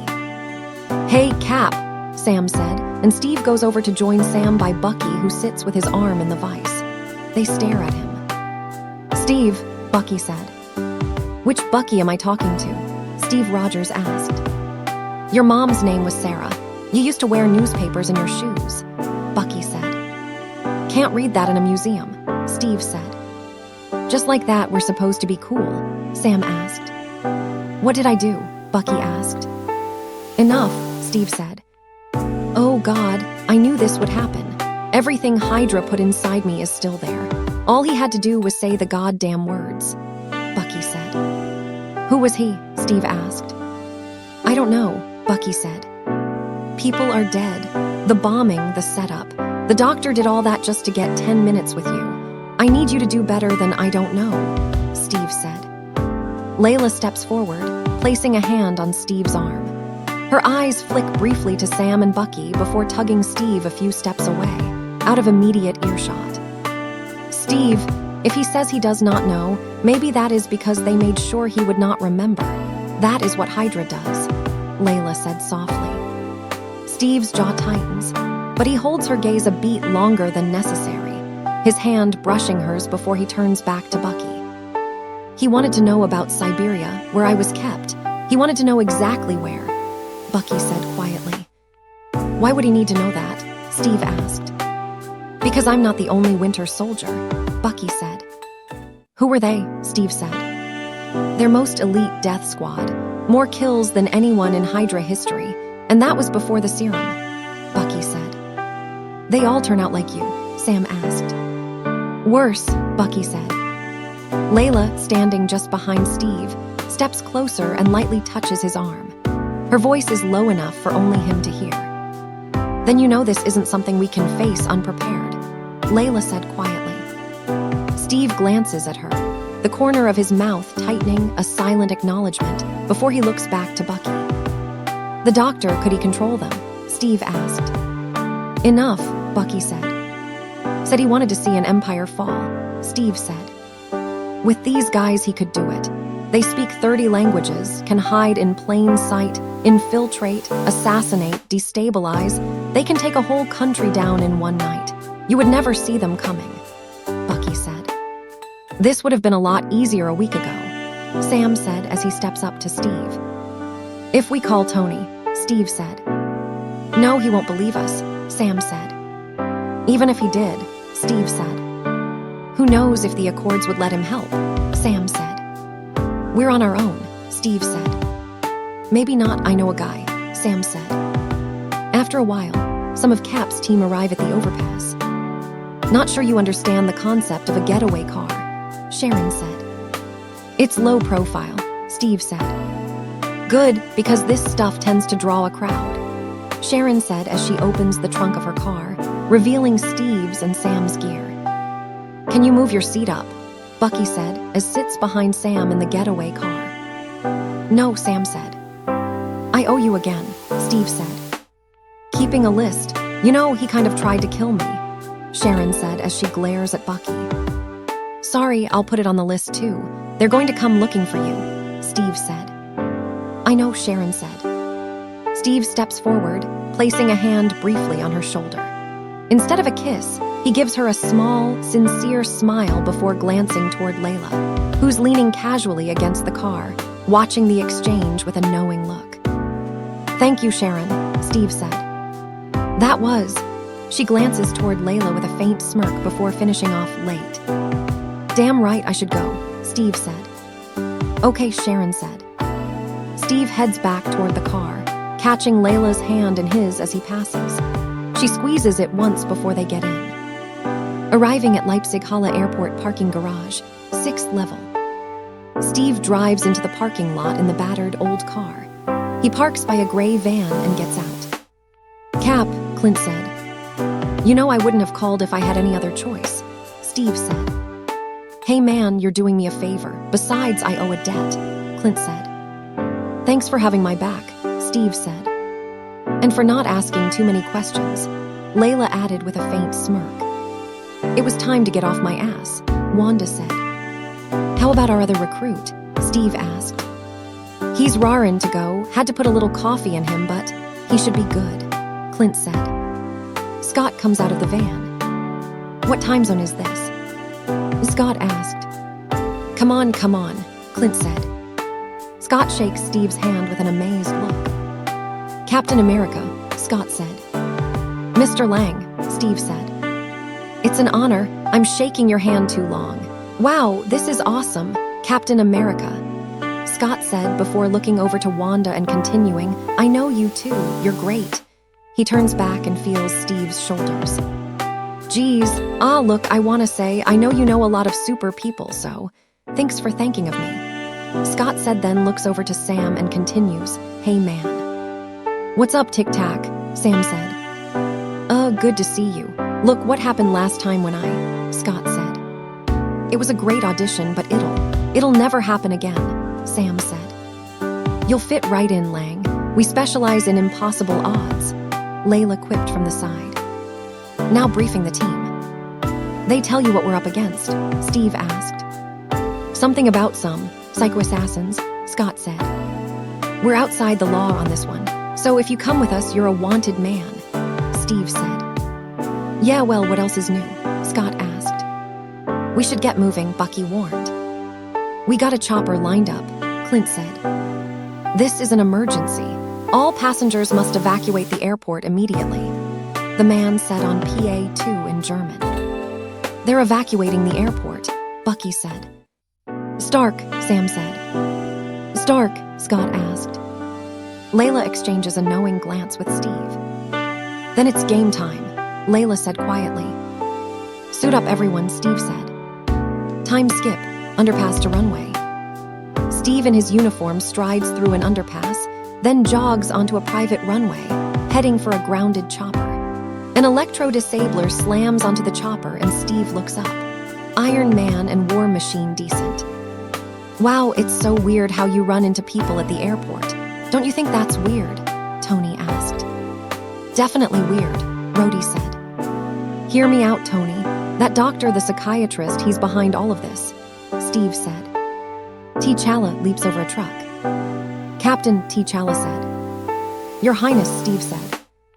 Anyway, Ross gave me 36 hours to bring you in. That was 24 hours ago. Can you help a brother out? Tony said. You're after the wrong guy, Steve said. Your judgment is askew. Your old war buddy killed innocent people yesterday, Tony said. And there are 5 more super soldiers just like him. I can't let the doctor find them first, Tony. I can't, Steve said. Steve, you know what's about to happen. Do you really want to punch your way out of this one? Natasha asked.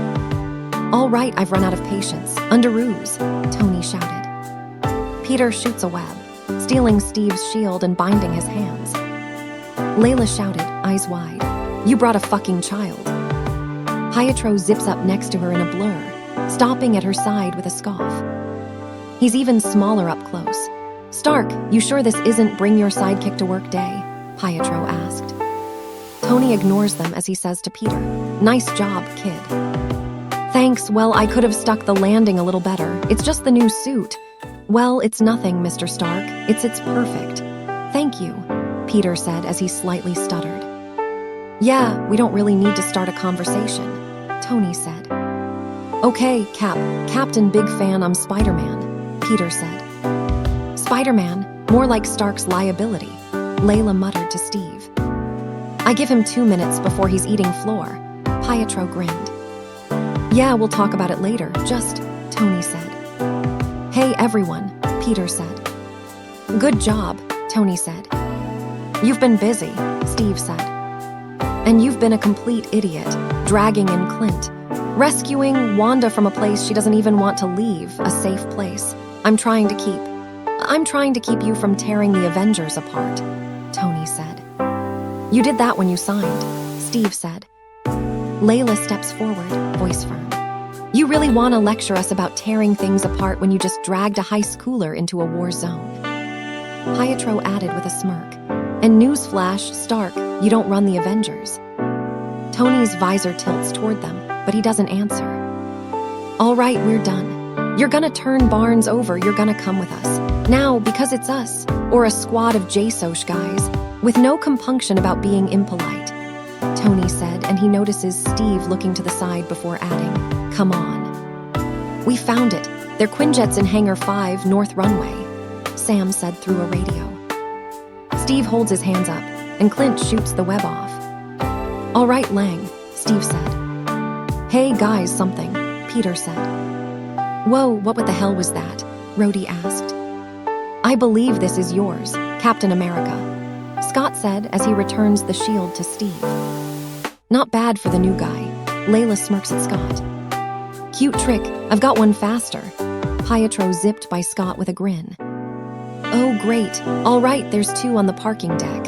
One of them's Maximoff, I'm gonna grab her. Rhodey, you want to take Cap? Tony asked. Got two in the terminal, Wilson and Barnes, Rhodey said. Barnes is mine, T'Challa shouted, and Steve hits Rhodey with his shield. Hey, Mr. Stark, what should I do? Peter asked.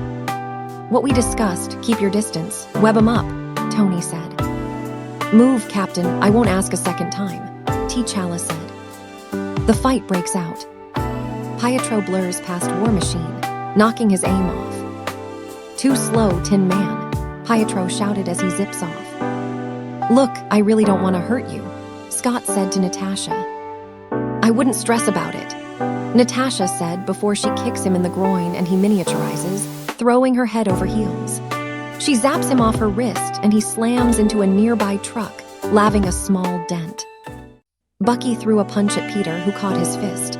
You have a metal arm, that is awesome, dude, Peter exclaimed. Sam landed a hit on Peter's side. You have the right to remain silent, he said, firing his wings in reverse to dodge. Pietro zipped in front of Tony, grabbing his wrist mid-repulsor blast. Too slow, Tin Man, he taunted. And you're still cocky, Tony shot back, yanking free.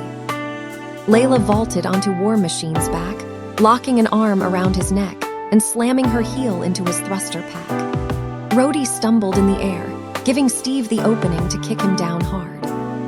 Seriously, Rhodey shouted. What? You're heavier than you look, Layla said, twirling her knife before throwing it into the dirt beside him. Clint spotted the Quinjet and pointed. There's our ride. Come on, Steve called, waving for the others as Layla covered their retreat, firing a final burst of shots to slow down the advance. Steve's team runs toward the Quinjet.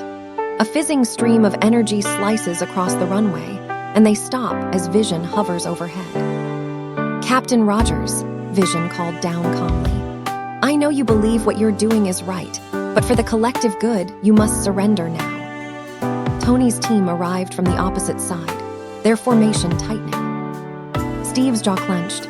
We fight, he said simply. This is gonna end well, Natasha Romanoff muttered dryly. They're not stopping, Peter Parker called from behind his mask as the teams closed the distance. Neither are we, Tony Stark replied, his tone sharp as his helmet sealed. Everyone broke into a sprint. Steve blocked a punch as Iron Man landed in front of him. Clint Barton loosed an arrow toward Vision, while War Machine banked after Falcon. Bucky traded savage blows with T'Challa. An explosive arrow detonated near Iron Man, making him stagger. Natasha vaulted Scott Lang into the fray just as Peter swung past, dodging vehicles hurled by Wanda. Near the baggage trolleys, Layla was already in motion. She ducked under a swing from one of Tony's ground support, slammed her pistol's slide into his jaw, and whipped her boot knife into her left hand. One fluid motion slash, kick, elbow, and he was down. You could at least try to keep them breathing, Layla, Steve called over his shoulder as he blocked another strike. They'll live, Layla said, firing 2 precise shots into the ground near another soldier's feet to trip him up. Probably. Clint pinned Natasha to the ground with his bow. We're still friends, right? Natasha asked through labored breaths. Depends on how hard you hit me, Clint replied. Before Natasha could retaliate, her foot froze mid-kick, glowing red. Wanda shoved her to the tarmac. You were pulling your punches, Wanda said coolly. Clint gave her a sheepish nod. Bucky and T'Challa had each other by the throat. "I didn't kill your father," Bucky said between gritted teeth. "Then why did you run?" T'Challa demanded, spinning and fly-kicking Bucky away. He raised his claws for a killing blow, but Wanda halted his hand and threw him into a passenger gangway. On the left flank, Layla caught a glimpse of Pietro dodging in and out of enemy lines. "You're showing off," she called, spinning her pistol on her finger before holstering it mid-run. She drew her other knife and shoulder-checked Peter Parker hard enough to send him tumbling. "Hey," Peter exclaimed, scrambling to his feet. "Mr. Stark didn't say anything about you." "And you're still here, why?" Layla asked, lunging. Peter backflipped, shooting webs at her feet. She slid under them, firing a burst from her sidearm that forced him to the rafters. "Stay on the swings, kid," she called after him. Steve broke Peter's web with his shield. "That thing does not obey the laws of physics at all," Peter said, staring at it. "Look, kid," Steve said, breathless but calm. "There's a lot going on here that you don't understand." "Mr. Stark said you'd say that," Peter replied. "Wow." He fired webs at Steve's shield and ankle, yanking him forward. Steve spun, using the momentum to somersault and send Peter sprawling. Sam zigzagged through blasts from Iron Man. "Clint, can you get him off me?" Sam asked. "Buckled in," Clint asked Scott Lang, who was miniaturized on the arrow tip. "Yeah, no, I'm good, let's go," Scott yelled. As Clint fired, Iron Man's repulsors shattered the arrowhead, but Scott slipped inside the suit. Steve caught another of Peter's webs and yanked, knocking the kid down with his shield. "Stark tell you anything else?" Steve asked. "That you're wrong. You think you're right. That makes you dangerous," Peter said before leaping in again. "Guess he had a point," Steve replied, collapsing the gangway Peter was on. Tony took hits from Clint's arrows, frowning. "Friday." "We have some weapon systems offline," Friday reported. "They what?" Tony asked, incredulous. From inside, Scott's voice echoed. "It's your conscience. We don't talk a lot these days." Near the cargo loaders, Layla had a new problem. Vision descended toward her. "Miss Jenkins," he said, voice unshaken, "your abilities make you a significant threat. Please stand down." "Not gonna happen, Tin Halo," Layla said, spinning and launching a knife toward his shoulder. It phased through harmlessly. Vision frowned. "You anticipated that would work." "Nope," Layla said, drawing her pistols and firing at his feet to distract him as Pietro rammed him from the side at super speed. "But I knew he'd be here." Scott Lang grew to giant size, yanking War Machine out of the air. "Holy shit," Peter exclaimed.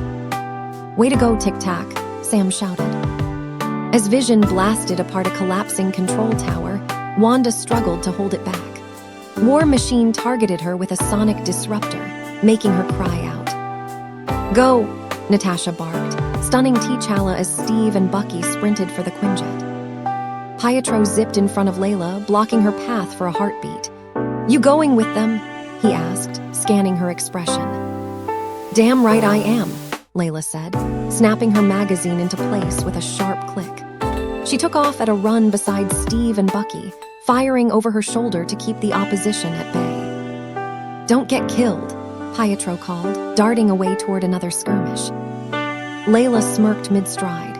"Not in the plans, Speedy," she shouted back before sliding into the hangar entrance, covering Steve and Bucky as they made for the Quinjet.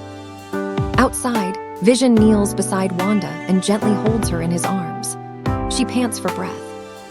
"I'm sorry," Vision said quietly, his voice tinged with regret. "Me too," Wanda replied, shaking her head as if she'd failed them both. "It's as I said," Vision murmured. "Catastrophe." In the Quinjet cockpit, Steve gripped the controls tightly. Layla was in the co-pilot's seat, scanning the sky through the side window while Bucky kept watch from the back. Steve glanced over his shoulder, spotting War Machine closing in fast from the right. He pushed the thrusters forward. "Rhodey's on us," Layla reported, tracking his trajectory. "Iron Man's with him, Falcon's behind." "Hang on," Steve said, focusing on their course. Outside, Iron Man flew beside War Machine while Falcon followed. "Vision, I got a bandit on my 6, James Rhodes said over comms. Falcon's voice came in sharp. "Copy that." He fired small explosives, the bursts rocking War Machine's flight path. "Vision," Rhodes barked. "Target his thrusters turn him into a glider." From the Quinjet, Laila saw the faint glow building in the distance. "Oh no," she muttered. "Steve, Vision's charging up." "Sam, move," Steve called into the comm, but it was already too late. Vision's beam tore through the air. Falcon tucked into a desperate tumble, and the blast overshot, slamming into the core on War Machine's chest plate. "Rhodey," Tony shouted as War Machine spiraled out of control. "I'm flying dead stick," Rhodes said, voice shaking as black smoke billowed from his suit. Laila winced, watching from the Quinjet window. That hit took out everything. He's not gonna stabilize. Tony and Falcon dove after him. Rhodes' eyes fluttered shut just before his armor smashed into a grassy field. "Rhodes," Tony roared, landing beside him. His helmet retracted as he tore the faceplate from Rhodey's armor, revealing blood and an unresponsive expression. "Read vitals," he demanded. "Heartbeat detected," Friday replied. "Emergency medical is on its way." Sam landed, folding his wings away. "I'm sorry," he said sincerely, only to be blasted backward by Tony's repulsor without warning. Chapter 24, The Breakup. Wakanda Medical Facility. The room was quiet, sterile, lit with a soft white glow. Bucky stood beside the cryo chamber, glancing between Steve and Laila. She lingered close, her arms folded, eyes scanning his face as if memorizing every detail. "You sure about this?" Steve asked, his voice low. Bucky nodded. "I can't trust my own mind, so until they figure out how to get this stuff out of my head." He glanced at Laila, his gaze apologetic. "I think going back under is the best thing for everybody." Layla's brows knit. "You really think I want to watch you climb into that freezer again?" she asked, her voice tight. "It's not about what you want," Bucky said gently. "It's about keeping everyone safe." Her lips pressed together, but she stepped closer, touching his arm briefly. "Then you'd better keep your promise and come back," she murmured. "I will," Bucky replied before stepping into the chamber. The glass slid closed with a soft hiss, the frost beginning to swirl. Laila took a step back, her hands curling into fists as Bucky's eyes slowly shut. Steve stood at the window, watching until the cryo process was complete. Laila stood beside him, silent for a long moment. "Thank you for this," Steve said when T'Challa approached. "Your friend and my father," T'Challa said evenly. "They were both victims. If I can help one of them find peace." "You know," Steve said, glancing at the Wakandan king, "if they find out he's here, they'll come for him." T'Challa's gaze was steady. "Let them try." Laila finally spoke, her voice quiet but firm. "They'll have to go through me first." Night remote safe house, somewhere far from Wakanda. The air was cold, the sound of crickets steady outside. The dim glow of a single desk lamp lit the small room where Laila sat at a battered wooden table, turning a half-empty mug of coffee in her hands. Steve leaned against the doorway, watching her. He'd been waiting for this moment since they left Wakanda, the moment she'd finally talk to him about it. "You've been quiet since we left," Steve said, his voice low, almost tentative. "Have I?" Laila asked without looking up, her tone flat. "You have that. Look," Steve said, stepping into the room slowly. "The one where you're thinking too much and not saying enough." Laila gave a short, humorless laugh. "That's funny coming from you, Mr. Barriatoland, call it leadership," she replied, her eyes still fixed on the mug. Steve pulled out the chair opposite her and sat down, resting his forearms on the table. "Laila," he began, but she finally lifted her gaze to his, and the weight in her expression made him stop mid-sentence. "You should have told me, Steve," Laila said quietly, but there was an edge to her voice that cut deeper than if she'd shouted. "I know," Steve admitted, meeting her eyes. "No, I don't think you do," Laila replied, setting the mug down with a soft clink. "You let me stand there, fight beside him, defend him, believe in him without knowing what he'd done." and I found out by watching a damn video." Steve leaned forward, elbows on the table, his voice earnest. "It wasn't about hiding it from you. It was about not letting it change the way you saw him." Her laugh was sharp and humorless this time. "It changed the way I see you," she said. Steve's shoulders tensed. That hit harder than any blow he'd taken from Tony. He looked down at his hands, flexing them slowly before speaking again. "I was trying to protect." "Stop," Laila interrupted, holding up a hand. "Just stop. I don't want the speech." She leaned back in her chair, folding her arms tightly across her chest. "I get why you did it, but that doesn't mean I can just go back to trusting you like nothing happened." Steve nodded slowly, the movement heavy. "So, what now?" he asked. "I need a break, Steve," Laila said after a long silence. "A few months, no running into danger together, no Cap and Laila against the world. Just space." Steve's jaw tightened as he stared at her. "We're on the run, Laila. I don't exactly have the luxury of." "You'll survive without me glued to your side for a while," she said, pushing her chair back and rising to her feet. "You figure out how to earn my trust back, then maybe we talk." "I'll figure it out," Steve said quietly, watching her walk toward the door. "No matter how long it takes." Laila paused in the doorway but didn't turn around. "For your sake," she said, her voice low but steady, "I hope you do." The door shut softly behind her, leaving Steve alone with nothing but the hum of the lamp and the echo of her words. Chapter 25, Aftermath. 1 week later date, unknown safe house/motel. Laila is in the kitchen at the table writing a letter to Natasha and Clint, and she thinks for a moment, but the memories of Tony's heartbreak and grief flashes back into her mind. Then she looks at the letter, and she reads it quietly. "Hey, you two. I do not even know how to start this. My hands will not stop shaking, and the more I try to find the right words, the more it all just comes out as noise in my head. But you deserve the truth, so here it is, Steve and I are over." I walked away. Not because I stopped loving him, God, I wish it were that easy, but because I could not breathe anymore.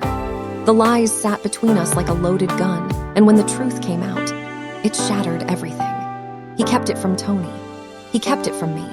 And when I looked him in the eye after watching that damn footage, I realized I did not even recognize the man standing in front of me.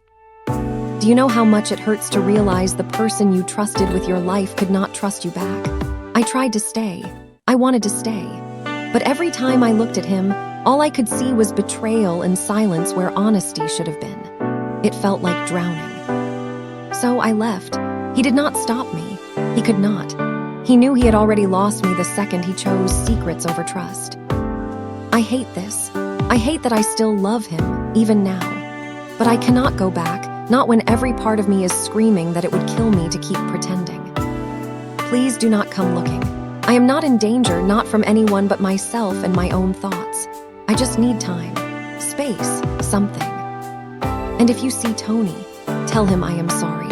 I am sorry I could not stop any of it. I am sorry I did not do more. Love. Laila. P.S. If you do come by, bring real coffee. The motel stuff tastes like motor oil. The letter reads. Laila does a little smile before getting up and putting on her disguise and heads to the post office to send the letter. After paying for the letter to be sent off, Laila walks out of the post office, and she thinks to herself. Back at the motel, Laila makes herself a cup of coffee, and she thinks to herself and whispers to herself, I am sorry, Peggy. I feel like I just broke your trust for what happened. Laila wipes her tears away and she sighs to herself, feeling like shit. Steve's fists connected with the training bag repeatedly. The leather groaned under the force, chains rattling as if they were begging for mercy. Sweat ran down his temples, his chest rising and falling with short, ragged breaths. He did not stop. He never stopped. Sam leaned against the wall, watching him. He had been back from scouting a lead for 20 minutes, and Steve had not even acknowledged him. You're gonna break that thing in half, Sam finally said. Steve, however, did not answer. His jaw tightened as he drove another punch into the bag, sending it swinging wildly. Sam sighed, pushing off the doorframe. Yeah, that's what I thought. Steve pressed a hand to his forehead, turning away. If I stop, his voice was low, almost broken. If I stop, I'll think too much. Sam tilted his head, studying him. You mean if you stop, you'll think about her? Steve's jaw tightened. He grabbed the towel and scrubbed it on his face. Sam did not let it go. I know what you are doing. Running headfirst into every rumor about Hydra, every whisper about enhanced soldiers. You are chasing ghosts because it is easier than sitting still. But Cap, she is not a ghost. She is still out there. Steve finally met his gaze, and for a moment the mask cracked. Pain flickered in his eyes. She left because of me, because I lied. I cannot change that. Sam crossed his arms. Yeah, she left. But you do not win her back by killing yourself in the field. You do not fix things by bleeding out in every fight you find. Steve looked away again, voice rough. I do not know how to fix it. I spent years fighting for the people I care about, and the one person he stopped himself, his throat tight. She said she needed space, so I am giving it to her. Sam stepped closer, softening his tone. Space does not mean you stop fighting for her, Steve. Space means you give her room. But you stay the man she believed in. You stay steady. You do not drown yourself in Hydra missions until there is nothing left. Steve swallowed hard, gripping the towel so tightly his knuckles turned white. He wanted to argue, but the words would not come. Sam exhaled. 1 week, that is all it has been. You both got hit hard, but this is not the end, unless you make it the end. Steve said nothing. He just stared at the broken bag on the floor, the silence in the room louder than any shouting could have been. Back to Laila, she grabs her laptop, and he had been scrolling through local news feeds, back channels, anything that hinted at Hydra or arms dealers. Old habits. She could never sit still, but her eyes were not on the screen anymore. They were unfocused, lost. She muttered to herself, a bitter laugh slipping out. Congratulations, Laila. You wanted the truth, and now you have gotten it, and it burned everything down. The smoke curled around her, and she dragged a hand through her hair. Every time she shut her eyes, she saw Tony's face in that bunker, the way his heart had shattered when the footage played, the way Steve had looked at her when she backed away from him. You knew, Steve, and you let me walk blind into that, she whispered to the empty room, her voice sharp and raw. Laila sighs as she shuts down the laptop, and she looks at the bottle of bourbon before grabbing it and takes a swig of it. She puts down the bottle and wipes a bit from her lip, and she stands up and she grabs her disguise, a cap and sunglasses, and she goes for a walk to distract her mind from everything that has happened. After a while, Laila arrives back at the motel, and she throws the glasses and the cap onto the second bed before sitting on the bed she was sleeping in, holding her face. The flashes of Tony's heartbreak came across her mind again. Laila walks over to the drawer to change into PJs, but as she's in bed, she couldn't sleep. Meanwhile, safe house. Steve sat on the edge of his bed, the room cloaked in shadow. The night was silent except for the steady ticking of the old wall clock. His shield leaned against the far wall, catching the faintest glimmer of moonlight through the blinds. He rubbed a hand over his face, his eyes burning from lack of sleep. Every time he closed them, he saw her walking away, her back turned, her shoulders stiff, her voice trembling as she told him she couldn't stay. His chest ached in a way no battle wound ever had. He pressed his fist against it, as if he could hold it together through sheer force of will. God, Laila, he whispered to the dark. Why didn't I fight harder? Why didn't I tell you everything when I had the chance? The silence swallowed his words. Steve laid back slowly, his arm draped over his forehead, but the ceiling above him felt just as suffocating as the silence. Sleep wouldn't come, not without her beside him. The day after, Laila groans from the headache from not sleeping before she hears knocking, and she looks confused before she gets up and ties her hair up. Sorting her PJs out, and she walks over to the door, and she opens the door to see Natasha standing there. Natasha, she exclaimed, eyes wide, all the sleep-deprived fog clearing in an instant. What are you doing here? Natasha stood there with that unreadable calm expression, her fiery hair catching the muted morning light.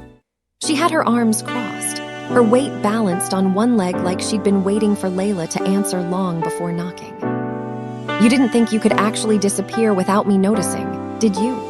Natasha asked evenly, but there was a flicker of concern in her eyes that broke through the cool facade.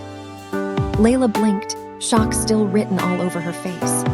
I didn't tell anyone where I was. How the hell did you even find me? Natasha arched a brow. Laila, you know me.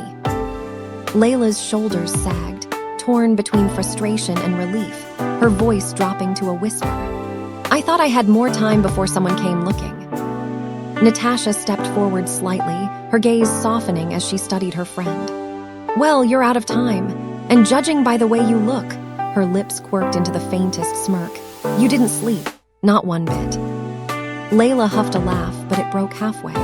She turned her face away, embarrassed. Didn't think I deserved sleep. Natasha's expression shifted, serious now, and she spoke gently but firmly. That's not how this works. Let me in, Laila. Laila hesitated in the doorway, fingers tightening on the edge of the frame. For a moment, she wanted to slam it shut, crawl back into bed, and keep drowning in silence. But Natasha's gaze held her steadily, cutting through every wall she tried to put up. With a resigned sigh, Laila stepped back. Fine, come in. Natasha slipped inside, her movements quiet and deliberate. She scanned the small motel room with one sweep of her eyes, the unmade bed, the half-empty mug of cold coffee, the discarded jacket on the chair. Her lips pressed together in a tight line before she turned back to Laila. This is what disappearing looks like to you, Natasha asked, arching an eyebrow. A motel that smells like mildew and cheap soap. Don't forget the broken vending machine outside, Laila muttered, flopping back down on the edge of the bed. Really ties the place together. Natasha didn't smile. She crossed her arms again, leaning against the small table. You look like hell. Thanks, Laila said dryly. Exactly what I needed to hear. That wasn't an insult, Natasha replied. Her tone softened just slightly. It's an observation. You haven't slept, you've barely eaten, and you've been avoiding everyone who cares about you. Laila looked down at her hands, picking at a loose thread in her pajama bottoms. I needed space, to think, to breathe. Her voice cracked on the last word. Natasha crouched in front of her, forcing Laila to meet her eyes. You don't look like you're breathing. You look like you're suffocating alone. The words hit too close to home, and Laila swallowed hard, blinking rapidly. I walked away, Nat, from Steve, from all of it. And maybe that makes me a coward, but... It makes you human, Natasha interrupted firmly. You did what you had to do to survive, to protect yourself. Layla's throat tightened. I loved him. God, I still do. But the lies, the way he kept that truth from Tony, from me, I don't even recognize him anymore. And every time I close my eyes, I see Tony's face when it all came out. I see Steve's silence. Her voice broke entirely now, tears slipping down her cheeks despite her effort to hold them back. How do I come back from that? Natasha reached out, placing a steady hand over Layla's trembling ones. You don't come back, you go forward, one step at a time, with people who won't let you fall apart alone. Laila let out a shaky laugh through the tears. That your way of saying you're not leaving? Natasha smirked faintly. You'd have to put a bullet in me first. Don't tempt me, Laila muttered, though her lips curved weakly into something resembling a smile. Natasha squeezed her hands once, then stood, her voice practical again. Get dressed. I'll take you out for actual food before you waste away on stale coffee and self-loathing. Laila groaned, flopping back dramatically onto the bed. Bossy. Natasha's smirk widened. You wouldn't have it any other way. For the first time in days, Laila let herself laugh, even if it was brief and raw. And as Natasha moved around the room, deliberately pulling back the curtains to let light in, Laila realized she wasn't suffocating alone anymore. Chapter 26, The Weight of Silence. 2 weeks later, motel. Laila was in the kitchen making herself some toast, and she looks over to the framed image of her, and Steve that Steve gave her at Christmas, and she hesitates before putting her hand on it and lowers it down to hide the image. Laila sighs to herself before she gets a message from Clint, inviting her around to his as he was worried about her. I do need to get out, Maybe seeing Clint's family can help me cheer me up a bit, Laila muttered before finishing eating her toast, and she grabs the cap and sunglasses, and she walks her way to Clint's house. After finally arriving at Clint's house, she gets welcomed in by Clint and Laura. Clint opens the door and sees Laila before she has the chance to knock, before crossing his arms and saying, "You gonna stand there all night, or you are coming in?" Laila does a little smirk, but it does not reach her eyes.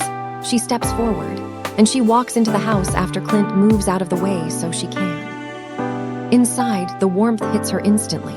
Laura in the kitchen, the smell of apple pie in the air. "Wow, the food smells lovely," Laila says as she walks into the kitchen, and she smiles as Laura hugs her after wiping flour off herself. "How are you? I know you are down in the dumps," Laura asks as she rubs her arm and Laila looks at her. "Shit, really?" Laila says as she does a little laugh, but it does not sound like a happy laugh, but she hesitates before adding, "I didn't really want to be a burden." Clint, who had been watching quietly, stepped forward and took her bag from her shoulder, setting it down by the stairs. "You never were," Clint said firmly. "You never will be." Laila looks over to Clint and does a little smile as she does not see a sarcasm. No teasing smirk, just her friend, her anchor, looking at her like she was not broken. Her lips parted, the protest still sitting there, but Clint shook his head before she could get it out. "Motel life's over," he said. "You have been running yourself into the ground for 2 weeks. That stops here." "This is home now," Laura added gently, taking Laila's hand and leading her toward the living room. "At least for as long as you need it to be." For the first time in days, Laila's shoulders dropped. She let Laura guide her, and when she sank into the couch, the weight of it all threatened to spill over.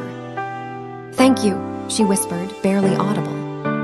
Clint settled across from her, resting his arms on his knees as he looked at her steadily. "Family doesn't need thank yous, Jenkins," he said. "Just don't make me drag you here next time." It was a joke, almost, but it drew a small, shaky laugh from Laila, the first since the breakup. The farmhouse was quiet again, but this time it did not feel suffocating. It felt safe.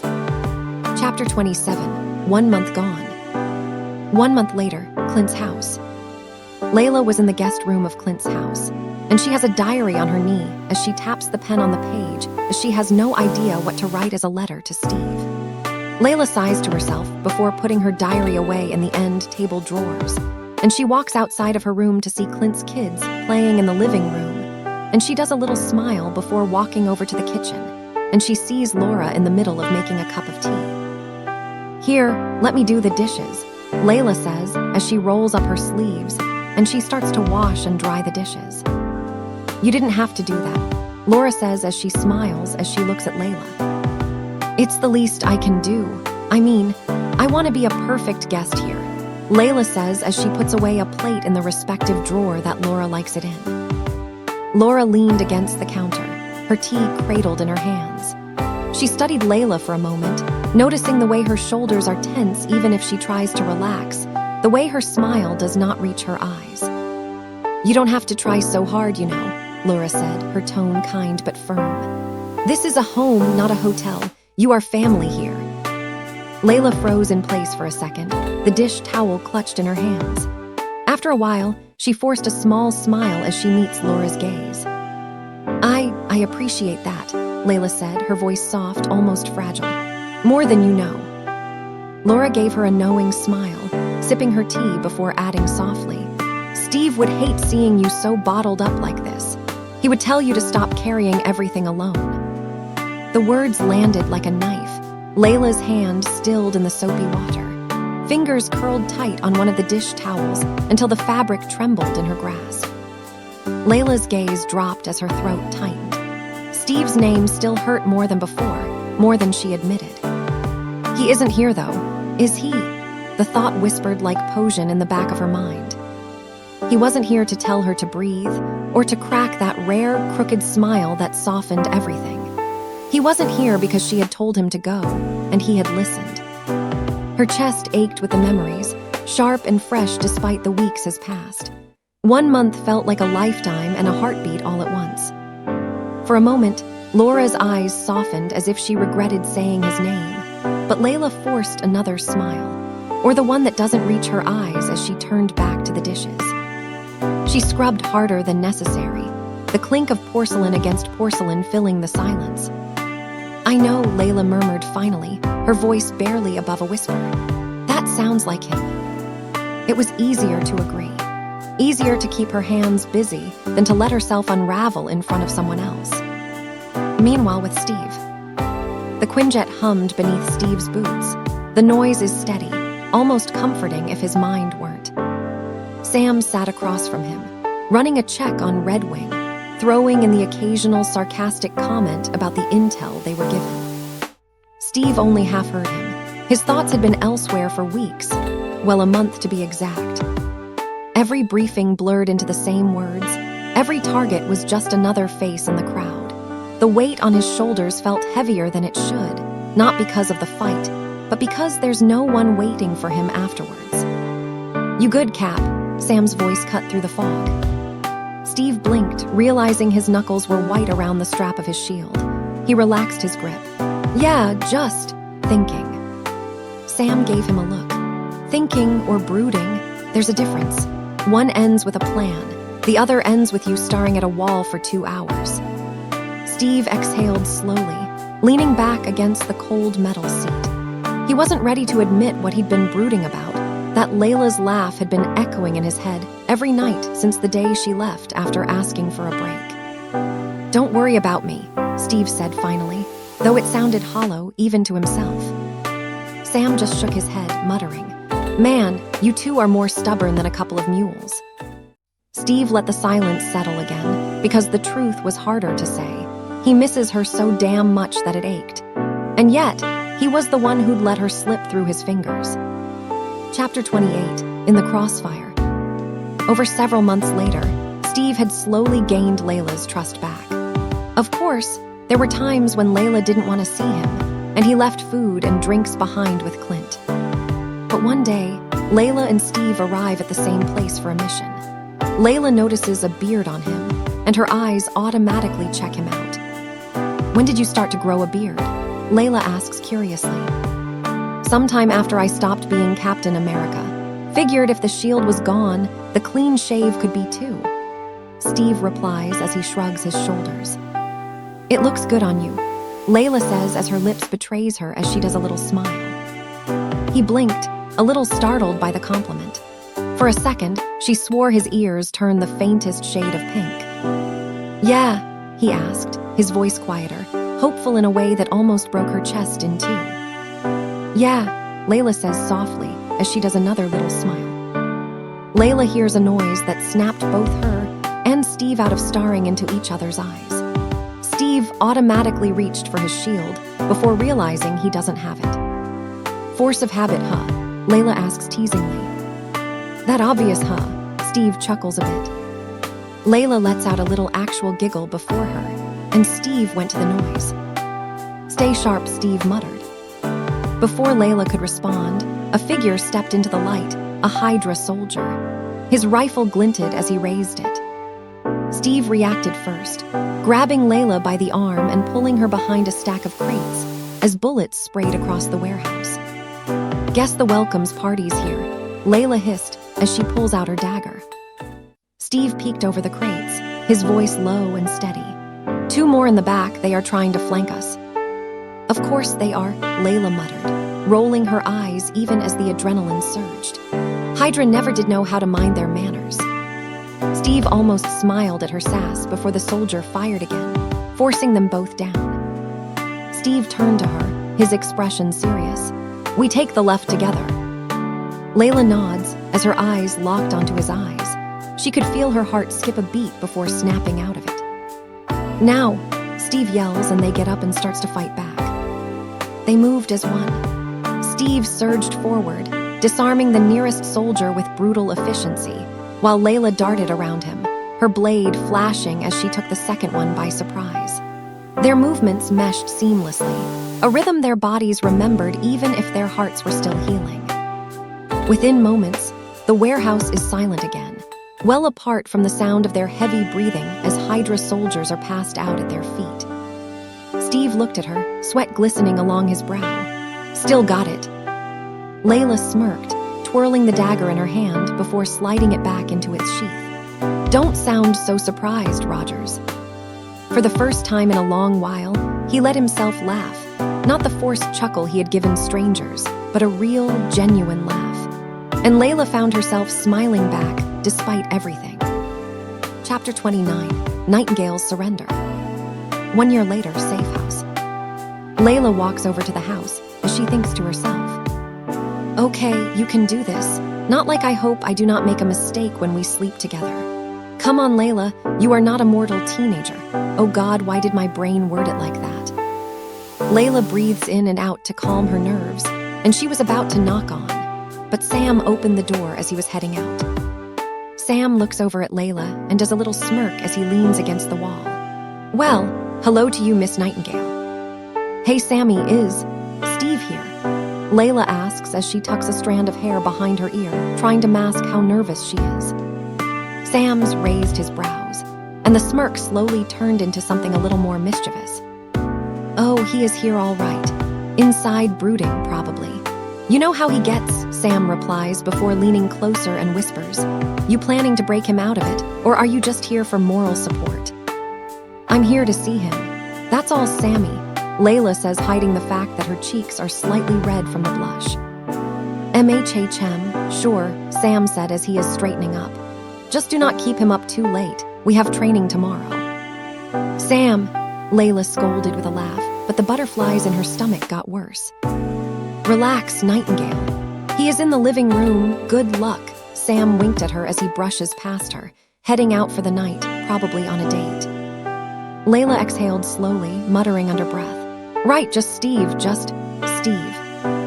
Her hand pressed against the wood of the door before finally stepping inside. "Steve," Laila calls out before seeing him in the living room, reading files. Steve lifted his head, and he sees Laila standing there. "Laila," Steve said, his voice softer than expected. He smiles, small but genuine, as he sets down the file. "You made it." "Yeah, I wanted to see you," Laila says nervously. Something unreadable flickered across his face, surprise, relief, and maybe even hope. He rose from the couch slowly and walked over to her, towering over her in that way that always made her feel both safe and exposed. For a long while, neither of them moved before Steve reached up, brushing a stray lock of her hair from her cheek, his fingers lingering against her skin. "You seem nervous," Steve murmured. Her breath hitches for a moment before she replied, "Maybe a little." His thumb traced along her cheekbone, steady and reassuring. "You don't have to be." That gentle reassurance was her undoing. Laila leaned forward, capturing his lips with hers in a kiss that was soft at first, hesitant and testing. Steve froze for only a fraction of a second before his arms wrapped around her, pulling her closer. The kiss deepened, hungry and desperate, years of tension pouring out all at once. Laila melted into him, her hands finding his chest, then sliding up around his neck. His lips moved against hers with urgency, as though he was afraid of wasting another second. When he pressed her gently back against the wall, her breath hitched, and she clung tighter, pulling him down into her again. "Laila," he breathed between kisses, his voice was rough, almost broken. She smiled against his lips, whispering, "Don't stop." Steve's hands traveled down her sides, strong yet careful, as if every curve of her body were something precious. Her fingers tangled in his hair, tugging lightly, which causes him to groan into her mouth, the sound sending heat rushing through her. Their kiss grew hungrier, more frantic, and before she knew it, Steve had lifted her easily into his arms. Laila gasped, laughing breathlessly as her legs wrapped around his waist. "Bedroom?" Steve asked, his voice low, reverent, but with a need that mirrors hers. Layla's cheeks flushed, but she nodded. "Yeah." He carried her down the hallway, their lips never parting for long. Every bump against the wall, every brush of his hand against her skin made her shiver. By the time they reached the bedroom, both of them were breathless, heart pounding in sync. Steve set her down gently on the bed, his forehead pressed to hers. "If this is too fast..." Laila silenced him with another kiss, fierce and certain. It's not. Steve smiled before trailing his lips from her mouth to her jawline, slow and reverent, before dipping lower to the curve of her neck. His breath was warm against her skin, sending shivers down her spine.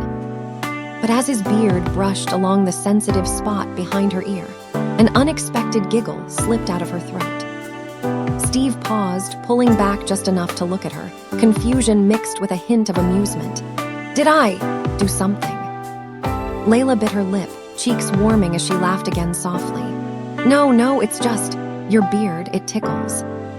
For the first time all night, Steve let out a low chuckle, his eyes softening. Guess that's one downside of not shaving anymore. I wouldn't call it a downside, she teased, her fingers brushing along his jawline. It is different, kind of nice, just makes me laugh. He smiled, the sound of her laughter clearly disarming him, making his chest feel lighter. Well, if that's the worst problem we've got, I think we'll be okay. Before she could respond, his lips returned to her neck, slower this time, and she melted into him, again giggles fatting into breathless sighs as the warmth of his mouth and the tickle of his beard blended into something that made her cling to him even tighter. The next day, safe house. The sun was already streaming through the blinds by the time Laila cracked the bedroom door open. She leaned against the frame for a second, catching her breath, her legs still protesting every step. Her hair was a little wild, her cheeks warm, and she muttered under her breath as she took a tentative step forward. Ow, okay, definitely not walking straight. Thanks a lot, Rogers, she muttered with a faint smile tugging at her lips. The floorboards creaked as she limped into the hallway, trying to compose herself before anyone noticed. Unfortunately, Sam was perched at the kitchen counter with a mug of coffee, scrolling on his phone. He glanced up at the sound of her uneven steps. His brow rose, then a slow, knowing smirk spread across his face. Well, if it is not Miss Nightingale, you look tired. Laila froze mid-step, color rushing to her cheeks. She opened her mouth, but no words came out. Sam set his mug down with exaggerated care, leaning forward on his elbows. You know, I warned you not to keep him up too late. Did not realize I should have warned you not to let him keep you up too late. Sam, Laila hissed, shooting him a glare that only made him laugh harder. Behind her, the bedroom opened, and Steve emerged, hair tousled, t-shirt clinging to him. He blinked when he saw Sam grinning at them both, then groaned softly as he rubbed a hand over his face. Really? Steve muttered. Hey, do not blame me, Sam said, raising his hands innocently, though his grin gave him away. I just call it like I see it, and what I see is one incredibly happy super soldier, and one Asgardian princess who might need a walking stick. Laila covered her face with her hands. I hate you, she said from behind her fingers. Sam chuckled. No, you do not. You will thank me when I do not tell Bucky once he is out of the freezer. Steve shook his head, sliding an arm around Laila protectively. You're impossible. And you too are predictable, Sam shot back, picking up his coffee again with a smirk. Laila groaned but could not fight the small, shy smile tugging at her lips as Steve steered her gently towards the kitchen table. Steve made her and himself a cup of coffee before everything dies down. Chapter 30, When the Future Knocks. 4 weeks after, 4 months before Infinity War, the safe house. Laila went to the bathroom with her phone as she has an app open that Wanda taught her about, and she notices something off with the dates. Has it been 4 weeks? And I have not come on, Laila mutters to herself before checking the packet of her pads and notices 4 weeks worth of pads. Shit, Laila says to herself, and she bites her lips before finishing what she needed to do in the bathroom. Laila washes her hands before heading out muttering to herself about Steve and distractions. Then she freezes as she hears Sam's voice call out to her. You know, talking to yourself out loud is the first sign of losing it, right? Sam tells her teasingly. Laila looks over at him and crosses her hands. Don't sneak up on me like that, Laila tells Sam. I was not sneaking. You are just wrapped up in your whatever that was. You looked like you were plotting world domination, Sam says as he grinned. Layla bit her lip, hesitating. Then she stepped closer to exhaling. Okay, listen carefully because this is important. I need a favor, a big one. Sam smirked as he sipped his tea. This should be good. I need you to distract Steve, Layla whispered, glancing towards the living room like Steve might materialize. All right, Star Trek reference in Marvel out of air. Keep him busy, talk about baseball, argue about Brooklyn pizza. I do not care. Just make sure he does not come looking for me for a little while. Sam's smirk faltered into mild suspicion. Distract Steve? What, did you break his shield by getting it back from Tony? Delete his Spotify playlist? Wait, do you even know how to delete a playlist? Sam, Layla snapped. No, I did not break anything, just please do this for me. Sam's gaze softened, though the teasing did not completely disappear. All right, but you know he has got, like, radar when it comes to you, right? Steve notices when you blink so funny. He is gonna figure out you are hiding something. Layla makes a little laugh. Oh, I know, I can't even get chocolate without him checking for something suspicious. Later, pharmacy. Layla tugged the hood of her sweater over her face as she forgot to grab her hat. Her stomach knotted as she scanned the shelves lined with pink and white boxes, all shouting the same thing at her. Pregnancy test. Great, Layla whispered, rubbing at her temple. Couldn't they make these things less obvious? Might as well put up a neon sign that says, congratulations or condolences. Her hand hesitates uncertainly before she grabbed one box, then another and another. 3 ended up in her basket. Better safe than sorry, she reasoned, even though her heart was pounding against her ribs. Paranoia kicks in. Every shopper felt like a spy, every passing glance like a spotlight. Steve's face flashed in her mind, his confusion, his concern, that damned furrow in his brow whenever he thought she was hiding something. Layla swallowed hard. Sam better be doing his job right now. Layla grabbed some other things, like food and drinks, before heading over to the counter. She notices the cashier giving her a knowing look, and she smiles a little as her cheeks burned. After a while, Layla stepped outside, and she breathes in the cold air. Okay, you did it. Now get back before Steve starts asking questions. Rewind back a little to Sam and Steve, safe house. Sam lounged on the couch across from Steve, a deck of cards spread on the table between them. He shuffled lazily, tossing out a hand for poker. So, Sam began, his voice calm, you ever think about trying deep dish pizza again? I mean Chicago style. Steve gave him a look that could cut steel. Do not even start. That is not pizza, that's casserole. See, that's where you are wrong. Sam leaned back, smirking. It is superior casserole, and it's way better than that cardboard they call Brooklyn pizza. Steve crosses his arms, jaw tightening. You didn't drag me into a debate about pizza, did you? Hey, I'm just saying, Sam says, but Steve was not listening. Steve's blue eyes flicked towards the hallway, his posture sharpening. Where's Layla? I have not seen her since she went to the bathroom. Sam nearly choked on his sip of coffee, as his mind is blaring, shit. Sam stammered, snapping his fingers like he just remembered something. She said she needed air. Yes, took a walk. You know, stretch her legs, clear her head.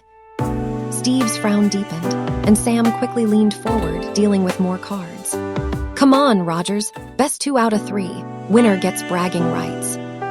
Steve sighed but sat down anyway, though his eyes kept darting toward the door. His gut twisted. Something was not right, he could feel it. With Layla, he always could. A few minutes later, safe house. Sam was in the middle of some rambling story about a mission in Tunisia when Layla quietly slipped through the door, heart pounding. She caught his eye and gave him a quick nod of thanks.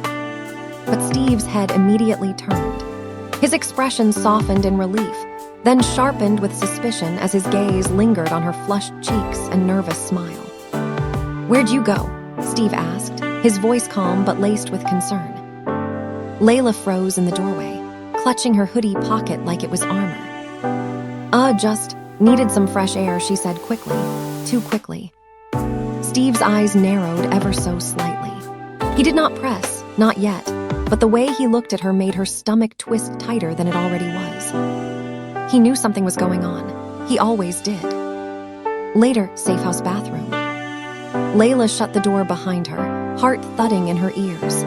She locked it, just in case, then leaned back against the wood with a shaky breath. The little bag crinkled in her hands like it was taunting her. She pulled out one of the boxes, tore it open, and set the test on the counter. Her fingers trembled. Come on, Laila, just do it. It is better to know than drive yourself insane, Laila thought to herself. Minutes crawled by, each second dragging as she perched on the edge of the tub, staring at the stick sitting on the sink. She could not bring herself to look at it. Not yet, her hands twisted in the hem of her hoodie. Finally, she forced herself to glance. Her stomach dropped as she finds it saying, positive. No, no, no, no, Laila whispered, quickly shoving the test back into the box. She wrapped it in toilet paper, then stuffed it into the trash in the bathroom. He cannot know, not yet, not until I am ready to tell him, Laila thought to herself as her breath is uneven. She splashed cold water on her face, trying to make her reflection look less panicked, and unlocked the door and walked into the living room as Steve is out with Sam on a jog. A few minutes later, Steve climbed the stairs, his footsteps steady and quiet. He had not stopped thinking about the way Laila had rushed him earlier, cheeks flushed, avoiding his eyes. Something was wrong. He could feel it in his bones. He paused outside the bathroom door, noticing the faint scent of her lavender soap still in the air. The trash can caught his attention. Its contents are uneven, the cardboard sticking out. Steve crouched down. His hand hesitated, then he pulled the box free. His chest tightened the second he read the label. Pregnancy test. He blinked, his heart pounding. For a moment, his world seemed to still. Slowly, he opened the box and found the test tucked inside, wrapped but unmistakable. The breath left his lungs. His throat went dry as he stared at the tiny object in his hand, realization crashing down on him like a wave. Laila, he whispered to himself, 1,000 emotions flooding his chest all at once. After a while, safe house downstairs. Steve walks downstairs and sees Laila on her phone, looking at pictures of him and her. Laila, Steve calls out, and Layla's head snapped up, eyes wide. She tried to force a smile. Hey Stevie, you done with Sam's pizza debate? Laila asks, trying to distract him. He didn't answer that. Instead, he crossed the room, crouched in front of her, and gently took her hands from her hair. You should have told me, he said softly. His voice wasn't angry, just steady, filled with that quiet weight that always unraveled her. Layla's breath hitched. You, her throat tightened. You found it. Steve nodded once, his thumb brushing the back of her hand. Yeah, I found it. Tears stung her eyes, spilling before she could stop them. I didn't know how to say it. I'm scared, Steve. What if it changes everything? His heart clenched, but he leaned closer, tilting his forehead to hers. Then we face it together.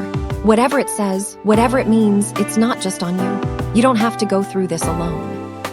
Her lips quivered into the faintest smile, her tears dampening his cheek as he kissed them away. God, you're too good to me, she whispered. Steve shook his head, brushing her hair back. No, I just love you, that's all this is. And for the first time since she'd opened that little box at the store, Laila felt her chest loosen, her fear softening into something warmer, something steady, because Steve was right. Whatever the future held, they would face it side by side. Chapter 30, One Thor's Message About Loki. 4 months later, safe house, few days before Scotland. Laila was in her new altar room, packing things as her. Steve and Sam had to get moving again, but she notices Thor's candle starting to flicker, like it was scared. Laila sets down the bag that she was putting Thor's gifts in as her chest tightening. Thor, she whispered, worry in her tone as she steps closer to the altar. She notices the candle was dancing in distress, shadows leaping violently across the room. But Loki's candle, his flame, remained eerily still, calm like it knew what is going to happen. Layla's breath hitched as realization sank in. Tears start to fall from her eyes as she reached over to the table for balance. No, Laila whispered to herself, not hearing Steve come into the house. Please, not him, not like this. Layla, Steve calls out before walking over to Layla's altar room and sees her crying. He walks over to her and hugs her, not saying much but knows enough that she's grieving. After a while, Steve spoke, his voice soft. Hey. Layla cries on his shoulder as her fingers gripped at him desperately, trying to anchor herself. Steve held her tightly still, his chin resting against her hair. He didn't press or ask what happened. He knew not the details, not the hows, but enough to understand clearly. Another minute goes by, and Layla pulls back, wiping her tears. We need to get going, Layla tells Steve, and he looks at her. Are you sure? Steve asks as he brushes hair out of her face, and Layla nods. Yeah, I want to surprise 2 people, Layla says as her hand touches her stomach, and Steve didn't need to say anything else. He just nodded and helps her up and takes her away from the altar room until it's time to go to Scotland. Chapter 32, Scotland Fight. Time skip, Scotland train station. Behind them, Proxima Midnight and Corvus glaive land and advance on Wanda, who stands in front of Vision. A train passes behind Wanda, and they all pause as if aware of another's presence. As the last train car passes, we see a silhouette against the back wall. Proxima throws her weapon, but it is quickly caught just before the figure steps from the shadows alongside another figure. The figure's shown to be Steve and Layla, and after a while, Sam in his Falcon suit flies over and knocks over Proxima and Corvus. Steve throws the weapon over Natasha as she slides towards Corvus before stabbing him in the guts, then roundhouse kicks him, but Proxima forced the weapon back to her.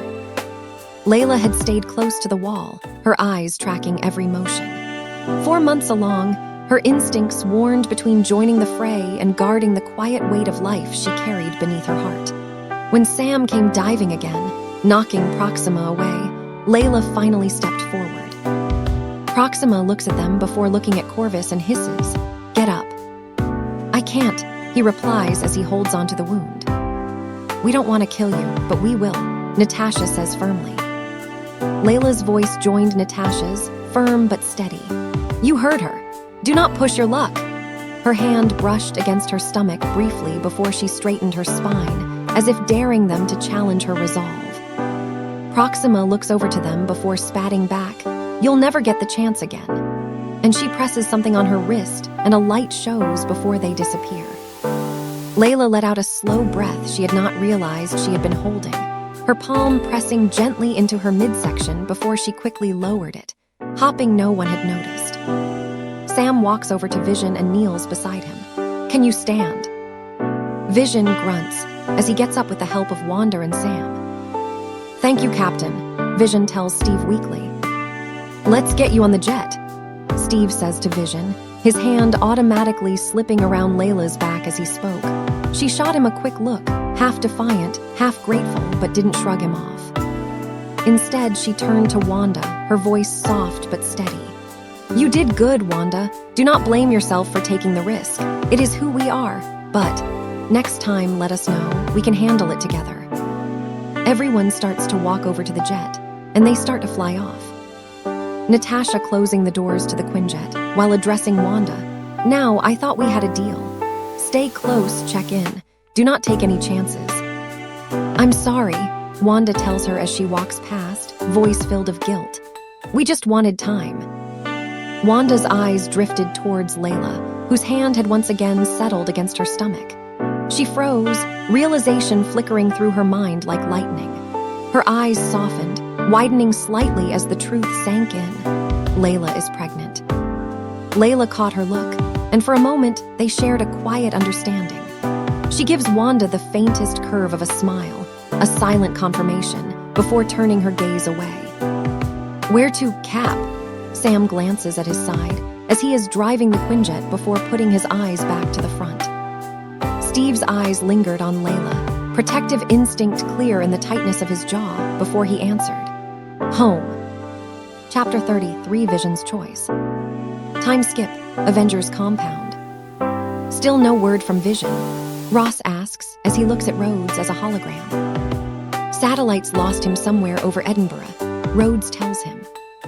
On a stolen Quinjet. With 5 of the world's most wanted criminals, Ross said as he looks through his papers. You know, they're only criminals because you've chosen to call them that, right, sir? Rhodes spat back. My God, Rhodes, your talent for horseshit rivals my own, Ross tells him. If it weren't for those accords, Vision would have been right here, Rhodes replied. Ross stood up from his chair. I remember your signature on those papers, Colonel. Rhodes looks down for a moment before looking back up at Ross.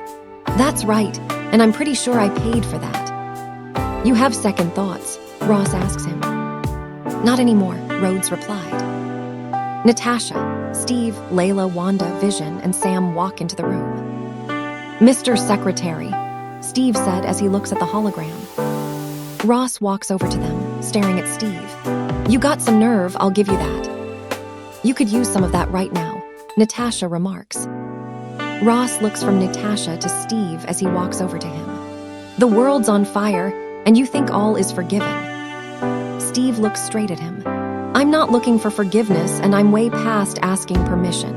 Earth just lost her best defender, so we're here to fight. And if you want to stand in our way, we'll fight you too. Layla's smile slowly broke free, but she quickly covered her mouth to hide the face that she's smiling at that. Ross looks at Steve for a moment before turning around to face Rhodes. Arrest them. Layla's scoff cut through the air before Rhodey could even move. She folded her arms, her voice dripping with contempt. Sure, actually, he only people actually willing to fight the war that is already on our doorstep. Brilliant strategy, she said with a sharp tilt of her head. Rhodes does a little nod at Ross, which Layla looks at him for as he says, all over it. He makes the hologram disappear and looks at the group. That's a court-martial. It's great to see you, Cap. Steve does a little smile as Rhodes walk closer, and they both shake their hands. You too, Rhodey. Rhodes sighs as he smiles. Wow, you really look like crap. Must have been a rough couple of years. Sam holds back his smile.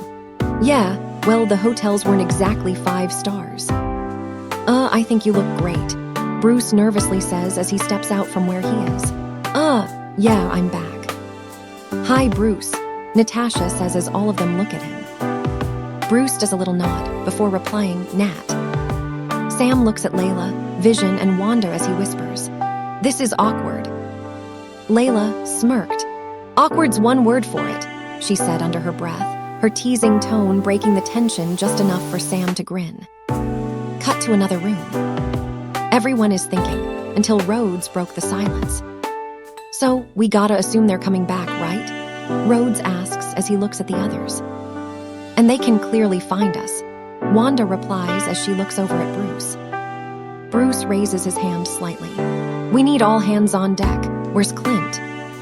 Natasha, with her arms crossed, replies. After the whole Accord situation, he and Scott took a deal. It was too tough. Steve, who is next to Layla, who is sitting down, looks over at Natasha and Bruce. Who's Scott? Bruce asks. Ant-Man, Steve replies. There's an Ant-Man and a Spider-Man. Bruce asks more questions. Layla leans forward carefully as she looks at Bruce. More like Spider-Child. Bruce looks at Layla for a moment before saying, Okay, look, Thanos has the biggest army in the universe, and he is not gonna stop until he gets Vision's stone.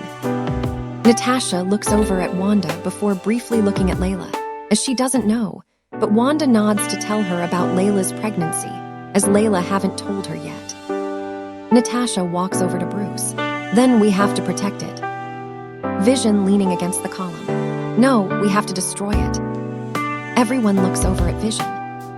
I've been giving a good deal of thought to this entity in my head about its nature, Vision explains.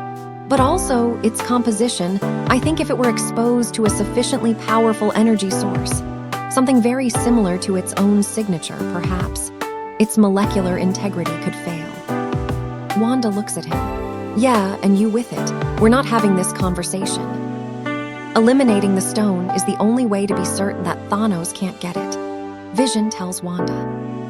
That's too high a price, Wanda replies as she looks into his eyes. Vision shakes his head as he touches her cheek. Only you have the power to pay it. Wanda's expression slowly turns sadder before walking off, Laila carefully stands up and follows her, comforts her, and looks over to the others. Thanos threatens half the universe. One life cannot stand in the way of defeating him, Vision tells the others. Steve looks down for a moment before looking up. But it should. We don't trade lives, Vision. Vision walks over to Steve. Captain, 70 years ago you laid down your life to save how many millions of people? Laila looks over to Vision before at Steve as he speaks up. That was after I did something stupid. Steve looks over to Laila. But why is this any different? Vision adds on, and Steve looks over to him. Bruce took over speaking, because you might have a choice. Everyone looks at Bruce. Your mind is made up of a complex construct of overlays. Jarvis, Ultron, Tony, me, the Stone. Bruce adds on. All of them mixed together, all of them learning from one another. Wanda looks at Bruce confused. You're saying Vision isn't just the Stone. Bruce looks over to her. I'm saying that if we take out the Stone, there's still a whole lot of Vision left, perhaps the best parts. Natasha speaks up confused. Can we do that? Bruce shakes his head. Not me, not here. Well, you better find someone and somewhere fast. Ross isn't just gonna let you guys have your old rooms back, Rhodes tells him. I know somewhere, Steve said, and Laila looks over to him and immediately knows where. Chapter 34, Shadows over Wakanda. Time skip, Wakanda. As the Quinjet lands, Laila looks over to everyone. Are we ready? Natasha looks over to Laila. I am, but you better not join us. I don't want you or the baby to get hurt. Laila looks at Natasha and she does a little smile. I know. Everyone starts to leave the jet. Bruce asks Rhodes quietly as he puts on his jacket. Should we bow? Rhodes, with a little joke in his mind, replies, yeah, he's a king. Steve and Natasha walk over to T'Challa and Okoye. Seems like I'm always thanking you for something. Bruce bows to T'Challa, and Rhodes looks at him. What are you doing? Rhodes asks. T'Challa looks over to Bruce and explains, we don't do that here. Then he turns his attention to Steve. So, how big of an assault should we expect? Bruce walks with the others. Sir, I think you should expect quite a big assault. How we looking? Natasha asks. T'Challa looks to his right at Natasha. You will have my Kingsguard, the Border Tribe, the Dora Milaje, and... Bucky walks over to the group. And a semi-stable 100-year-old man. Steve smiles as he hugs him, and Bucky hugs back until his eyes darts at Laila and notices her hand on her stomach. Steve looks at Laila before at Bucky. How you been, Buck? And yeah, me and Laila have been a little busy. Bucky chuckles at that. Not bad. For the end of the world, and I've noticed. Time skip Shuri's lab. Whoa, Bruce says in a shocked. Shuri looks at the hologram. The structure is polymorphic. Bruce nods as he explains awkwardly. Right, we had to attach each neuron non-sequentially. Shuri looks straight at him. Why didn't you just reprogram the synapses to work collectively? Bruce thought about it for a moment before replying. Because we didn't think of it. Shuri shrugs her shoulders. I'm sure you did your best. Wanda looks from Vision to Shuri. Can you do it? Shuri looks at Wanda and slowly nods. Yes, but there are more than 2 trillion neurons here. One misalignment could cause a cascade of circuit failures. It will take time, brother. Steve looks at Shuri. How long? Shuri shrugs her shoulders again. As long as you can give me. The alarm starts to ring. Okoye looks at her hologram. Something's entered the atmosphere. Sam outside with Bucky presses his comms. Hey, Cap, we got a situation here. Bucky looking up to see what's going on. God, I love this place. Rhodes presses his comms to tell them. Yeah, don't start celebrating yet, guys. We got more incoming outside the dome. Back inside Shuri's lab, both T'Challa and Steve look at each other. Vision gets up weakly. It's too late. We need to destroy the stone now. Natasha looks straight at him. Vision, get your ass back on the table. T'Challa walks over to his weapon room. We will hold them off. Steve looks at Wanda. Wanda, as soon as that stone's out of his head, you blow it to hell. Wanda looks at Steve as she nods. I will. Evacuate the city, engage all defenses, T'Challa says before looking over to Steve. And get this man a shield. Steve looks at T'Challa, then at Layla. Layla looks at Steve and holds his hands. Steve, go. They're going to need you out there. Steve shakes his head. I'm not leaving you, not now. Layla moves her hands to his cheek. I'll be okay, I promise. T'Challa walks over to them. Captain Rogers, everyone needs you on the field, and Layla will be protected within these walls. Wakanda does not fail those under its care. Steve glanced at him, then back at Layla. His hand lingered against hers on his cheek, reluctant to go. Layla leans forward slightly as she smiled before whispering, Go be the hero I fell in love with, and kisses him. Steve closes his eyes for a moment, then looks at her and whispered back, You are my world. Steve and T'Challa walks outside to fight alongside the others. Chapter 35, Ashes over Wakanda. Time skip, Battle of Wakanda. Steve looks at the ships coming towards them, then his eyes dart back to the tower, noticing Layla watching them inside. Natasha turns to face Bruce. How are we looking, Bruce? Bruce looks at the controls as he replies, Yeah, I think I'm getting the hang of it. Bruce uses his Hulkbuster and exclaimed, Wow, this is amazing, man. It is like being the Hulk without actually. He accidentally trips on a rock. Back in Shuri's lab, Layla shakes her head slightly and whispers, Careful, Brucey. Back on the field. Bruce gets up. I'm okay. Rhodes flew past him. I got 2 heat signatures breaking through the tree line. T'Challa walks over to M'Baku and shakes his hand. Thank you for standing with us. M'Baku replied back in XHSOA. Of course, brother. Steve, Natasha, and T'Challa walks over to the force field. Natasha looks around before looking at Proxima. Where's your other friend? Proxima looks straight at Natasha. You will pay for his life with yours. Thanos will have that stone.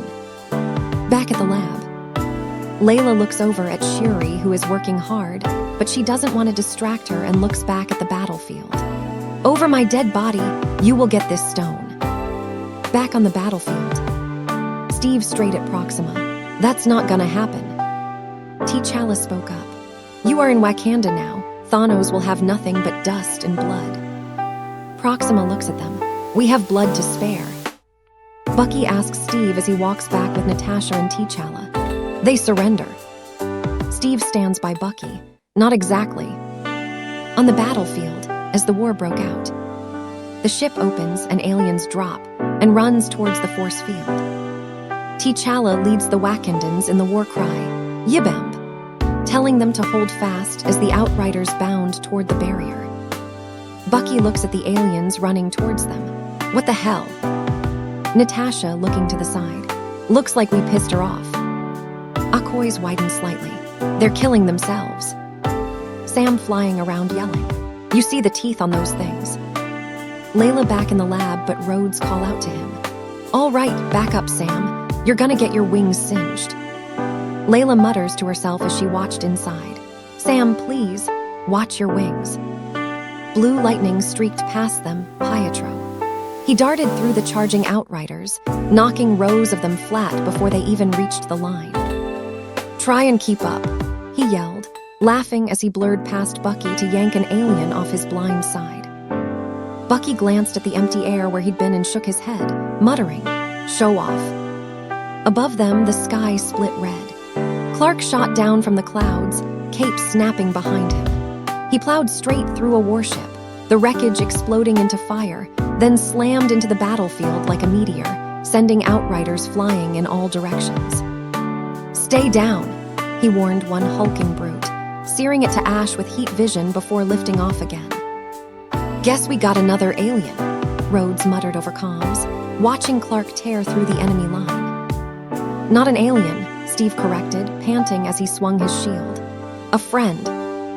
Bruce tells Steve through the comms. Cap, if these things circle the perimeter and get in behind us, there's nothing between them and Vision. Steve looks at the aliens in front of them before replying. Then we better keep them in front of us. Akoy looks at T'Challa. How do we do that? T'Challa breathes in and out for a moment, then looks at her to reply. We open the barrier. Laila tries to shout through the comms, but it cracks. Wait, you cannot. T'Challa presses his comms. On my signal, open Northwest Section 17. A female voice comes out. Requesting confirmation, my king. You said open the barrier. T'Challa replies as he nods to himself. On my signal. M'Baku looks at what's going on in front of him and mutters. This will be the end of Wakanda. Then it will be the noblest ending in history. Akoy replies. Steve activates his shield. T'Challa steps forward before yelling, Wakanda forever. Laila in the lab watches the fight starting and she mutters quietly, everyone be safe. T'Challa uses his comms on his wrist to ask Shuri, how much longer, Shuri? Shuri yells slightly, I've barely begun, brother. You might want to pick up the pace. T'Challa's voice came over the comms. Don't rush, Laila said firmly, turning towards Shuri with a trembling voice. No mistakes. Do what you need to. They'll hold the line out there, but you hold the line in here. Laila goes back to watching the fight, and she flinches slightly as Bucky gets knocked off his feet. Bucky. The chaos below worsened. The Outriders poured through breaches in the barrier, overwhelming the Wakandan soldiers. Laila shook her head, her breath trembling. No. There's too many of them. Bruce yells out as his Hulkbuster is covered in aliens. A sudden streak of power lit up the sky, striking the battlefield. Layla's lips curved faintly, relief flooding her expression. Thor, she whispered. Thor, Rocket, and Groot stepped forward onto the battlefield. Scarlet grinned in relief. About damn time. Clark smiled faintly as Thor, Rocket, and Groot. Now it's a fair fight, he muttered, before blasting back into the sky to tear apart another ship. Bruce laughed as his helmet disappears into the suit.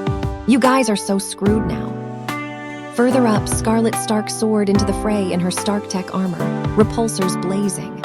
Come on, you ugly mutts, she shouted, blasting an Outrider mid-leap. Rocket slid in beside her, firing his rifle. You fight like your brother, Rocket barked. Scarlet smirked.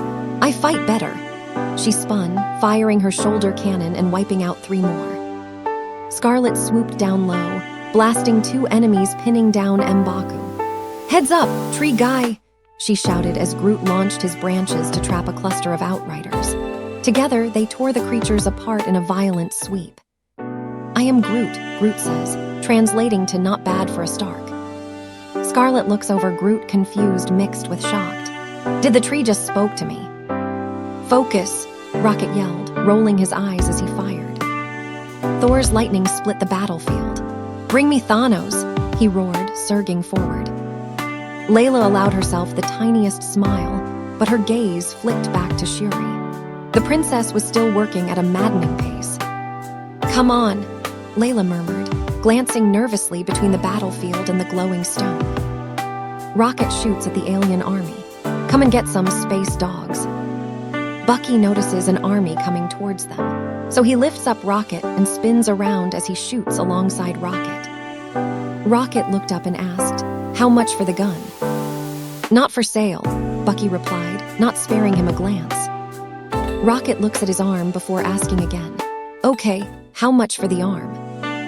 Bucky looks at him for a moment before walking off.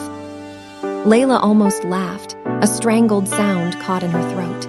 But the smile quickly faded when she spotted Steve. He was panting hard, shoulder to shoulder with Thor. New haircut, Steve asked. Thor looks over to Steve and gestures at his chin. Noticed you've copied my beard. Thor introduces Groot as Groot branches speared through some army.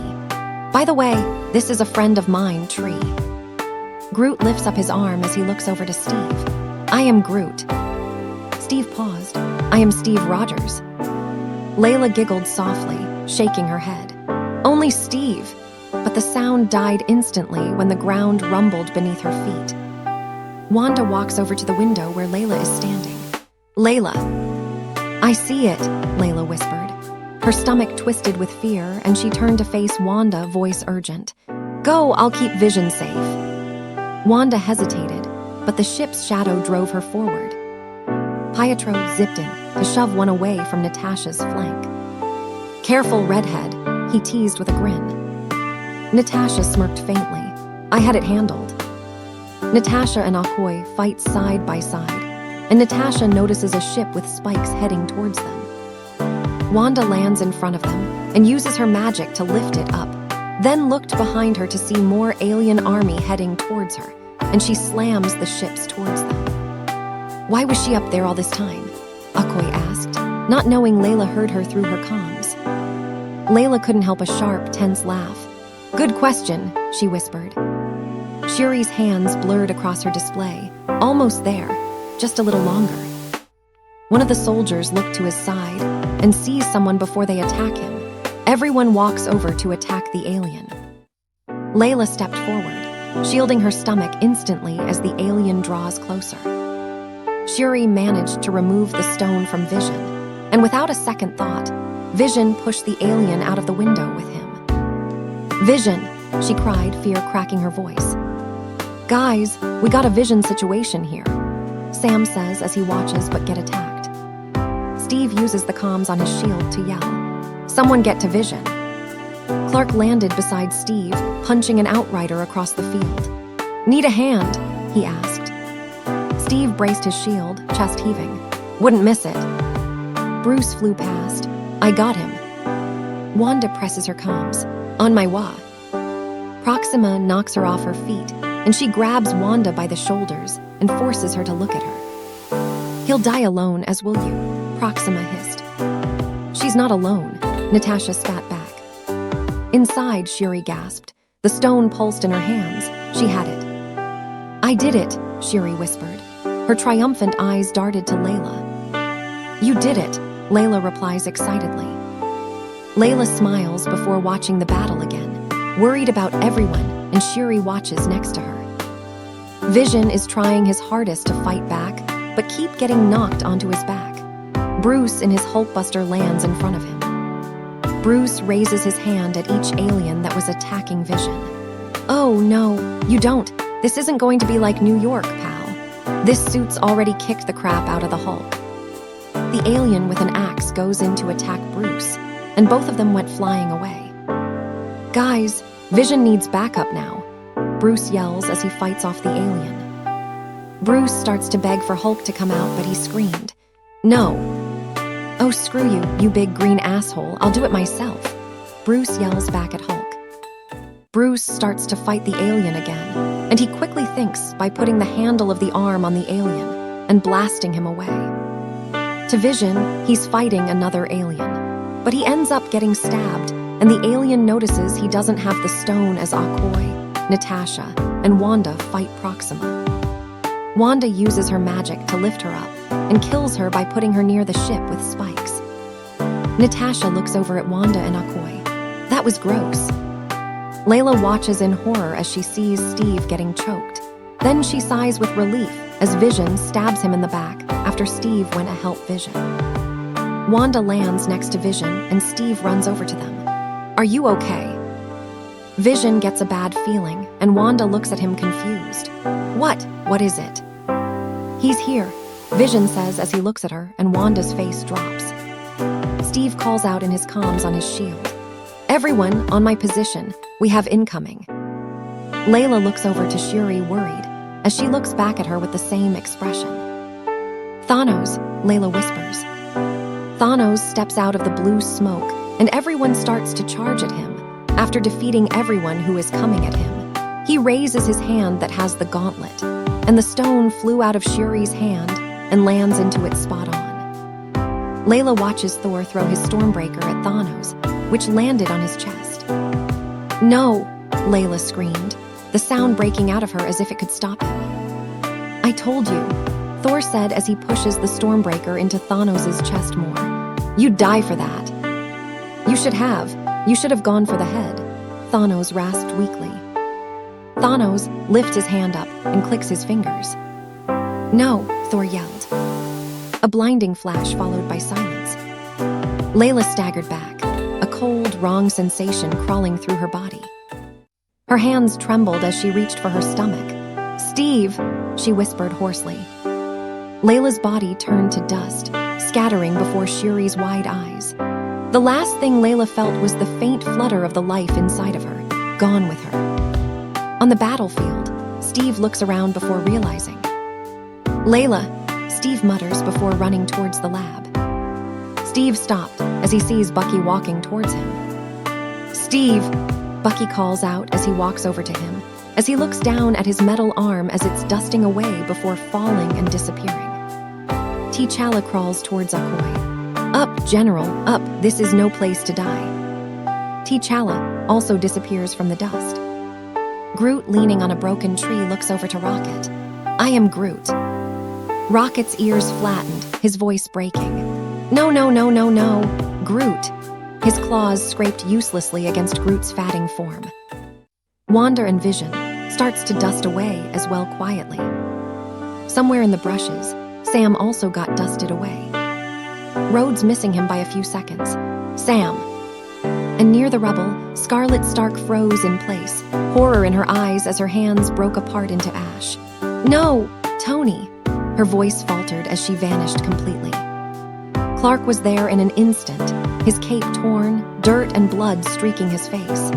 He only caught the empty air where she had stood, her ashes slipping through his fingers. "Scarlet," he shouted, his voice echoing across the battlefield. His knees hit the ground hard, his hands trembling as the dust settled against them. "No, no, please, not her."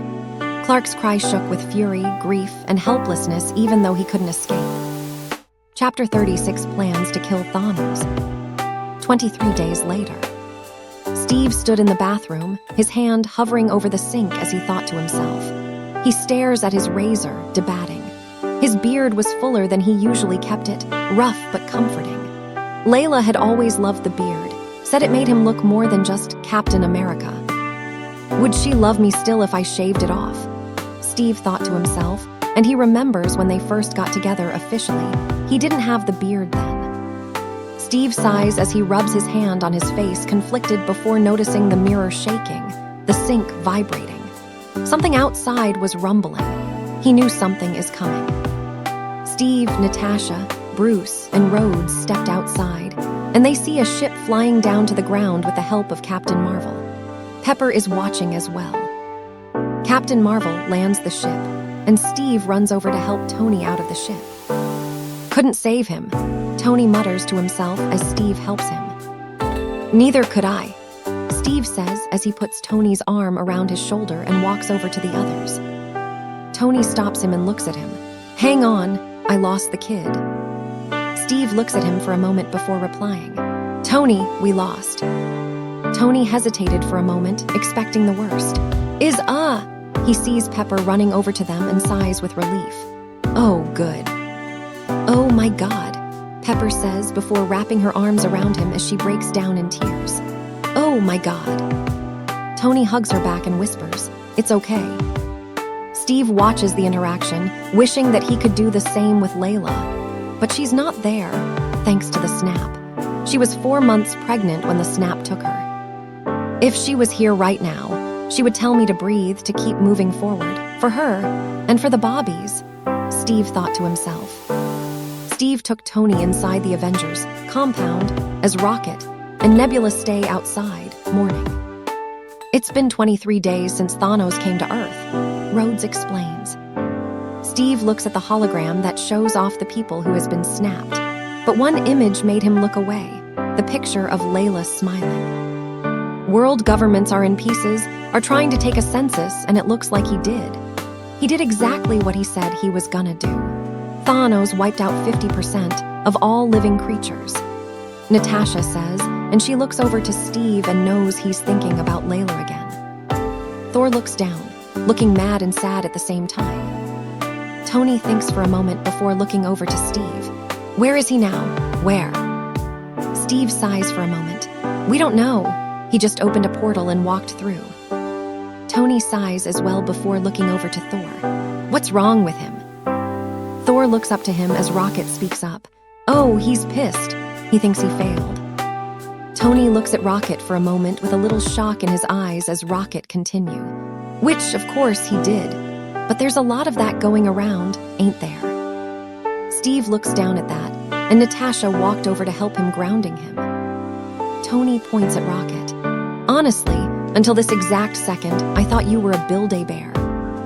Natasha does a little smirk, as she knows Scarlet would have loved that. Rocket shrugs his shoulders. Maybe I am. Steve speaks up to distract himself. We've been hunting Thanos for 3 weeks now, deep space scans, and satellites, we got nothing. Tony, you fought him. Tony looks at him surprised. Who told you that? I didn't fight him. No, he wiped my face with a planet, while the Bleecker Street magician gave away the store. That's what happened, there was no fight, 'cause he's not beatable. Steve looks down and nods. Okay, did he give you any clues, any coordinates, anything? Tony sputters before looking at Rhodes. I saw this coming a few years back. I had a vision, I didn't want to believe it, thought I was dreaming. Steve stands up and walks over to him. Tony, I'm gonna need you to focus. Tony cuts in. And I needed you as in past tense. That trumps what you need. It's too late, buddy, sorry.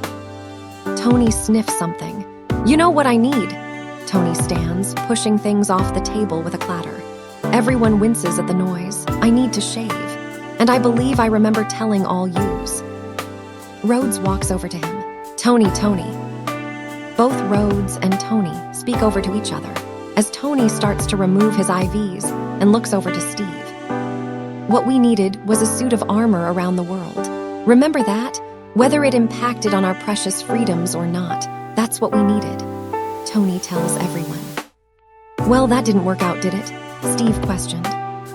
Tony looked straight at him. I said we'd lose. You said, we'll do that together too, and guess what, Cap? We lost and you weren't there, but that's what we do, right? Our best work after the fact. We're the Avengers, not the Prevengers. Rhodes grabs Tony to sit him down. Okay. Tony looks at Rhodes. Right. Rhodes nods. You made your point, just sit down, okay? Tony looks at Carol. Okay, no, here's my point. You know what? She's great, by the way. Rhodes tries to make Tony sit down. Tony, you're sick. Sit down. Natasha puts her hand on her head as she sighs.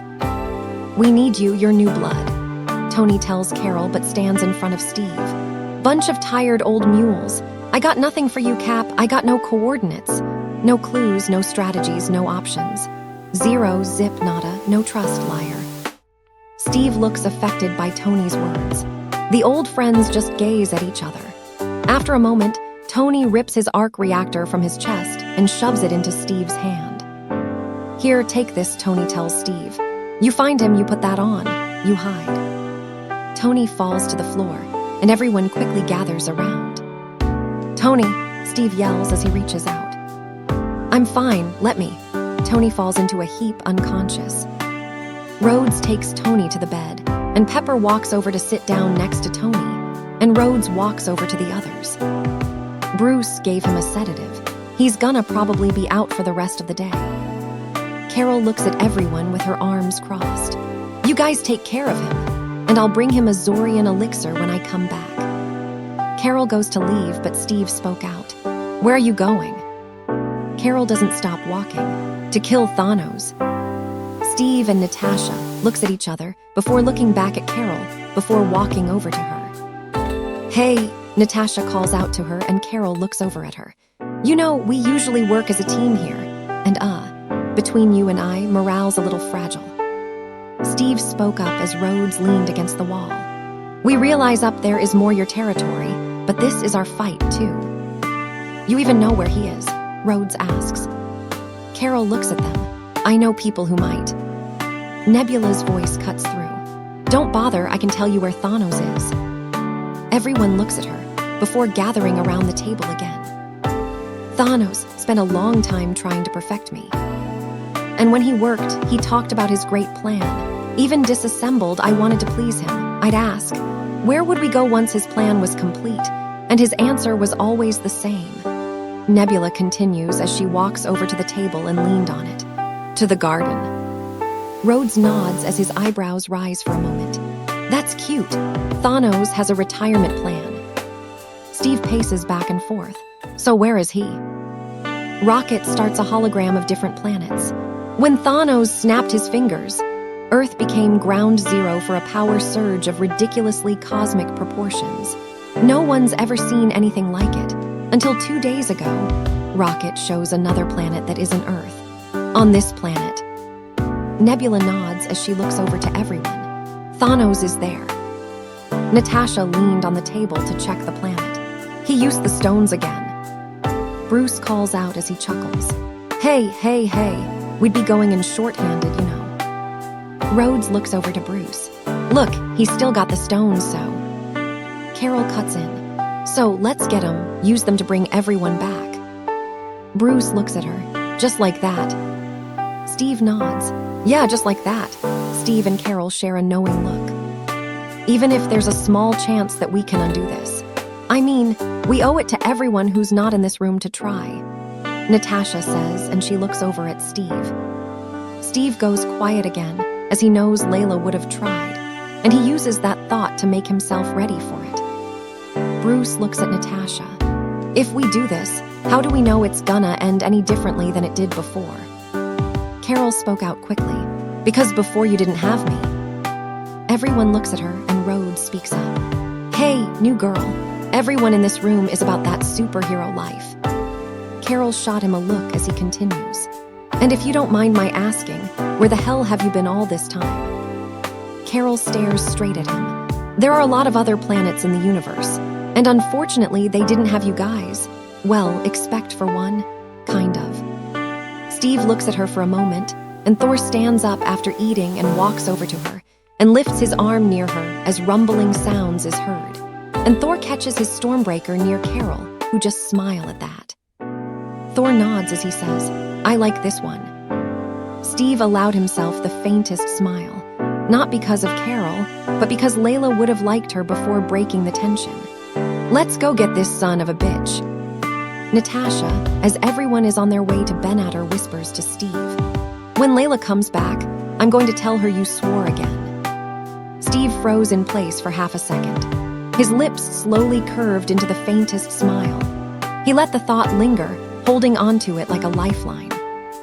Chapter 37, I went for the head. Inside the ship, everyone besides from Tony is there. Rocket looking out of the window before he speaks. Okay, who here haven't been to space?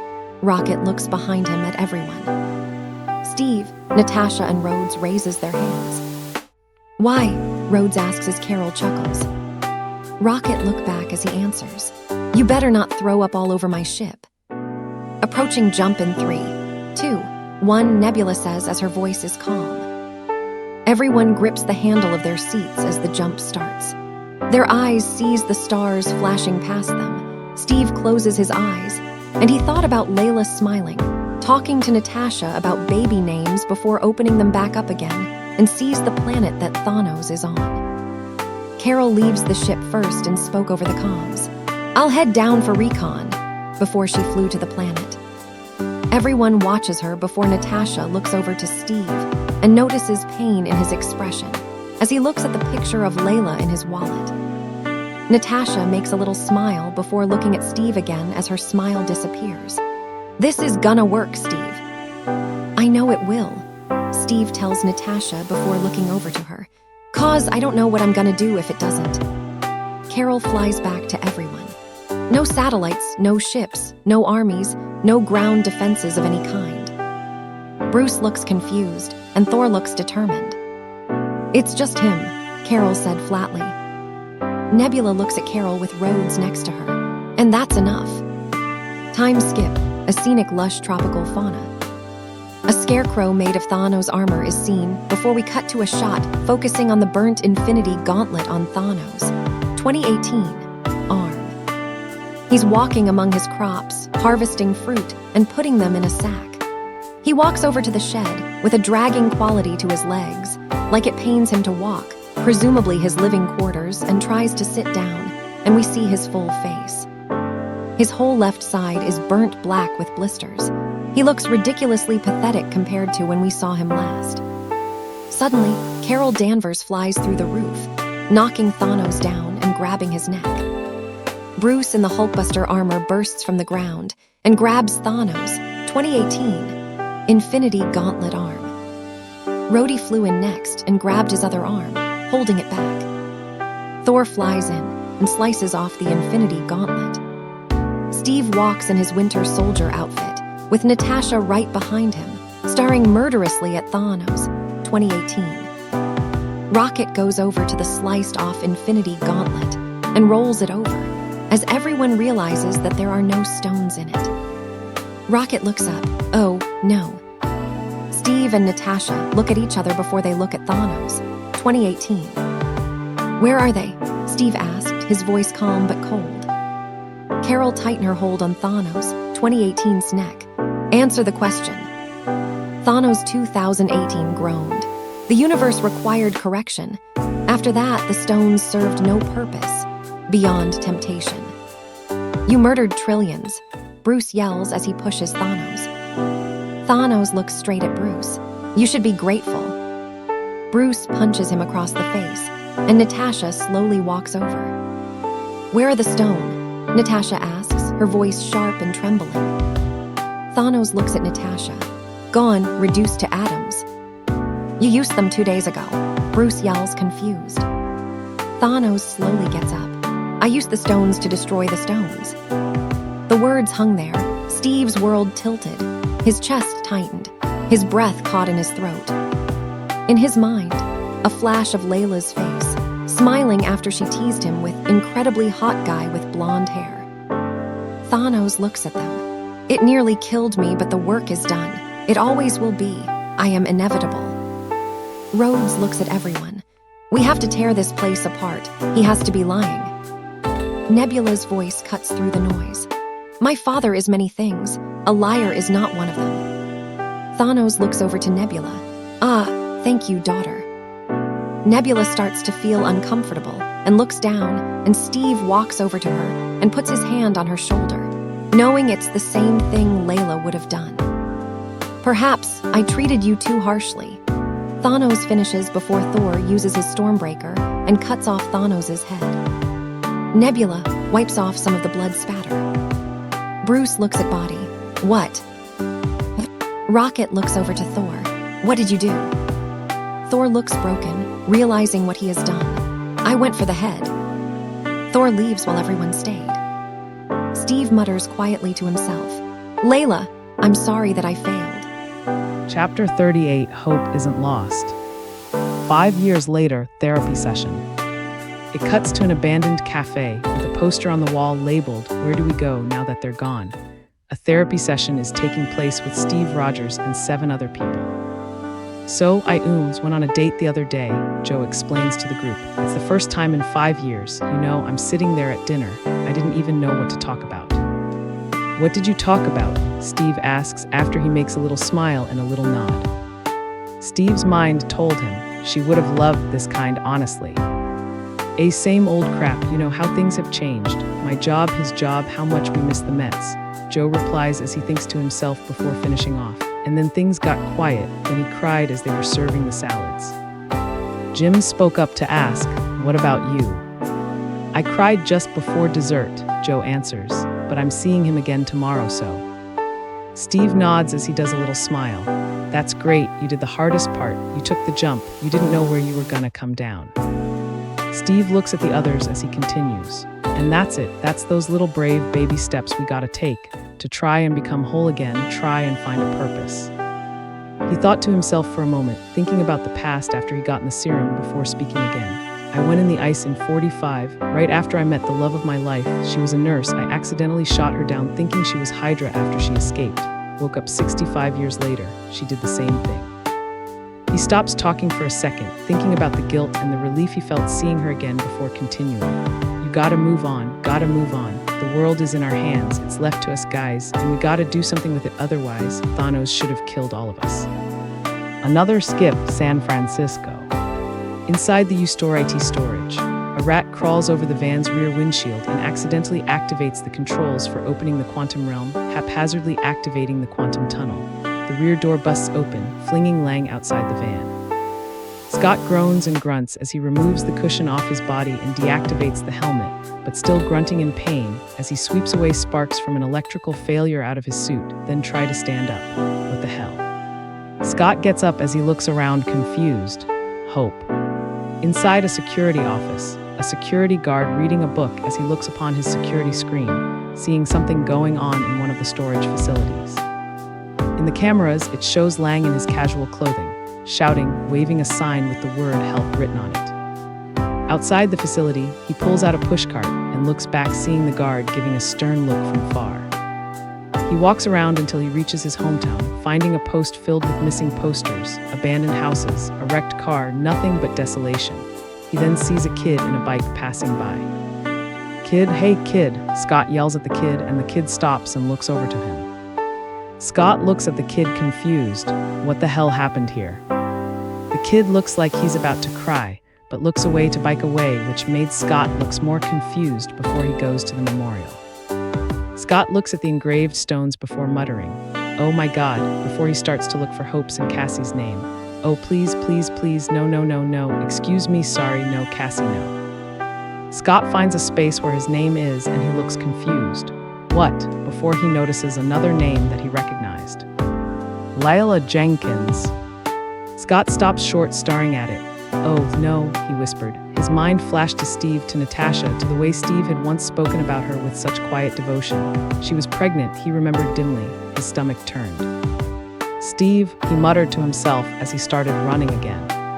Time skip, Avengers facility. Natasha is making herself some peanut butter sandwich as Rocket speaks over the speakers. "Yeah, we boarded that highly suspect warship Danvers pinged." Natasha lost focus for a moment as she thought about Laila, but snaps back as everyone continues to talk. "It was an infectious garbage scowl," Nebula told everyone. Rocket looks over to the hologram Carol. "So, thanks for the hot tip." Carol looks over to hologram Rocket. "Well, you were closer." "Yeah, and now we smell like garbage," Rocket spat back. Natasha sat down as she looks at Akoy. "You get a reading on those tremors." Akoy looks over to Natasha and shakes her head. "'Twas a mild subduction under the African plate." "Do we have a visual? How are we handling it?" Natasha asks. Akoy sighs. "Nat, it's an earthquake under the ocean. We handle it by not handling it." Natasha nods slightly before shifting her focus on Carol. "Carol, are we seeing you here next month?" "Not likely," Carol tells Natasha. "What, you gonna get another haircut?" Rocket asks as he looks at her. Carol looks at Rocket. "Listen, fur face, I'm covering a lot of territory. The things that are happening on Earth are happening everywhere on thousands of planets." Rocket mumbles to himself. All right, that's a good point, that's a good point." Carol looks over at Natasha again. "So, you might not see me for a long time." Natasha nods before replying. "All right, well, this channel's always active, so if anything goes sideways, anyone's making trouble where they shouldn't comes through me." Akoy agrees in her language. "Okay," Rocket says quietly. Natasha stands up straight. "All right." One by one, Rocket, Akoy, Nebula turns off their holograms. Carol looks over to Rhodes's hologram. "Good luck," and ends her hologram. Rhodes looks over to Natasha as Natasha sighs to herself before noticing him. "Where are you?" Natasha asks him. "Mexico, the Federals found a room full of bodies. It looks like a bunch of cartel guys. Never even had the chance to get their guns off," Rhodes explains to Natasha as he has his arms crossed. "It's probably a rival gang," Natasha tells him. "Except it isn't, it's definitely Barton," Rhodes explains, and Natasha does a small nod. What he's done here, what he's been doing for the last few years, I mean the scene that he left. Natasha starts to show signs of sadness as she gradually tears up and Rhodes finishes off. "I gotta tell you, there's a part of me that doesn't even want to find him." Natasha does a little nod. "Will you find out where he's going next?" She reaches over to grab her sandwich and eats it as she looks over to Rhodes. "Nat," Rhodes tries to comfort her through the hologram. "Please," Natasha asks him. Rhodes, feeling reluctant, nods and whispers "okay" before cutting off his hologram. Nat starts to cry as she tries to hold back her tears. She looks over to the small, battered baby name book with Layla's handwriting on it saying, "Nat, you have to help me pick names, L." She touched the corner of the note with her fingertip. Still trying to be better, Layla, she thought to herself. Out loud, however, she muttered, "We're still here, you stubborn woman. You know, I'd offer to cook you dinner, but you seem pretty miserable already." Natasha does a little smile as she slips the book into her drawer. "You here to do your laundry?" "And to see a friend," Steve says with a little smile before walking over and sitting down across from Natasha. Natasha shrugs slightly. "Clearly, your friend is fine." "You know, I saw a pot of whales when I was coming over the bridge," Steve tells Nat. Nat looks shocked. "In the Hudson. There's a fewer ships, cleaner water," Steve tells her. Natasha crosses her arms. "You know, if you're about to tell me to look on the bright side, I'm about to hit you in the head with a peanut butter sandwich." Steve does a little chuckle. Sorry, force of habit." He thought for a moment and looks over to Nat. "You know, I keep telling everybody they should move on and grow. Some do, but not us." Nat looks over to him again. "If I move on, who does this?" Steve crossed his arms. "Maybe it doesn't need to be done. I used to have nothing, and then I got this job, this family, and I was better because of it, and even though they're gone, I'm still trying to be better," Nat told Steve, but adds on, "Apart from someone, Layla made me feel like a sister." Steve makes a little smile. "I think we both need to get a life." Natasha does a little smile, but it doesn't reach her eyes. "You first." A device chimes and Nat swipes left to accept, and they see Scott outside. "Oh, hi, is anyone home? This is Scott Lang. We met a few years ago at the airport in Germany. I got really big and I had my mask on. You wouldn't recognize me," Scott yells through the camera. Steve stood up confused. Is this an old message? Natasha with a little hope in her eyes. It's the front gate. Chapter 39, 5 hours, 5 years. Time skip, Avengers compound. Scott paces back and forth, muttering to himself, before he looks over to Steve and Natasha after rubbing his eyes. Steve looks at Scott. Scott looks over to him as he adds on, "Are you okay?" Scott nods as he breathes in and out. "Yeah, have either of you guys ever studied quantum physics?" Natasha looks at Steve, then at Scott, only to make conversation. Scott points at Natasha, then stops. "All right, so 5 years ago, right before Thanos, I was in a place called the quantum realm. The quantum realm is like its own microscopic universe. To get in there, you have to be incredibly small. Hope, she was supposed to pull me out, and then Thanos happened, and I got stuck in there." Natasha's voice softens. "I'm sorry, that must have been a very long 5 years." Scott looks straight at her. "Yeah, but that's just it. It wasn't, for me, it was 5 hours. See, the rules of the quantum realm aren't like they are up here. Everything is unpredictable. Is that anyone's sandwich? I'm starving." Steve does look confused for a moment. "Scott, what are you talking about?" Scott looks over to them with his mouth full of the sandwich. "So, what I'm saying is, time works differently in the quantum realm. The only problem is right now, we don't have a way to navigate it, but what if we did?" Steve and Natasha look at each other as Scott continues. "I can't stop thinking about it. What if we could somehow control the chaos, and we could navigate it? What if there was a way that we could enter the quantum realm at a certain point in time, but then exit the quantum realm at another point in time, like before Thanos?" "Wait, are you talking about a time machine?" Steve asks Scott, and Natasha looks thoughtful, and she looks over to Steve as she thought about how they can bring everyone back. No, of course not. No, not a time machine. This is more like a time machine," Scott stammers. "I know it's crazy, but I can't stop thinking about it. There's gotta be some way," Scott sighs to himself. "It's crazy." "Scott, I get emails from a raccoon, so nothing sounds crazy anymore," Natasha reassures Scott. "So who do we talk about this?" Scott asks. Steve thought to himself and looks at Scott as he feels that same urge he had 5 years to get everyone back, including Layla and Bucky. "I know someone." Chapter 40, The Life Tony Built. Time skip, Tony's new house. Tony walked out of the house and he notices Astrid, who no one knew about, not even his team, working on something, but he didn't interrupt her. Instead, he walks over to the tent and starts to clap in his hands. "Chow time, Maguna, Morgan H. Stark, do you want some lunch?" A child with the blue Iron Man mask comes out of the tent. define lunch or be disintegrated. Tony looks over to Morgan. Okay, you should not be wearing that, okay? That is part of a special anniversary gift I'm making for Mom. Tony kisses the helmet before removing the it. Morgan does a little smile as she removes her hair out of her face with Tony. There you go, you thinking about lunch? Tony asks her and Morgan nods. I can give you a handful of crickets on a bed of lettuce. No, Morgan says as she shook her head, and Tony does a little chuckle. That's what you want, Tony says, then lifts up the helmet and looks at her. How did you find this? Morgan looks at the helmet, then shrugs her shoulders. Garage. Tony looked at her with a little shock and suspicion on his face. Really, were you looking for it? Morgan does a little giggle as she shook her head. No, I found it though.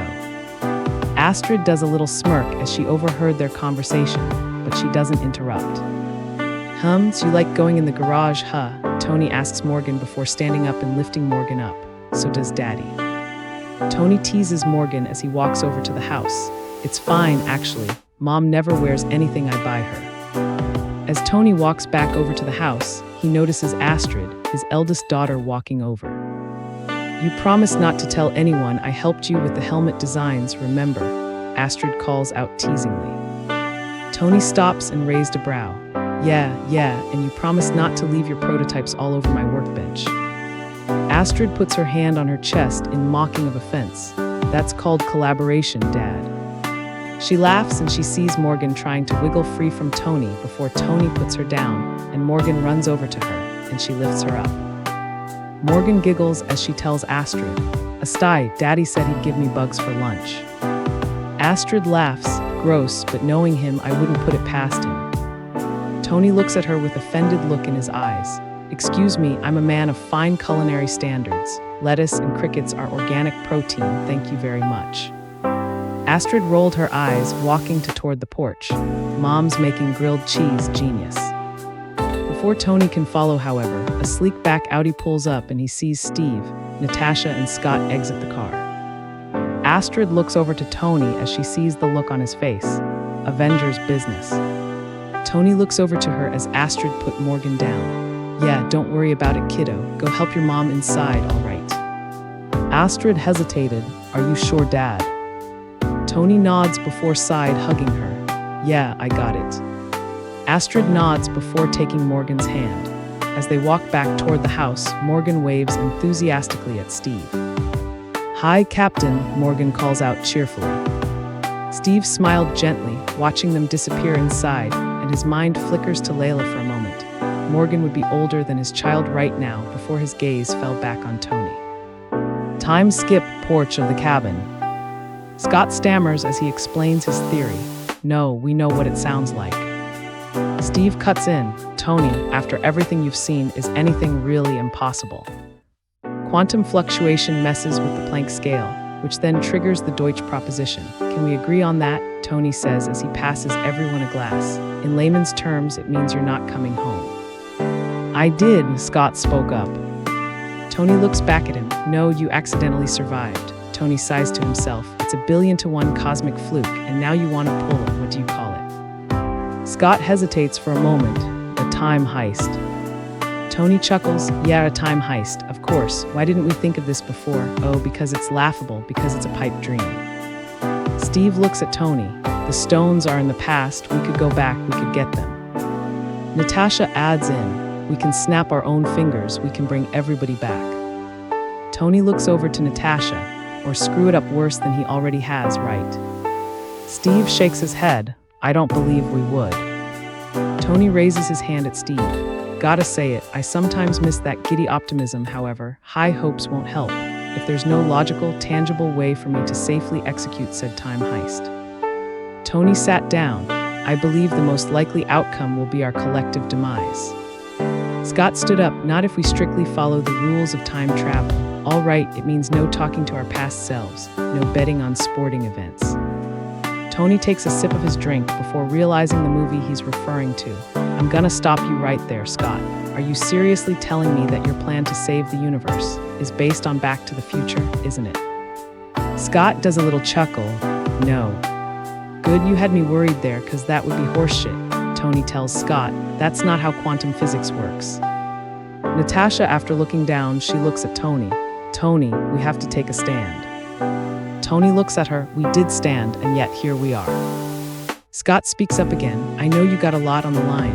You got a wife, 2 daughters, but I lost someone very important to me. A lot of people did. Tony looks at Scott for a minute before at Steve as he thought about Peter, Scarlett, and Layla, then back at Scott. And now we have a chance to bring her back, to bring everyone back. Scott continues as he looks at Natasha and Steve before back at Tony. And you're telling me that you won't even. Tony cuts in. That's right, Scott, I won't even. I can't. The sound of the door closing, and Tony looks over to Morgan and Astrid. Mommy told me to come and save you. Morgan tells Tony as she walks over to Tony, and Tony's gaze shifts to Astrid, who crosses her arms but gives him a small smile. Tony picks her up. Good job, I'm saved. He looks over to Scott, Steve, and Natasha. I wish you were coming here to ask me something else. Tony stands up, still holding Morgan. Anything else? I'm honestly happy to see you guys. Oh look, he points to the chairs. The table's set for 6. Steve stops him. Tony, I get it, and I'm happy for you. I really am, but this is a second chance. Tony looks at Steve before pointing to Astrid and Morgan. I got my second chance right here, Cap. Can't roll the dice on it. Tony looks at the others. If you don't talk shop, you can stay for lunch. Astrid, who stayed quiet at the doorway, looked between them, the Avengers who once filled her father's life and the quiet world that replaced them, and she follows Tony and Morgan inside.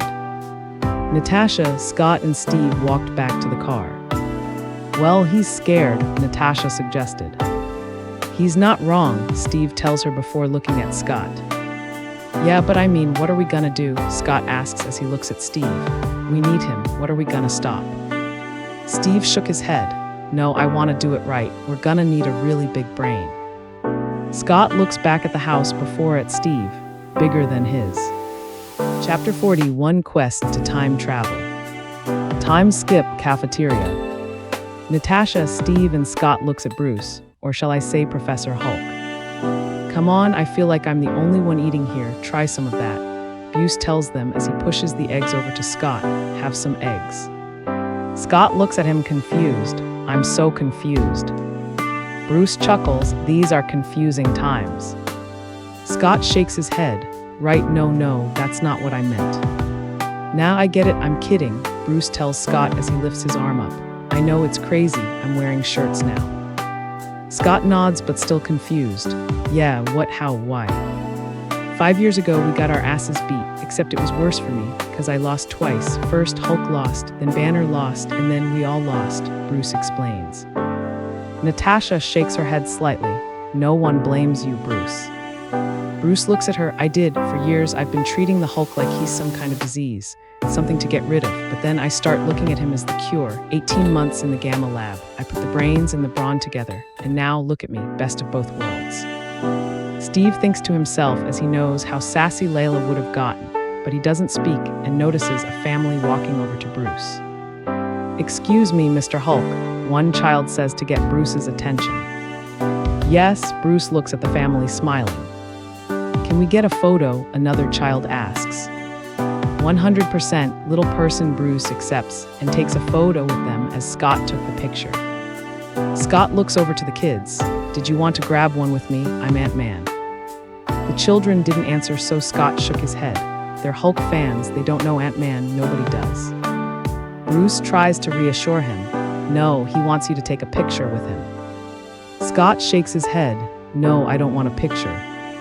Boy 1 looks at Bruce. Stranger danger. Scott points to the kid. Yeah, look, he's even saying no, he doesn't. I get it. I don't want it either. Bruce and Scott argues for a moment, and Steve and Natasha looks uncomfortable. Steve looks at Bruce. Bruce does the dab at the kid. Dab. Steve speaks a little louder. Bruce. Bruce points to the kids. Listen to your mom, she knows better. Steve looks at Bruce again, about what we were saying. Bruce looks at Steve before looking away as he nods. Right, the whole time travel do-over. Hey guys, it's outside of my area of expertise. Natasha looks at Bruce as she shakes her head. Well, you pulled this off. Bruce does a little smile at that as Natasha continues. I remember a time when that seemed pretty impossible too. Time skip, Avengers compound. Bruce speaks up as he checks the controls. Okay, here we go. Time travel test number 1. Scott, fire up the van thing. Scott walks over to the van and opens up the back doors to reveal the portal. Steve walks into the room. Breakers are set. Emergency generators are on standby. Bruce looks over to Steve. Good, because if we blow the grid, I don't want to lose Tiny here in 1950s. Scott looks straight at Bruce. Excuse me. Natasha smirks as she presses on the table. He's kidding. You can't say things like that. Scott looks away as he nods to himself before walking over to the van. Natasha looks over to Bruce. You were kidding, right? Bruce looks at Natasha as he shrugs his shoulders. I have no idea. We're talking about time travel here. Either it's all a joke or none of it is. Bruce looks over to Scoot as he puts his thumbs up. We're good. Get your helmet on. As Scott puts his helmet on, Bruce continues. Scott, I'm gonna send you back a week. Let you walk around for an hour, then bring you back in 10 seconds. Makes sense. Scott looks confused for a moment before shrugging it off. Perfectly not confusing. Steve looks at Scott. Good luck, Scott, you got this. Scott nods before he disappears. You're right, I do, Captain America. Bruce presses a button, and Scott disappears into the quantum tunnel. On the count of 3, 3, 2, 1, Bruce says as he presses a button and teenage Scott comes out. Scott looks at himself before at the team. Guys, this doesn't feel right. Steve looks at Scott before looking at Bruce. What is this? Bruce looks at the control as he mutters, what's going on? Natasha looks at Scott. Who is that? Bruce presses some more buttons as he starts to panic. Hold on. Natasha looks over to Steve confused. Is that Scott? Scott, as a teenager, looks over to Natasha. Yes, it's Scott. Bruce presses a button again, and Scott disappears back in the quantum tunnel. Steve looks at Bruce. What's going on, Bruce? An old Scott appears and he reaches for his back. Oh, my back. Steve looks more confused. What is this? Steve could almost hear a little chuckle as he imagines Laila's reaction to this chaos. Bruce presses the button again. Hold on a second, could I get a little space here? Steve walks over to Natasha. Yeah, can you bring him back? Bruce presses all the buttons again. I'm working on it. Natasha looks over to Steve and back at Scott as Bruce taps the side of controls and baby Scott appears. Steve looks at baby Scott and shakes his head, now hearing a laugh in his mind. It's a baby. Bruce points at baby Scott. It's Scott. Steve looks at Bruce. As a baby. Bruce shrugs his shoulders. He'll grow. Steve looks at him, brings Scott back. Bruce looks at him as his finger lingered on one button. When I say kill the power, kill the power. Natasha walks over to the power station. Oh my God. Bruce presses the buttons and kill it. Natasha kills off the power as Bruce pulls the lever. Normal Scott came back. Scott looks at them. Somebody peed my pants. Natasha does a little sigh of relief. Oh, thank God. Scott closes his eyes in embarrassment, but I don't know if it was baby me or old me, or just me. Bruce looks over to Steve and Natasha. Time travel. Steve sighs as he shakes his head before walking off, his mind still picturing Laila laughing at the chaos. Bruce looks at him. What? I see this as an absolute win. Chapter 42, The Time-Space GPS. Time skip outside of the compound.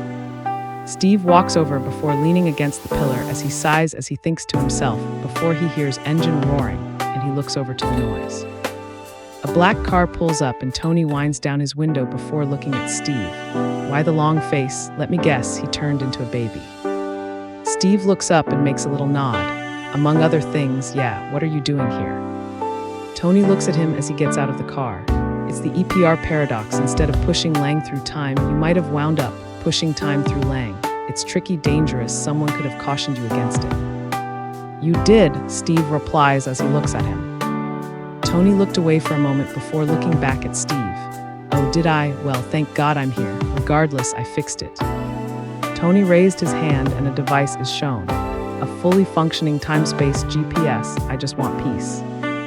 Steve does a little smile as Tony continues. Turns out resentment is corrosive and I hate it. Me too, Steve tells him. Tony nods a bit as he thought of Scarlett, his sister, and Peter.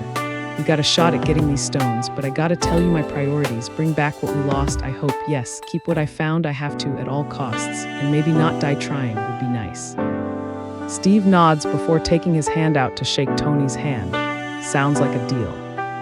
Tony takes Steve's hand and shakes his hand before he walks to the back of his car and takes out the shield. Steve looks at the shield as he sighs. Tony, I don't know. Tony looks at him as he holds the shield. Why? He made it for you. Plus, honestly, I have to get it out of the garage before Morgan takes it sledding or Astrid upgrades it somehow. Tony gives the shield back to Steve and Steve looks over to him. Thank you, Tony. Tony nods a little. Would you keep that a little quiet? Didn't bring one for the whole team. We are getting the whole team, yeah. Steve nods after Tony spoke. We're working on that right now. Tony and Steve walk into the building. Chapter 43, The Worthy and the Willing. Time skip, Avengers compound. Tony walks past Thor carrying a lid. You're drifting left, one side there, Lebowski. Tony walks over to Rocket as he calls out. Rashit, how's it going? Rocket working on the machine. It's Rocket, take it easy, you're only a genius on Earth, pal. Tony looks at Rocket before shaking his head as Thor burps, and Tony looks at him in disgust at that. Inside another room, Scott is in a white and red suit, similar to Ant-Man's suit, and Rhodes walks in. Time travel suit, not bad, Rhodes tells them. Bruce puts a tube into Scott's suit and Scott stops him. Hey, easy, easy. Bruce looks at Scott. I'm being very careful. Scott looks at him before at the tube. No, you're being very hulky. Bruce crosses his arms. I'm being careful. Scott raises up his hand that has the tube. These are Pym particles, all right, and ever since Hank Pym got snapped out of existence, this is it. This is what we have. We're not making any more. Rhodes raises his hand slightly to gesture calm down as he tells Scott, calm down. Scott sighs as he looks down. Sorry, we've got enough for one round trip each. That's it. No do-overs plus 2 test runs. Scott puts the tube into the pocket and Scott yells as he disappears, and after a few minutes, he comes back. Scott looks at Bruce and Rhodes. 1 test run.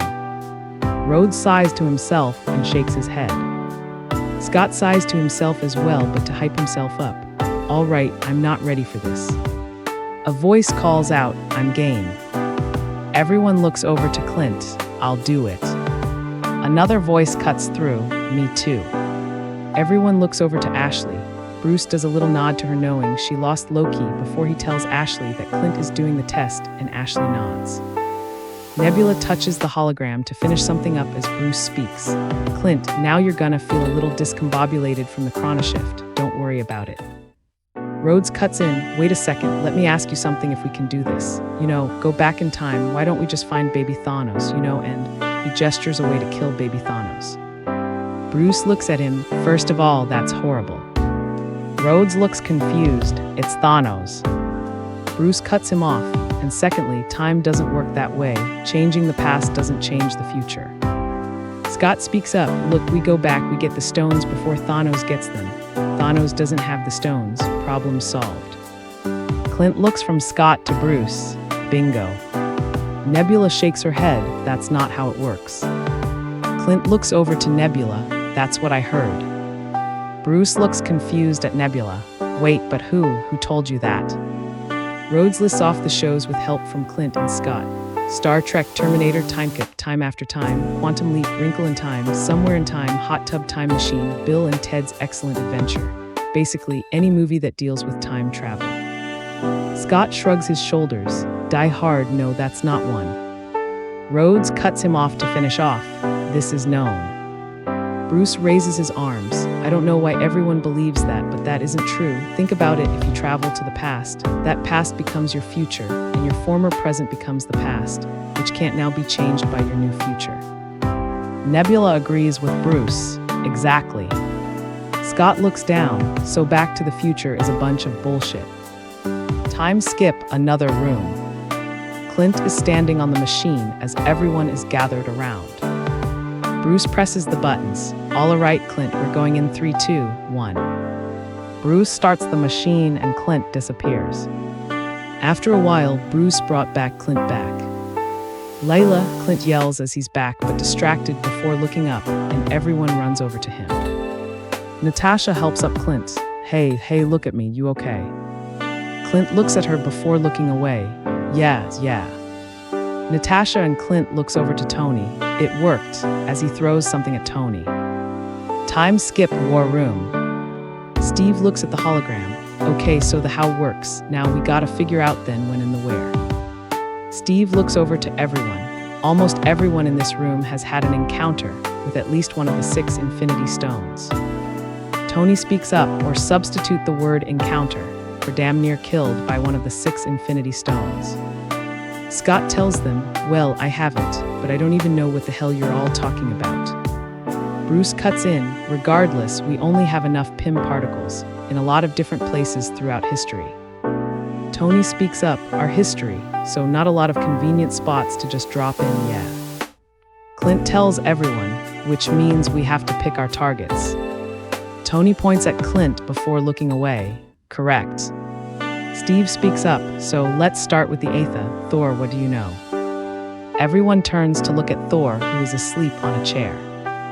Natasha asks everyone, is he asleep? Rhodes answers, no, I'm pretty sure he's dead. Thor wakes up after a while and removes his sunglasses. Where to start? The Aetha firstly is not a stone. Someone called it a stone before. Thor points at Steve, who made a confused face as Thor continues. It's more of an angry sludge sort of thing, so someone's gonna need to amend that and stop saying that. Thor rubs his eyes. Here's an interesting story, though, about the Aetha. My grandfather, many years ago, had to hide the stone from the Dark Elves. Thor shakes his fingers to mimic a scary thing. Ooh, he chuckles, scary beings. Thor touches the hologram to swipe something, and a picture of Jane pops up. So Jane, oh, there she is. Yes, so Jane was an old friend of mine. You know, she stuck her hand inside a rock this one time, and then the Aetha stuck itself inside her, and she became very, very sick, and so I had to take her to Asgard, which is where I'm from, and we had to try and fix her. Thor thinks for a moment as his true love and his sister was snapped before breaking out of his train of thoughts. We were close friends, Jane and I. She trusted me, and I couldn't let her face the Aetha alone. Steve notices Thor's expression slowly changing as Thor speaks. I introduced her to my mother, who's dead. And well, Jane and I were never a couple, Thor says, his eyes misting. She was important to me, but things change. Now I'm dating Regina Watson, who was also snapped away alongside my sister Laila. Regina was Athena's sister, and somehow she makes me feel like I'm still worthy. Tony walks over to Thor to help him sit down. Why don't you come sit down? Thor stops him. I'm not done yet. The only thing that is permanent in life is impermanence. That's poetic, Thor, but maybe save the existential crisis after we save the universe. Ashley said, gently but firmly, we need you focused. Jane's and Regina's story matters, but right now, so do the rest of us. Thor laughs to himself as Clint and Rhodes looks at each other in confusion. Tony claps his hand before touching Thor's shoulder. Awesome, eggs, breakfast. Thor shakes his head. No, I'd like a Bloody Mary. Chapter 44, The Plans. Time skip war room. A hologram is showing the objective of the stones as everyone is eating, and Rocket speaks up. Quill said he stole the power stone from Morag. Bruce looks at the screen confused. Is that a person? Rocket looks over to Bruce. No, Morag's a planet. Quill was the person. Scott looks at Rocket as he's eating. Like a planet, like in outer space. Rocket looks over to Scott and pats his head. Oh look, it's like a little puppy, all happy and everything. Do you want to go to space? You want to go to space, puppy? I'll take you to space.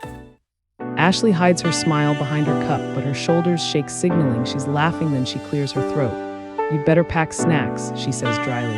Puppies tend to get motion sick. Scott finishes his food as he shakes his head. Steve watches the interaction and does a little chuckle, a brief flicker of old ease, but it fades quickly as he thought to himself. Laila would have said something like that, something dry but kind, something that made everyone relax without trying. Time skip planning room. Nebula looks at the hologram as she speaks.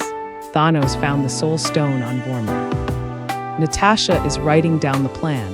What is Vormir? Nebula looks over to her, a dominion of death at the very center of celestial existence.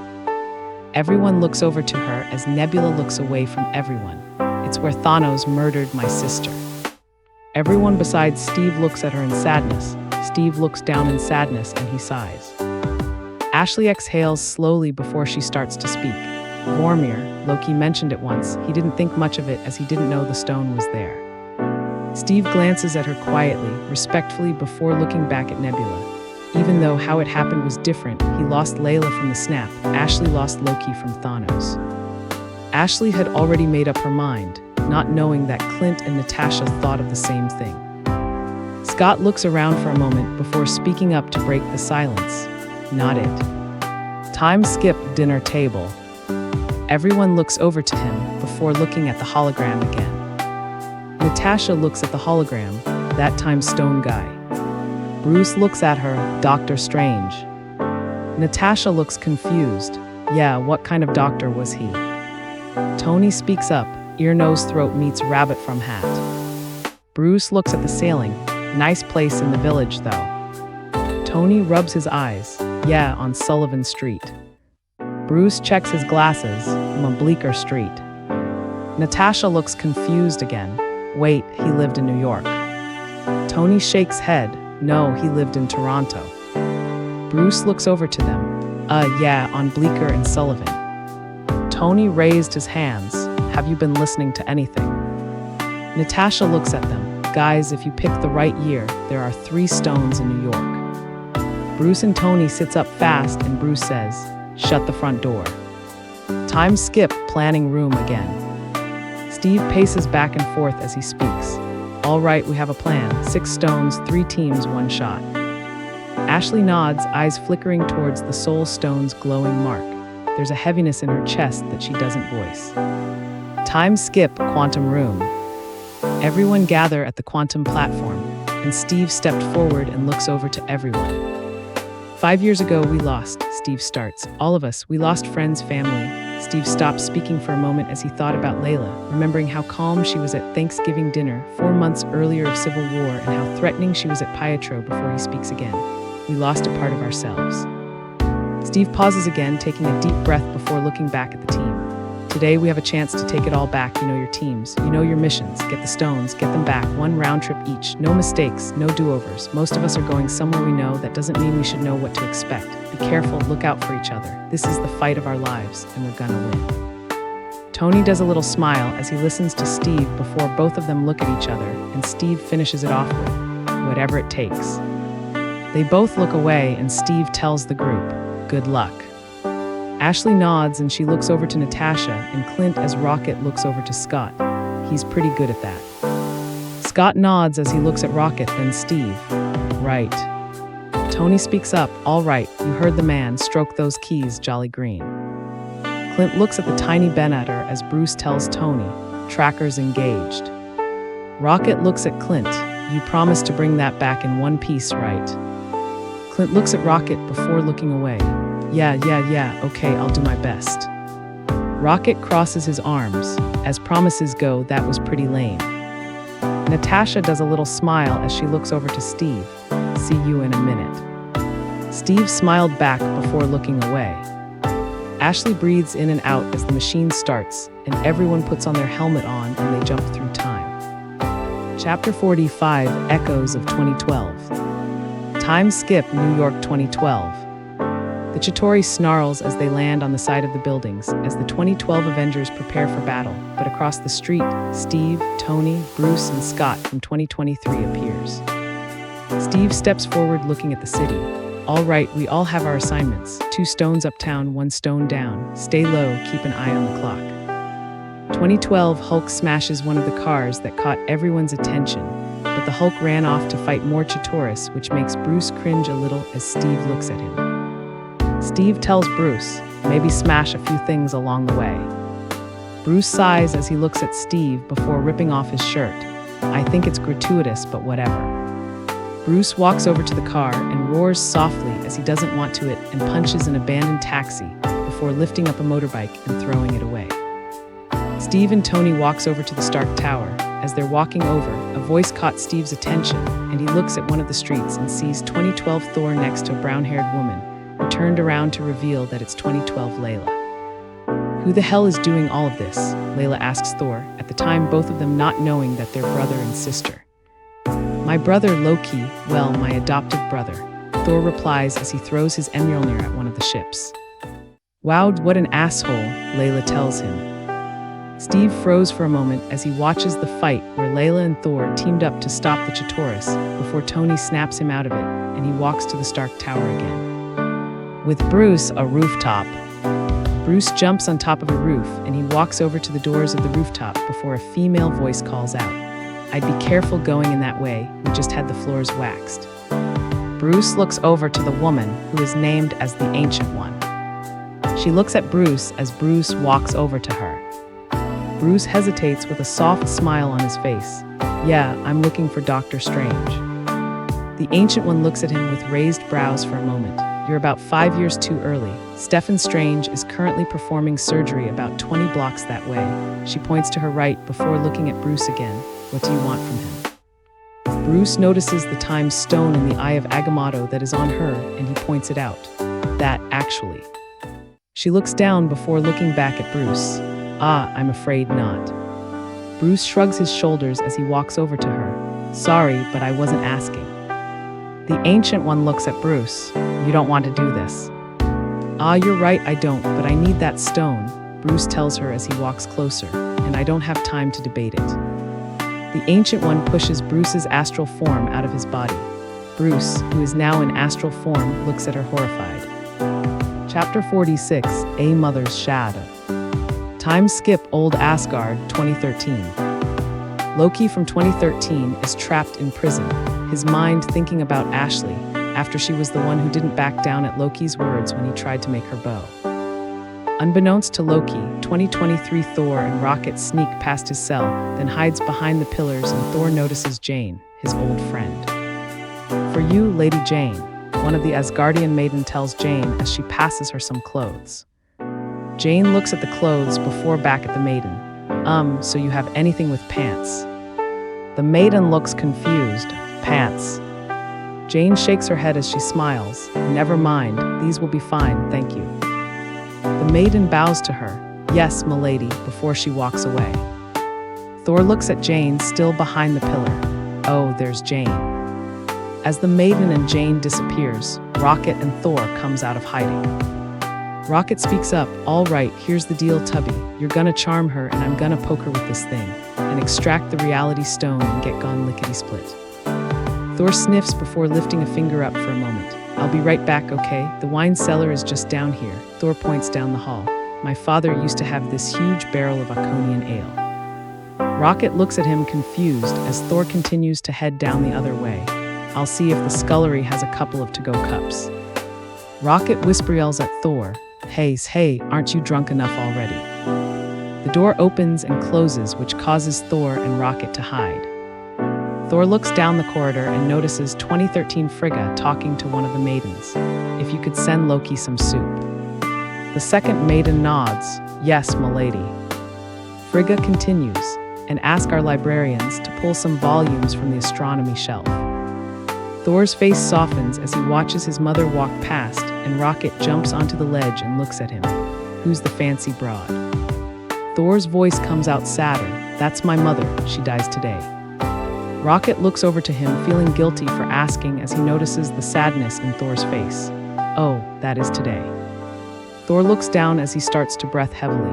I can't do this, I shouldn't be here, I shouldn't have come, it's a bad idea. Rocket looks at him, come here. Thor shakes his head.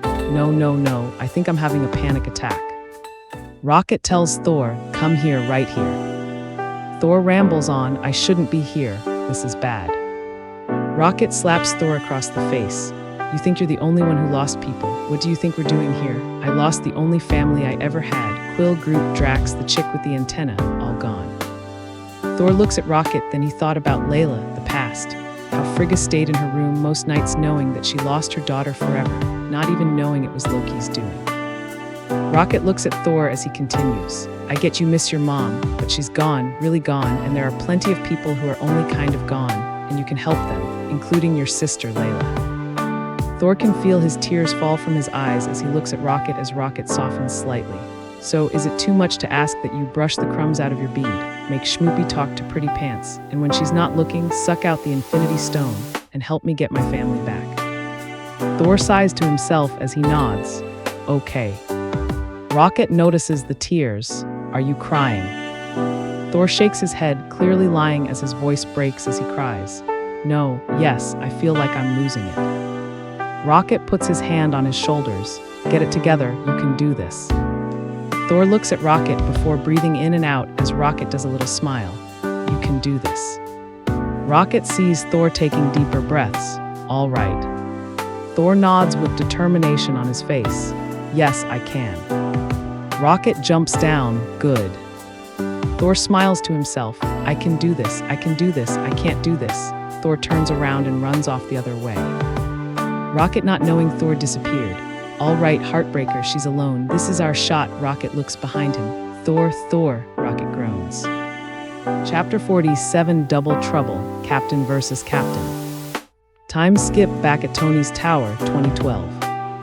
Tony, leaning on one of the towers, calls out to Steve.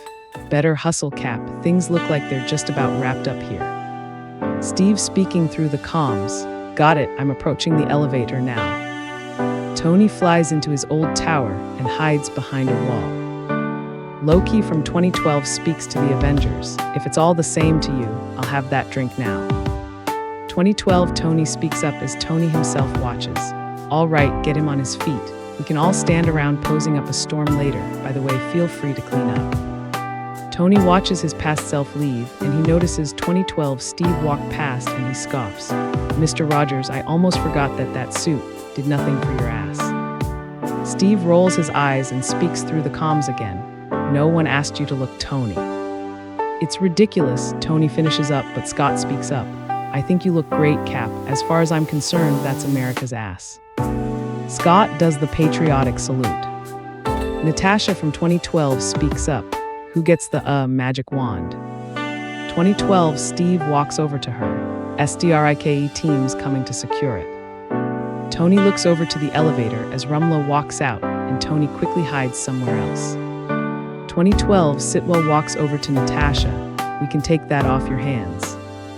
Natasha passes it over to him. By all means, careful with that thing. 2012 Clint speaks up. Unless you want your mind erased, and not in a fun way.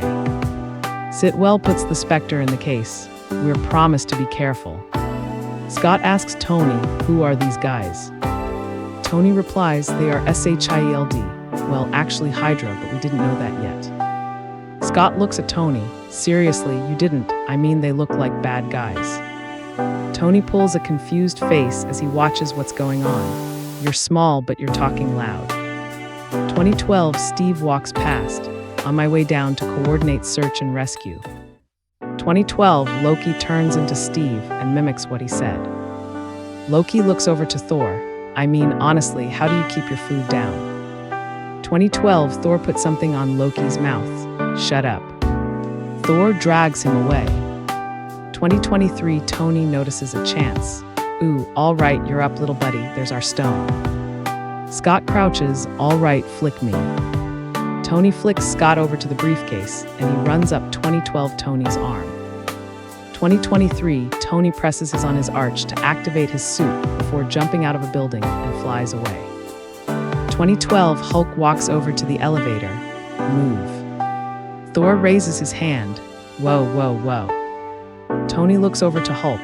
Hey, buddy, what do you think? Maximum occupancy has been reached. Take the stairs. Hulk growls before punching the door and walks over to the staircase. Take the stairs, hate the stairs. 2023 Tony flies up and stops himself. All right, Cap, I got our scepter in the elevator, just passing the 8th floor. Time skip, elevator. Steve presses on a down button on the elevator. On it, head to the lobby. Tony's voice comes through. All right, I'll see you there. Inside the elevator, Sitwell is speaking to someone on the phone. Evidence secure. We're en route to Dr. List. No hitches at all, Mr. Secretary. door opens and 2023 Steve looks at Hydra before walking in. Sitwell looks at Steve. Captain, I thought you were coordinating search and rescue. Steve replies as he stands in the elevator. Change of plans. Brock looks over to Steve. Hey, Cap. Steve looks over to him. Rumlow, before looking ahead again. Steve looks down at one of the agent's hand and notices he's reaching for his gun before looking back at him. I just got a call from the secretary. I'm gonna he running point of the scepter. Sitwell turns to look at him. Sir, I don't understand. Steve looks at Sitwell before looking behind him and back at Sitwell. We got word there may be an attempt to steal it. Brock speaks up again. Sorry, Cap, we can't give you the scepter. Sitwell looks at Steve. I'm gonna have to call the director. Steve looks down. That's okay, trust me. Sitwell looks at him as he leans forward and whispers in his ear. Hail Hydra. After a while, Steve has the hold of the scepter, and he walks out smirking to himself. Time skip, another room. A few while later, Steve presses his comms to check in on Tony. Tony, what's going on? Tell me you found a cube. Steve looks around before looking at his 2012 counterpart, and he sighs. You gotta be shitting me. 2012, Steve presses his comms. I have eyes on Loki, 14th floor. Steve puts down the case. I'm not Loki, and I don't want to hurt you. 2012, Steve charged at Steve, and Steve raised his shield to stop his counterpart's shield from hitting him. The fight starts between two Steves before 2012 Steve kicks Steve away. 2012 Steve looks at Steve as he pants. I can do this all day. Steve sighs as he gets up. Yeah, I know. Both Steve threw their shield at each other before charging at each other and fighting even more. Both Steves fell from the 14th floor before 2012. Steve notices an image of older Laila before grabbing it as he's confused. Where did you get this? 2012 Steve asked as he looks at Steve. Steve quickly grabbed the scepter, but 2012 Steve puts his foot on it before getting Steve into a headlock. Steve, struggling to get his counterpart off him, tries to speak through gritted teeth. They're both alive. Laila and Bucky are alive. 2012 Steve loosens his grip slightly as he looks at Steve as two emotions rushes through him. What? Steve took that as an opportunity and punches his counterpart in the face before grabbing the scepter and uses it on him before he gets up and grabs the picture of Laila and pants as he looks down at his counterpart's body. Steve nods as he mutters to himself. That is American's ass. Now I know why Laila kept smacking my ass every time she walked past. Steve looked around to see if anyone heard that before walking off. Chapter 48, Mother's Wisdom. Time skip, Asgard 2013. 2013, Frigga walks alongside her maidens. Frigga stops for a moment and she looks at the women. My ladies, I'll see you after, go on ahead. Frigga looks around before seeing her maidens leave. 2023, Thor hides behind the pillar watching her before turning his head around before hearing a voice. Frigga standing right next to him. What are you doing? Thor jumps out of his skin as he moves away and looks at Frigga as he screams, causing Frigga to scream. Thor gasps as he tries to cover his clothes up with his robes. Frigga looks at him. Oh God, you're better off leaving the sneaking to your brother. Thor shakes his head. No, I wasn't sneaking, I was just going for a walk. Frigga looks at him more. What are you wearing? Thor looks at his clothes. I always wear this, it's one of my favorites. Thor clears his throat as he looks at Frigga as he smiles and Frigga reaches out and touches his cheek. What's wrong with your eye? Thor removes her hand gently. Oh my eye, remember the Battle of Hurricane, when I got hit in the face with the broadsword? He chuckles. Frigga reaches out again and removes a strand of his hair out of his face as she shakes her head. You're not the Thor I know at all, are you? Thor looks at her. Yes, I am. Frigga looks at him. The future hasn't been kind to you, has it? Thor chuckles. I didn't say I was from the future. Frigga smiles as she looks at him. I was raised by witches, boy. She shakes her head. I see with more than eyes, you know that. Thor's composure breaks again as he starts to cry again. Yeah, I'm totally from the future. Frigga speaks in her soft tone. Yes, you are, honey. Thor looks at her. I really need to talk to you. Frigga nods as she smiles. We can talk. Thor and Frigga hug each other, and Thor looks slightly happy. Time skip, garden. Thor looks at Frigga. His head was over there, and his body over there. He scoffs. I mean, what was the point? I was too late. I was just standing there, some idiot with an axe. Frigga speaks up. Now you're no idiot. You're here, aren't you? Seeking counsel from the wisest person in Asgard. Thor looks down. I am, yes. Frigga shakes her head. Idiot, no. A failure, absolutely. Thor looks at her. That's a little bit harsh. Frigga walks over to him. Do you know what that makes you? Just like everyone else. Thor looks away from her. I'm not supposed to be like everyone else, am I? Frigga smiles as she brushes his hair out of his face again. Everyone fails at who they're supposed to be. Thor, the measure of a person, of a hero, is how well they succeed at being who they are. Thor looks down again as he nods before looking at her. I've really missed you, Mom. He rests his head on hers. Next minute, Rocket runs away as he's being chased and yells, Thor, I got it. Thor thinks for a moment before looking at Frigga. Mom, I have to tell you something. Frigga looks over to her. No, son, you don't. You're here to repair your future, not mine. Thor looks confused slightly. This is about your future. Frigga speaks up over him. It's none of my business. Thor swallowed hard. It's about your daughter, my sister. Frigga froze, her lips parted. My daughter. Thor nodded, his voice quiet but firm. Your daughter, my sister. Frigga stood there in stunned silence, her eyes watering. I thought she was lost, long before Asgard fall. Thor's smile broke through the tears. So did I, but she lives, mother. She's out there, fierce, brave, stronger. You'd be proud of her. Frigga's tears fell freely now. I always was, her hand trembling as she touched his cheek again. Does she know the truth? Thor nodded slowly. She does. She knows she's your daughter, and Odin's too. She even carried your light. When I was talking to my friends and I picked one of them up in anger and she used the mother tone on me, she reminded me of you. Frigga laughed softly through her tears. Then she has my stubbornness as well. Thor chuckled weakly. That she does. From the distance, Rocket shouted, Hi, you must be Mom. I got the thing. Come on, we gotta move. Thor looks over to Frigga. Oh, I wish we had more time. Frigga shakes her head as she holds his hand. No, this was a gift. Now you go and be the man you're meant to be. Thor's voice cracks as he smiles. I love you, Mom. Frigga smiled back. I love you. Thor and Frigga hug each other for the last time before Frigga tells Thor, and eat a salad. Thor nods as Rocket presses the device on his wrist. Come on, we gotta go. Frigga whispers to him as Rocket begins to count down. Goodbye. Thor thought of something. No, wait. Thor lets one of his hand go up to check if his Mjolnir. Rocket looks confused. What am I looking at? Frigga looks at Rocket. Oh, sometimes it takes a second. Thor opens one of his eyes before closing them again and opening them to see the Mjolnir in his hand, and he laughs. I'm still worthy. Rocket rolls his eyes. Oh boy, he presses something on his wrist and they disappear. Before they disappear, Thor looks at Frigga. Goodbye, Mom. Frigga mouths back, goodbye. Chapter 49, Bought with Love. Time skip, Avengers compound. Everyone jumps back to their time and they look at each other after removing their helmets. Bruce looks at everyone. Did we get them all? Rhodes smiles. Are you telling me this actually worked? Clint and Natasha looks down, not saying anything, but everyone notices. Bruce walks over. Clint, where's Ashley?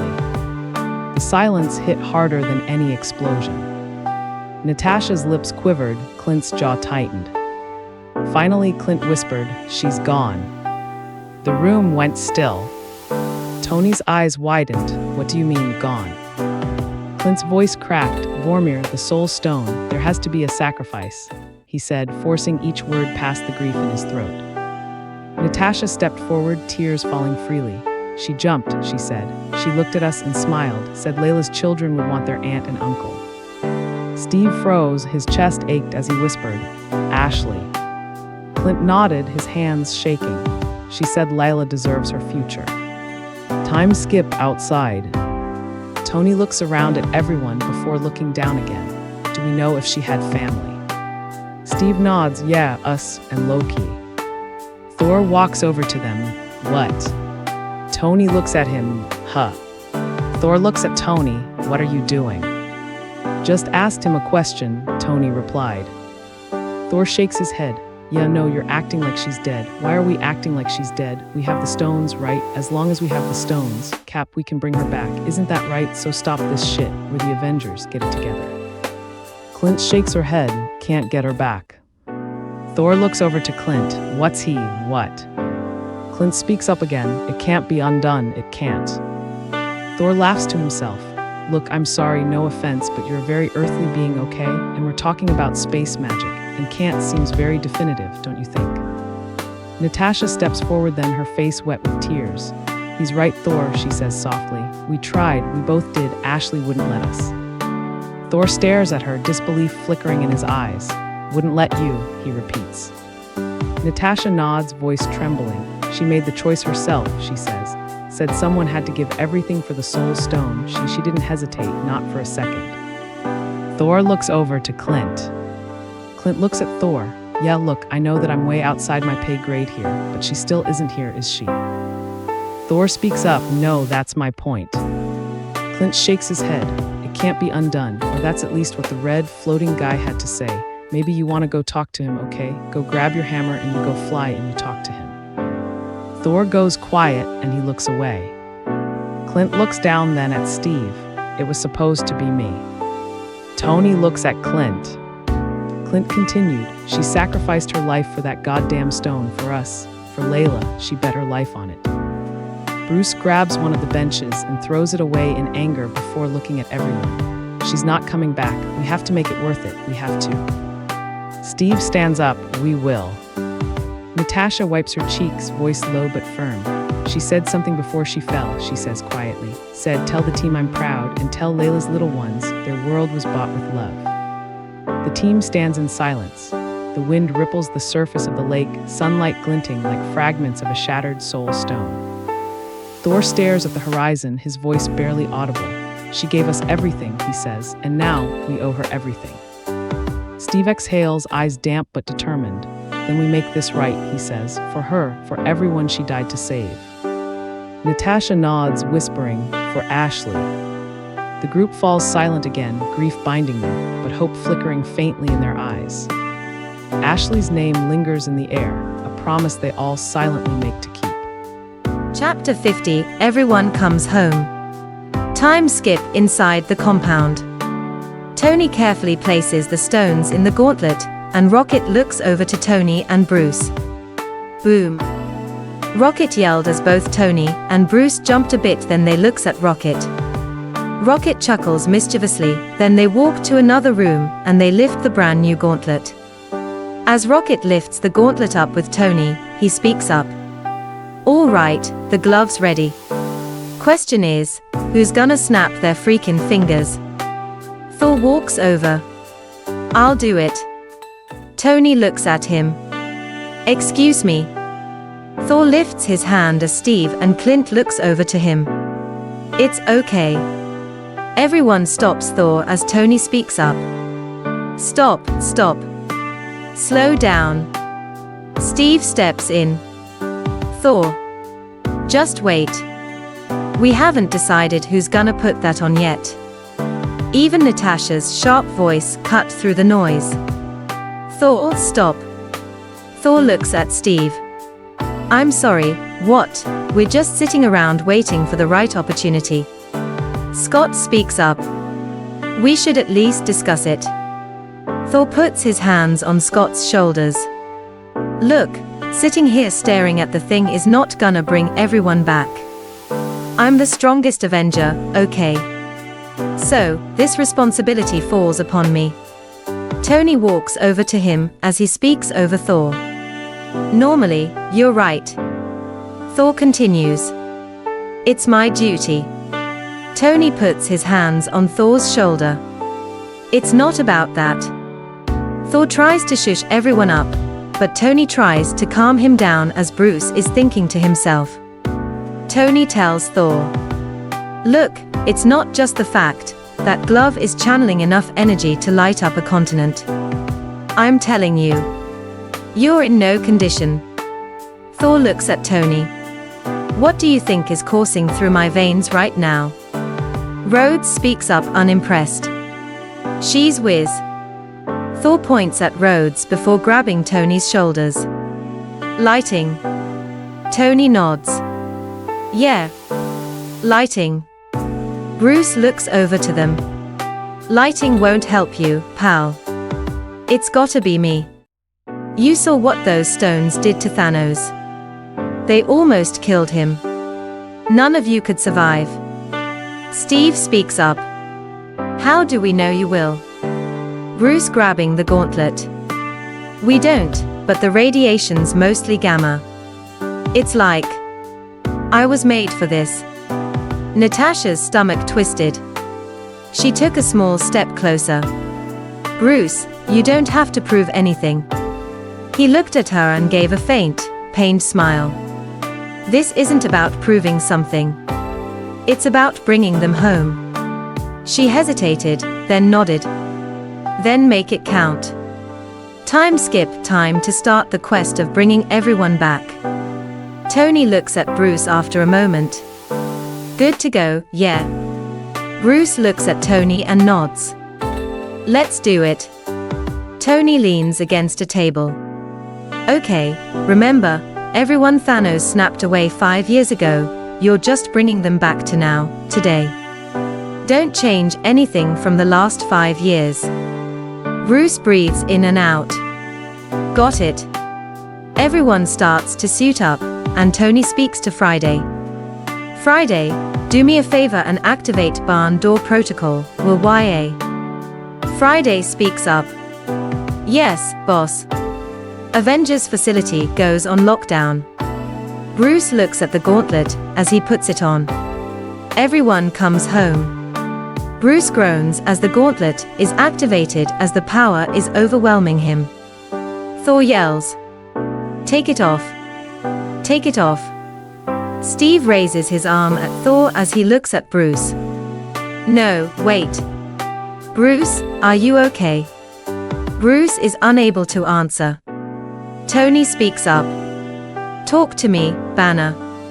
Bruce is still unable to answer, but he manages out. I'm okay. I'm okay. Thor worriedly puts his thumbs up.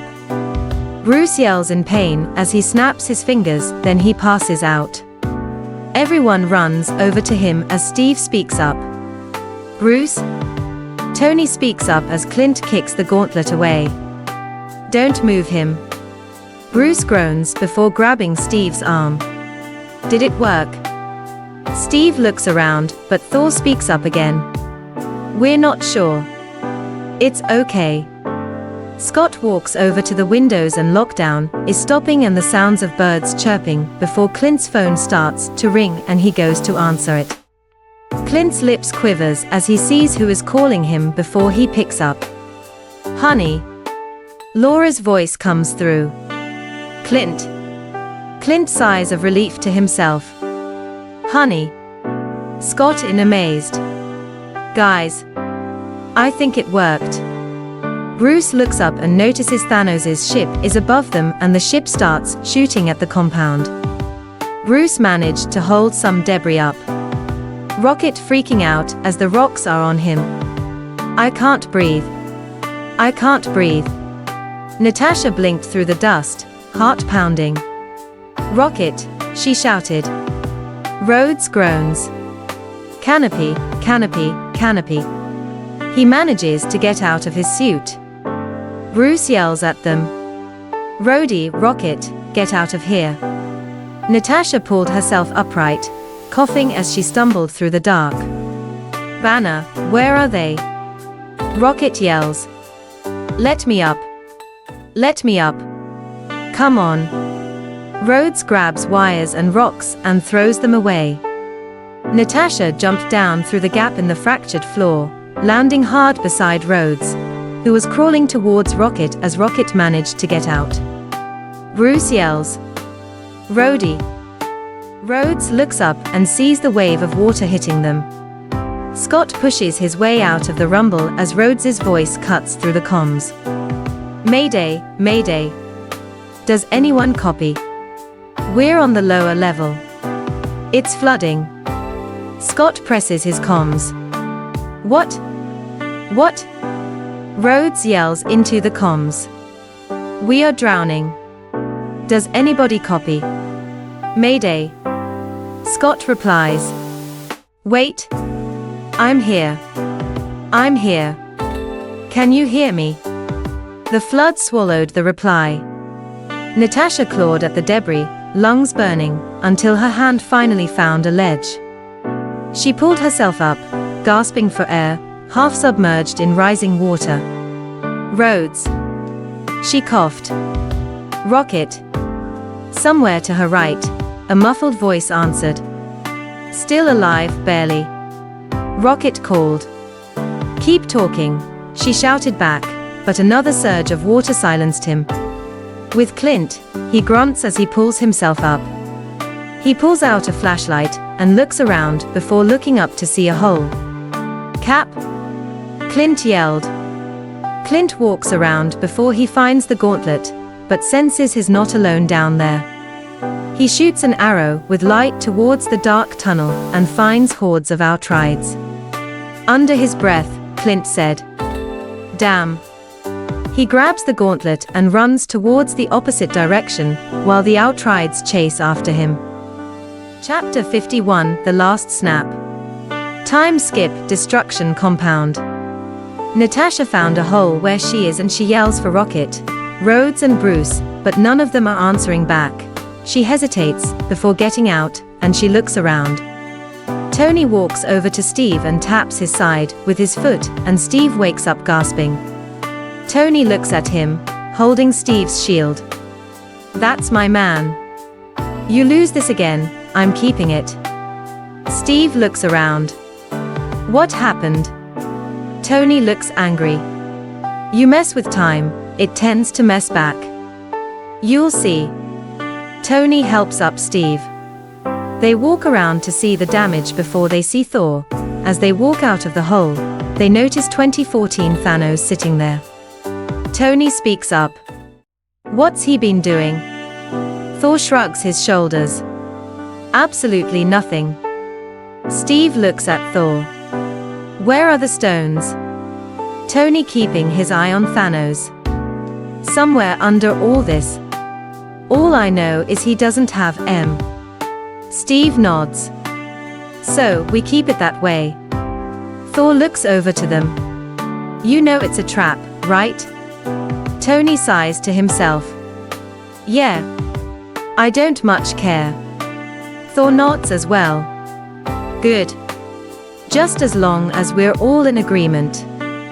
Thunder cracks as Thor's eyes glow blue, and he raises his arm to capture Mjolnir and Stormbreaker.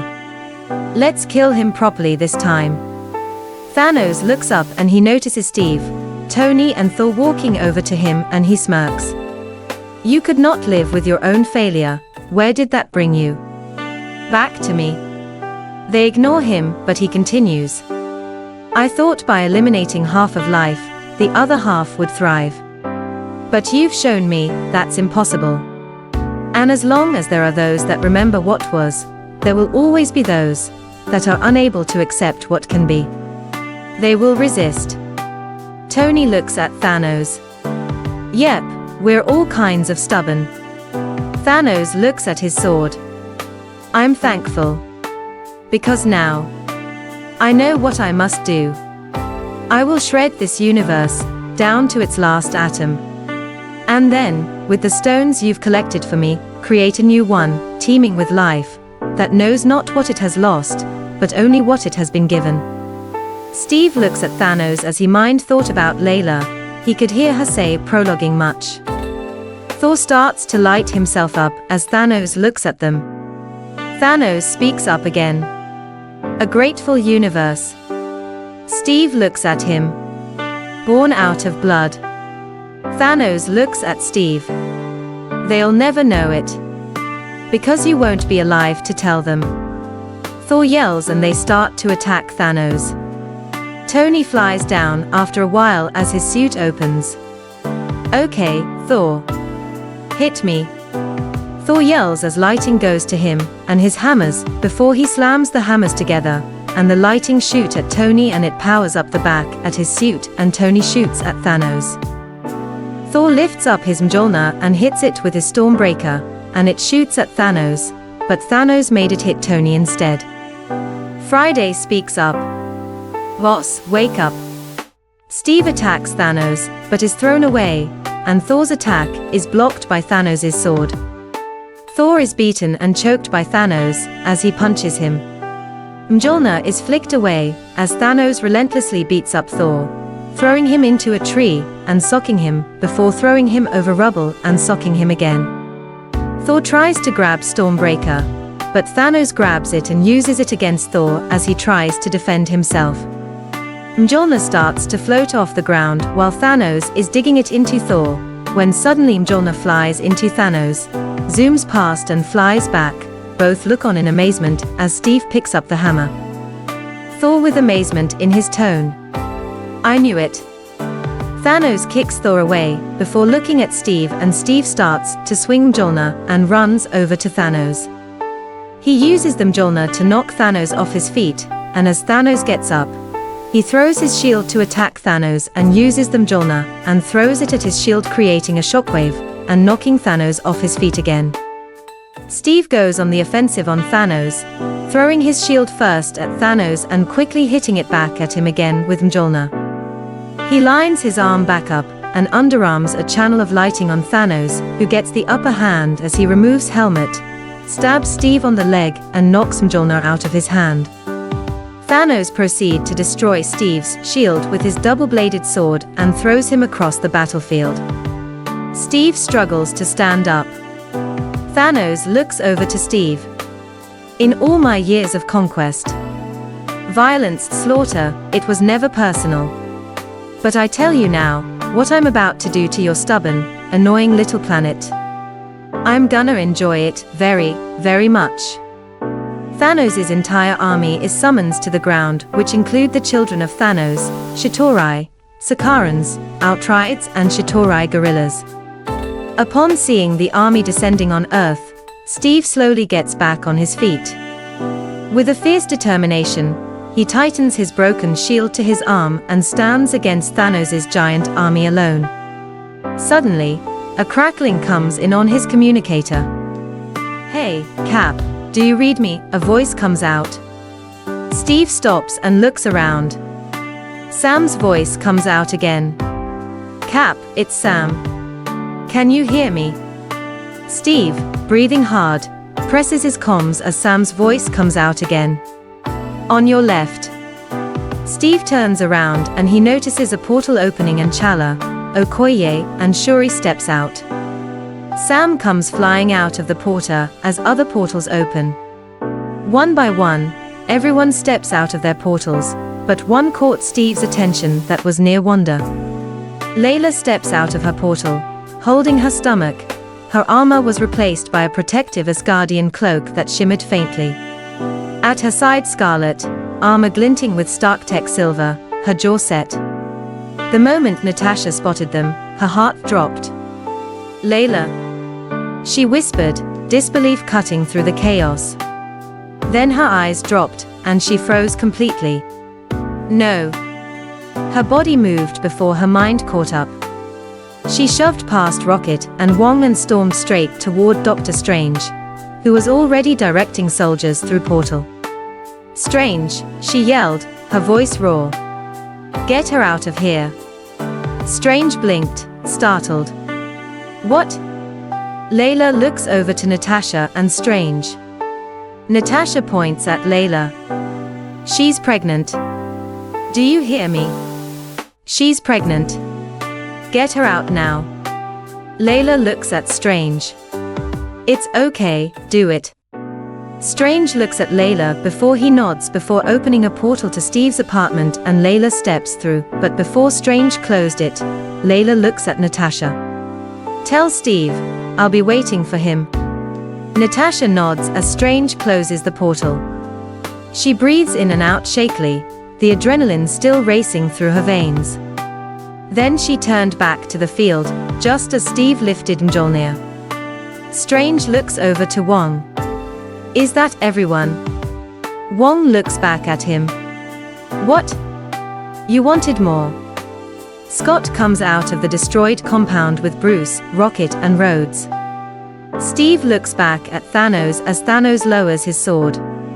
Steve yells, "Avengers!"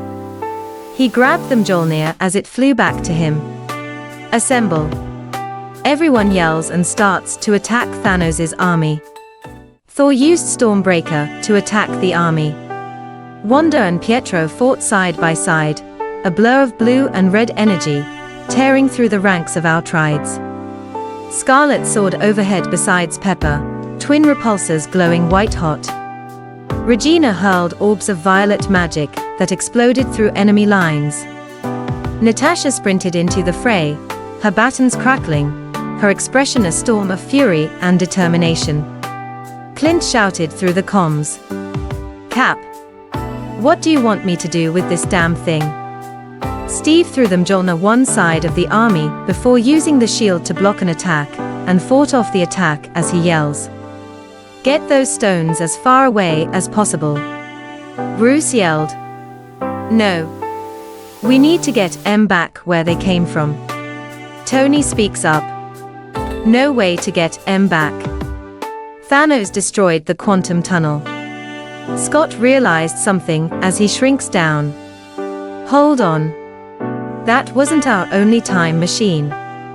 Horns blares out La Cucaracha, and Steve looks over near the noise before yelling, "Anyone see an ugly brown van out there?" Valkyrie calls out, "Yes. But you're not gonna like where it's parked." Tony asks Scott through the comms, "Scott, how long you need to get that thing working?" Scott pulls a face as Hope lands beside him. Maybe 10 minutes." Steve speaks up, "Get it started.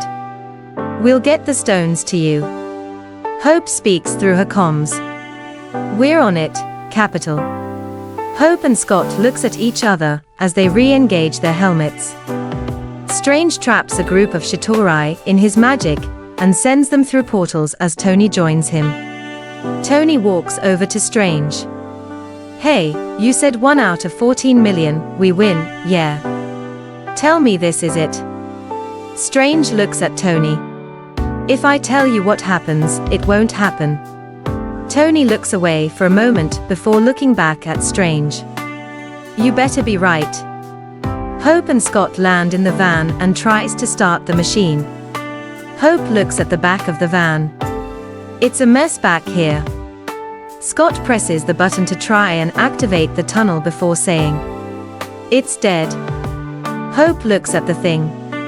"What?" Scott reaches for some wires. "It's dead. I have to hotwire it." Thanos attacks some people before looking at Corvus. "Where's Nebula?" Corvus looks at Thanos. She's not responding. Ebony looks at Thanos as his points. "Sire." Thanos sees the gauntlet. Clint rushes through Outriders before finding himself surrounded. He is saved by Black Panther. Chala looks at Clint. "Clint, give it to me." Clint passes the gauntlet to Chala, and he starts to run to the van, but is stopped by the double-edged sword, boomeranged by Thanos. When it gets back to him, he charges at him, but is stopped by Wanda and Vision. "You're not touching him," Vision said, his voice calm, but urged with power. Thanos slowed, his sneer deepening. "You again." Without a second thought, Wanda starts to light up her magic and lifts herself and some rocks up as Thanos runs towards her, but is hit by a couple of rocks before Wanda uses her magic to attack Thanos. As Wanda is fighting Thanos, Chala tried to grab the gauntlet, but Ebony stopped him. Peter swinging in to help. "I got it." Peter grabbed the gauntlet as Chala throws it at him before he lands and tells his AI, "Activate instant kill." His spider suit's eyes changed from blue to red and the legs comes out before attacking the Chitaurais. Thanos tries to kill Wanda with his double-bladed sword, but Wanda pushes it away. She then uses her powers to try and crush Thanos. Thanos in pain yells at Ebony, "Rain fire!" Corvus speaks up, "But, sire, our troops." Thanos yelled back in pain, "Just do it." The spaceship cannons appear and start to fire at the heroes. It flings Wanda and Vision away. Wong makes a shield and holds it up. The others followed. Suddenly one of the cannons hit a dam, water starts to flood the battlefield. Pepper notices. Is anyone seeing this? Strange looks at the broken dam, and uses his magic to stop the water from flooding the battlefield. Meanwhile, Peter is still battling the Chitaurai. Peter's struggling to fight off the Chitauris. "I got this. I got this. Okay, I don't got this. Help, somebody help." Steve looks over to Peter. "Hey, Queens, head up." Steve throws the Mjolnir towards Peter, and he shoots his webs at the hammer before flying away. Pepper grabs him in time. Pepper tells Peter, "Hang on. I got you, kid." She throws Peter up and Valkyrie grabs him and puts him on the back of the Pegasus. Peter looks at her. "Hey. Nice to meet you." "Oh my god." The Pegasus gets hit by the cannon and Peter falls to the ground, holding the gauntlet. The cannon knocks everyone down to their knees before redirecting its cannons to someone from outer space. Sam looking up. "What the hell is this?" Tony confused asked Friday. "Friday, what are they firing at?" Friday replied, "Something just entered the upper atmosphere." Carol comes crashing down, her target on the ship, and she makes it explode. Rocket yells, "Oh, yeah." Steve looks at Carol. "Danvers, we need an assist here." Scott opens up the back of the van and activating the tunnel. Then Carol lands next to Peter, who is on the ground, weirdly hugging the gauntlet with his body. Peter looks at Carol. "Hi, I'm Peter Parker." Carol smiles. "Hey, Peter Parker. You got something for me?" Peter grunts as he stands up, as he sees Thanos' army running over before he passes the gauntlet to Carol. "I don't know how you're gonna get it through all of that." Wanda and Valkyrie lands near him and Carol. Wanda looks at Peter. "Don't worry." Okoye landing next to them. "She's got help." Pepper and Scarlet lands in front of them alongside Mantis, Hope, Shuri, 2014 Gamora, and Nebula. They all start to walk over to the fight, then Carol starts flying towards the van with the gauntlet, flying past enemies and going through enemy blockades that are in her way with ease. Thanos, seeing this, starts running to Carol but is stopped by Pepper, Shuri, Hope and Scarlet, who blasts him backwards. Thanos throws his sword and it hits the van, causing it to explode and knock everyone in its radius away, including Carol, who has dropped the gauntlet. Tony throws off the dead soldier and looks at the gauntlet. "Tony." Scarlet's voice broke through the comms as she and Pepper flew closer, firing repulsors to clear the field. "He's too strong. Stay back." Tony yells as he runs over to it, as well as Thanos, and they start to attack each other for the gauntlet. Thor steps in and attacks Thanos with his Stormbreaker, before grabbing the Mjolnir with Steve. However, Thanos overpowers them and knocks them both out. After picking up the gauntlet, Carol arrives, punching away at Thanos while he's holding the gauntlet. She keeps punching him, but Thanos grabbed her by the arm and flings her away. Thanos puts on the gauntlet. Gamma radiation from the stones eating at him as he tries to snap, but Carol arises again and stops his fingers from snapping, opening up his hand, similar to what Steve did in Avengers Infinity War. Thanos headbutted her, but it does nothing. Just as Carol is gaining the upper hand by rising up and forcing Thanos onto his knees, Thanos pulls out the Power Stone out of the gauntlet and uses it in his free hand to hit Carol away. Tony looks in question to Strange, who simply raises one finger, reminding him that the one win over Thanos he foresaw is now at risk. Or is it? Tony nods. Thanos puts the Power Stone back in the gauntlet, yelling from the gamma radiation coursing through him, until Tony makes one last attack on Thanos, pulling on the gauntlet before Thanos punches him away. Thanos looks at everyone. I am inevitable. Thanos snapped his fingers, but nothing happens except a metallic clink. He sees the stones missing. Tony has the stones on his own gauntlet, the gamma radiation coursing through him, to everyone's shock. Tony looks over to Scarlet before back at Thanos. An Iron Man. Tony snaps his fingers with a loud clang and a blinding flash of white. Rocket fires at a Leviathan, and before it devours him, it crumbles into ash. The Black Order starts to crumbling to ash. Chala and Quill look around in surprise. Steve looks on in exhaustion, knowing that they have won. Thanos, in horror, looks around and sees his entire army disintegrated. Jay looks at Steve, who just stares at him.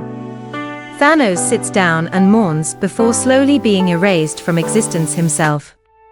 The silence that followed was deafening. Scarlet's breathing hitched as she turned and saw Tony stumble. His armor sparked, half of his body scorched by the stone's power. Tony, she screamed, ripping off her helmet as she sprinted toward him. He fell onto the debris, as Rhodes flies in and goes up to him to see his longtime college and friend fading away. He bows his head, knowing the damage was done. Peter soon flies in and sees Tony collapsed on the ground. Peter now in tears. Mr. Stark, he runs up to his fallen mentor. Hey Mr. Stark. Can you hear me? It's Peter. We won, Mr. Stark, we won. You did it, sir, you did it. Pepper pulls Peter away gently as Scarlet falls to her knees in tears. Tony looks over to Pepper as he kneels down in front of him. Hey, Pep. Tony's hand weakly went over Pepper's. Pepper looks at Tony. Friday. Friday tells Pepper. Life functions critical. Tony smiles weakly at Pepper before his eyes shifts to Scarlet, who is crying before looking back at Pepper. Pepper tells Tony, we're gonna be okay.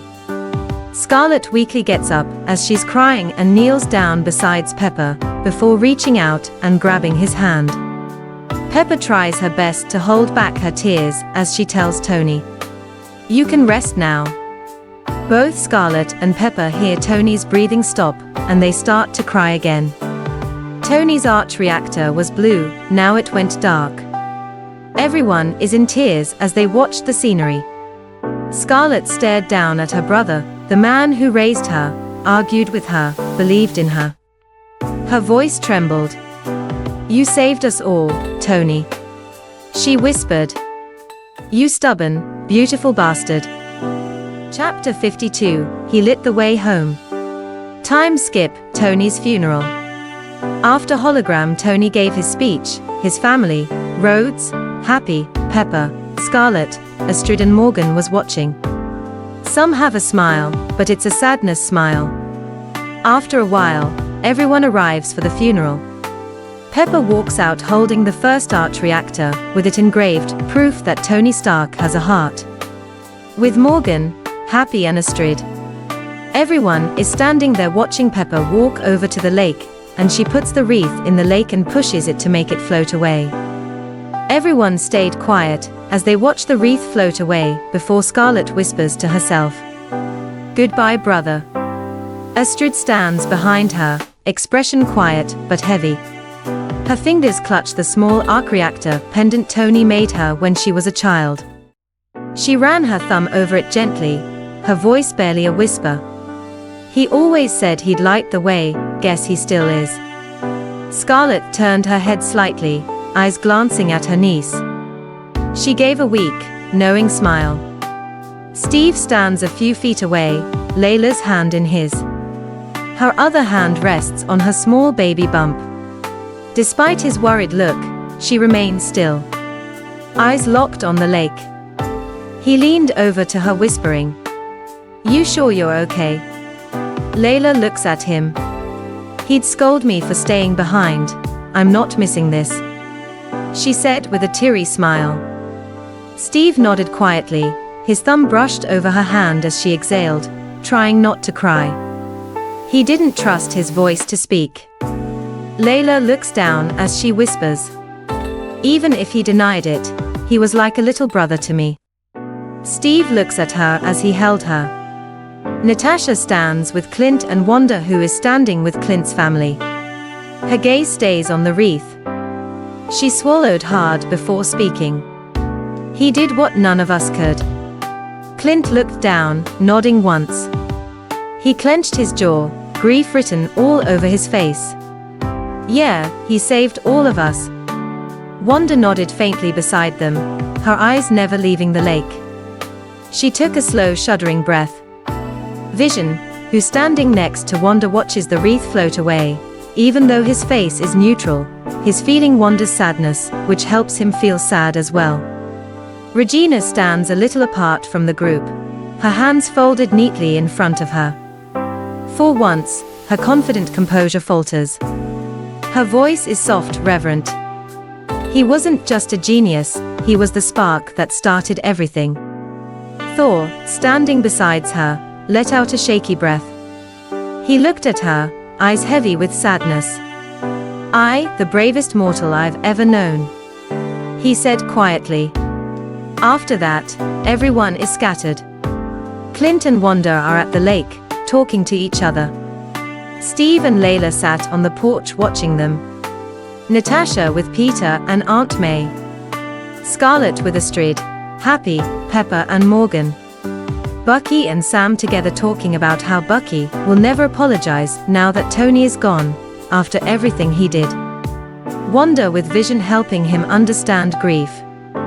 Thor was with Regina, and he thought about Loki and Ashley and what they are doing in Valhalla. Time skip, new quantum portal. Layla's back at Steve's apartment, cooking for everyone while Sam, Steve, Bucky and Bruce are at the new quantum portal. Bruce opens up the case as he speaks to Steve. "Remember, you have to return the stones to the exact moment you got M, or you're gonna open up a bunch of nasty alternative realities." Steve closing the case, but his mind is focused on Layla and his unborn kids. "Don't worry, Bruce. Clip all the branches."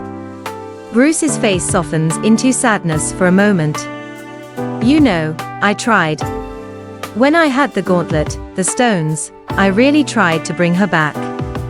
Ashley, she deserved more than what she got."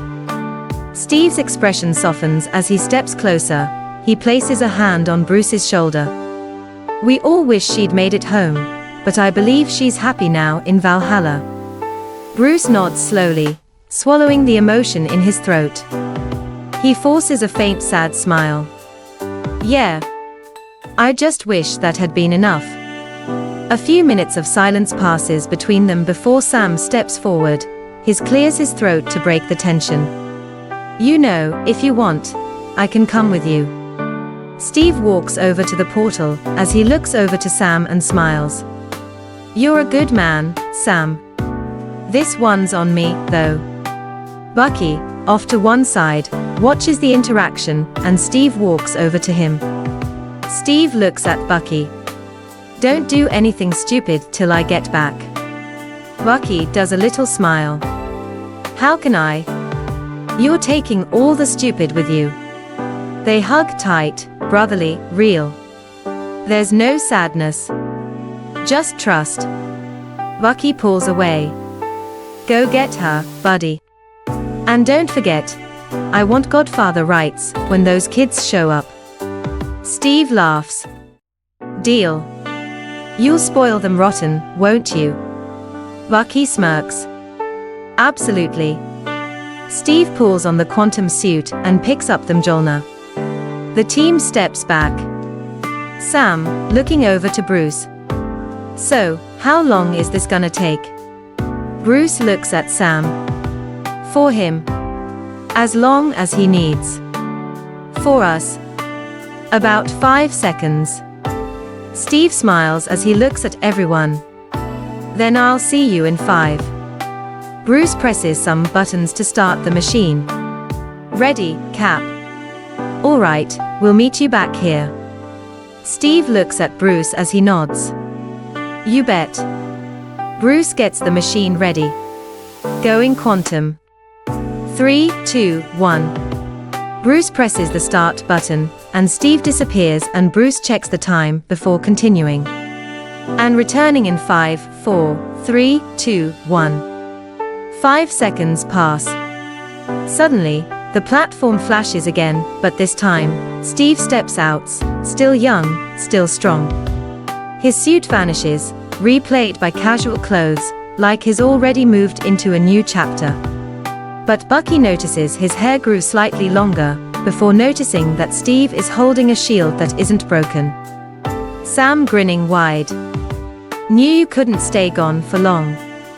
Bucky clapping him on the shoulder. Told you he'd come back. Bruce smiles as he walks over. Guess time really does work differently when you've got something, or someone to come home to. Steve looking at them all. I finished it. Every stone, every branch. But I didn't stay. I've got a future here with her. With the family we haven't met yet. They exchange warm smiles. Sam pats Steve on the back. Welcome home, Captain. Steve grins as he looks at Sam. There's one more thing I need to set right. Steve passes over to Sam a wrapped object and Sam hesitates, unwrapping the cloth, revealing the shield. Its surface gleams in the sunlight, flawless. Sam looks at Steve stunned. Steve. Steve pats Sam on the back. It's yours. You've earned it, Sam. The world's gonna need Captain America, just not me. Sam stares at it, then back at Steve, eyes filled with respect. Thank you, Captain. Steve smiled warmly. Just Steve's fine. This captain is retired. Dad sounds better. They all laugh, Sam shaking his head, Bucky chuckling under his breath. Bucky speaks up. Yeah, that one's gonna stick. Steve looks at Bucky as he smiled. After a while, Steve checks his phone as a notification pops up, Laila telling him that food's ready and bring over the boys. Bucky, Sam and Bruce looks at Steve before Steve looks at them. Who's hungry? Layla's finished the food. Steve tells them. Sam smirks. About time, I try her 5-star Yelp review food. Steve laughs as he runs his hand down his face, forgetting that he said that to Laila once before they all start to walk back to Steve's apartment. Chapter 53, A Taste of Home. Time skip Steve's apartment. The boys walks over to the door and Bucky, Sam and Bruce, waits until Steve opens the door. Laila looks over to the door, and she smiles as she sees Steve walking in. Laila putting the last plate on the table. You brought the boys? Or do I have to call them? Steve chuckles before Sam, Bucky and Bruce walk in. Laila smiles as she looks over to them. Hungry fellas? Sam immediately raised his hand. Starving. And for the record, if this is how you eat every night, I'm moving in. Bucky lets out a laugh as he pulled out a chair for her. Don't even think about it, Wilson. Bruce smiled quietly, adjusting his glasses as he took a seat. This smells incredible, Laila. You've outdone yourself. Thank you, she said softly, easing into her chair beside Steve. Though to be fair, it's mostly cravings doing the work these days. That earned a round of laughter. Cravings? Sam asked, leaning forward curiously. Please tell me you're one of those pickles and ice cream types. Laila chuckled. Not quite. More like peanut butter on everything. Bucky looks at her. Even pancakes. Especially pancakes, she grinned, taking a sip of water. Steve chuckled beside her, slipping his hand briefly onto her knee under the table, a quiet, protective gesture. Don't mock the cravings, Buck. Trust me, you'll regret it. Oh, I already do, Bucky shot back. You should have seen him yesterday, before Tony's funeral. She asked for waffles, and the man looked like he was prepping for war. That made Laila laugh, so hard she had to hold her bump. He takes breakfast very seriously, she teased.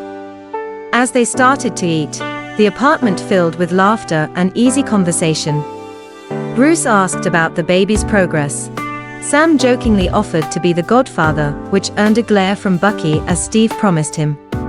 At one point, Steve looked around the table, at his oldest friend laughing again, at the two men who'd become his brothers, and at the woman beside him, glowing with life.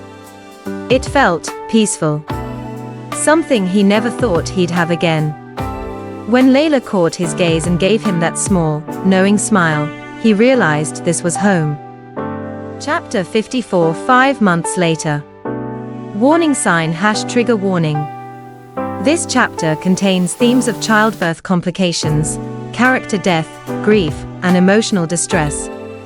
Reader discretion is advised. Time skip. Steve's apartment, 5 months later. The late afternoon light filtered through the curtains, casting a soft golden hue across the living room. The TV hummed quietly with the sound of the news, though no one was really paying attention. Laila sat on the couch, a large blanket wrapped around her shoulders, her hand resting on her very round stomach. She let out a small sigh, not of pain, but of the kind of exhaustion only 9 months of pregnancy could bring. You all right, sweetheart? Steve asked gently, walking out from the kitchen with 2 mugs of tea. She smiled tiredly, taking the cup he handed her. I'm fine. Just ready for this little one to stop using my ribs as a footrest. Steve chuckled, sitting down beside her. Can't blame em. Got your stubbornness. Your stubbornness, she corrected, sipping her tea. I'm just charming. Before Steve could reply, his phone buzzed on the table. The screen flashed, Natasha Romanoff. Steve frowned slightly, picking it up. Hey, National. What's going on? Her voice came through sharp, but calm. Hey, capital sorry to call like this, it's about Sam. He and Torres ran into a bit of a situation on the docks. Nothing major, but we could use an extra pair of hands. Steve straightened a little, instinctively alert. Is everyone okay? For now, yeah, Natasha said. But if you can get down here soon, it'd make cleanup easier. Steve glanced at Laila, who was resting her mug on the coffee table, watching him knowingly. Go, she said softly before he could speak. Nat wouldn't call unless she needed you. You sure? He asked, hesitating. I'll be fine, she promised. Just don't make it an all-nighter. The baby and I might rot. He smiled and leaned over, pressing a kiss to her forehead. I'll be back before you know it. Famous last words, she teased. An hour later. Laila was still on the couch, flipping through baby name lists on her tablet, when a sharp twinge hit low in her abdomen. She froze, then breathed out slowly. Okay, maybe that was just Dash. Another wave hit, stronger this time. Her eyes widened. Oh no, not now. She grabbed her phone and immediately dialed a familiar number. Bucky. Hey, don't freak out, Dash. Laila, you only say that when I should definitely freak out. Bucky replied suspiciously. I think my water just broke. There was a pause. Then a very quick, I'm on my way. 15 minutes later. The front door opened with a soft clatter of keys. Bucky stepped inside, slightly out of breath, followed by Clint and Laura Barton. "Okay," Clint said, scanning the room. "What's the situation? How are we doing, Mama?" "Like someone shoved a bowling ball into my lungs," Laila muttered, wincing as another contraction hit. Laura rushed over, calm and efficient. "All right, deep breaths. We've done his 3 times, I've got you, honey." She crouched beside Laila, rubbing her back gently. Bucky looked from Laila to Clint, trying to hide how tense he was. "Where's Steve?" "Helping Natasha," Laila managed between breaths. "Don't tell him yet. He'll panic." "Pretty sure that's his job," Clint said with a small grin. "Mine's driving you to the hospital." "Then let's move," Laura said. Bucky grabbed Layla's hospital bag from by the door, neatly packed and labeled weeks ago. Of course, she'd been prepared. "Got it," he said, voice firm but gentle. "All right, sweetheart," Laura said, guiding Layla up with Bucky's help. "We're gonna take this nice and slow." Layla nodded, gripping Bucky's arm.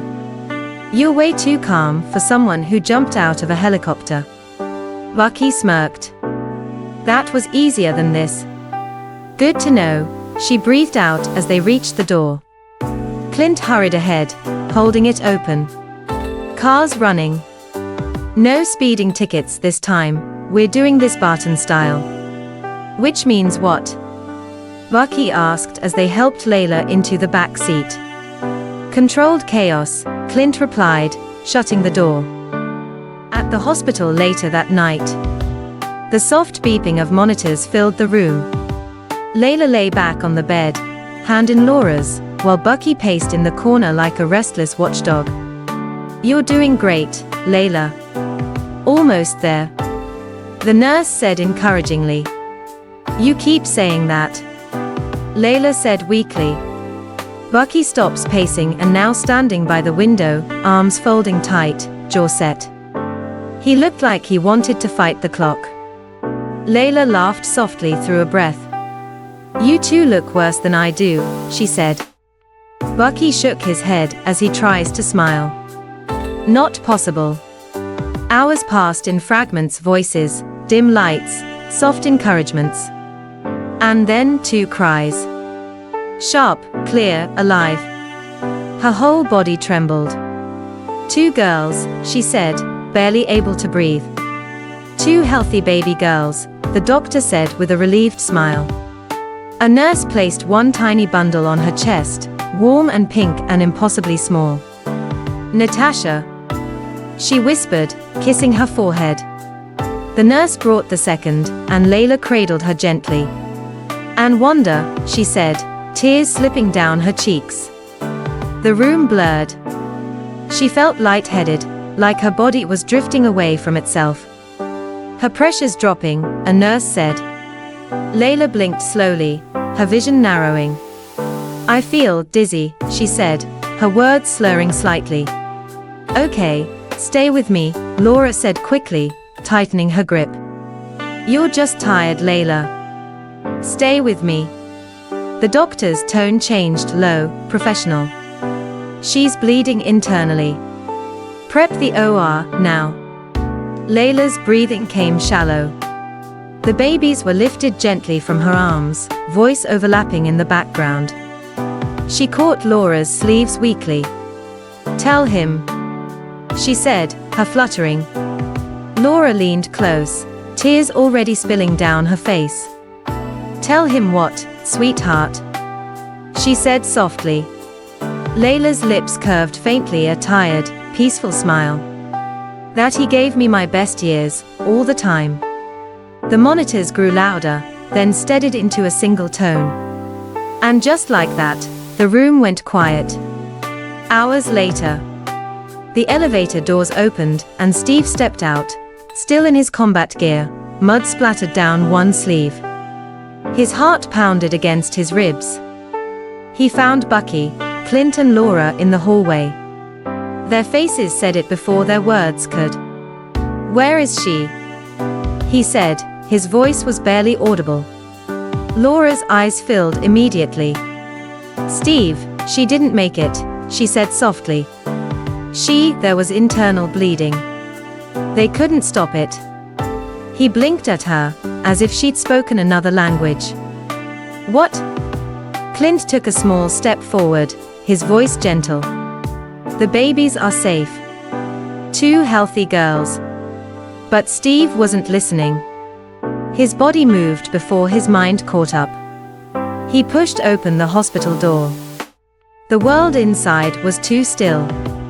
The monitor had been turned off. The room smelled of antiseptic and flowers. Laila lay quietly on the bed, her face peaceful, almost like she was sleeping. A nurse had tucked a blanket around her shoulders. Her hair was brushed back neatly. Steve froze in the doorway. For a long time, he didn't move. Then, slowly, he walked to her side. His knees hit the towel as he sat down beside the bed. "Hey," he said quietly, his hand shaking as it reached for hers. "I'm here." Her hand was still warm, but there was no life in it. He lowered his forehead to her knuckles. His breath came uneven, almost soundless. "You promised to wait," he said softly, a weak laugh slipping out before his voice broke. "You said it wouldn't be long."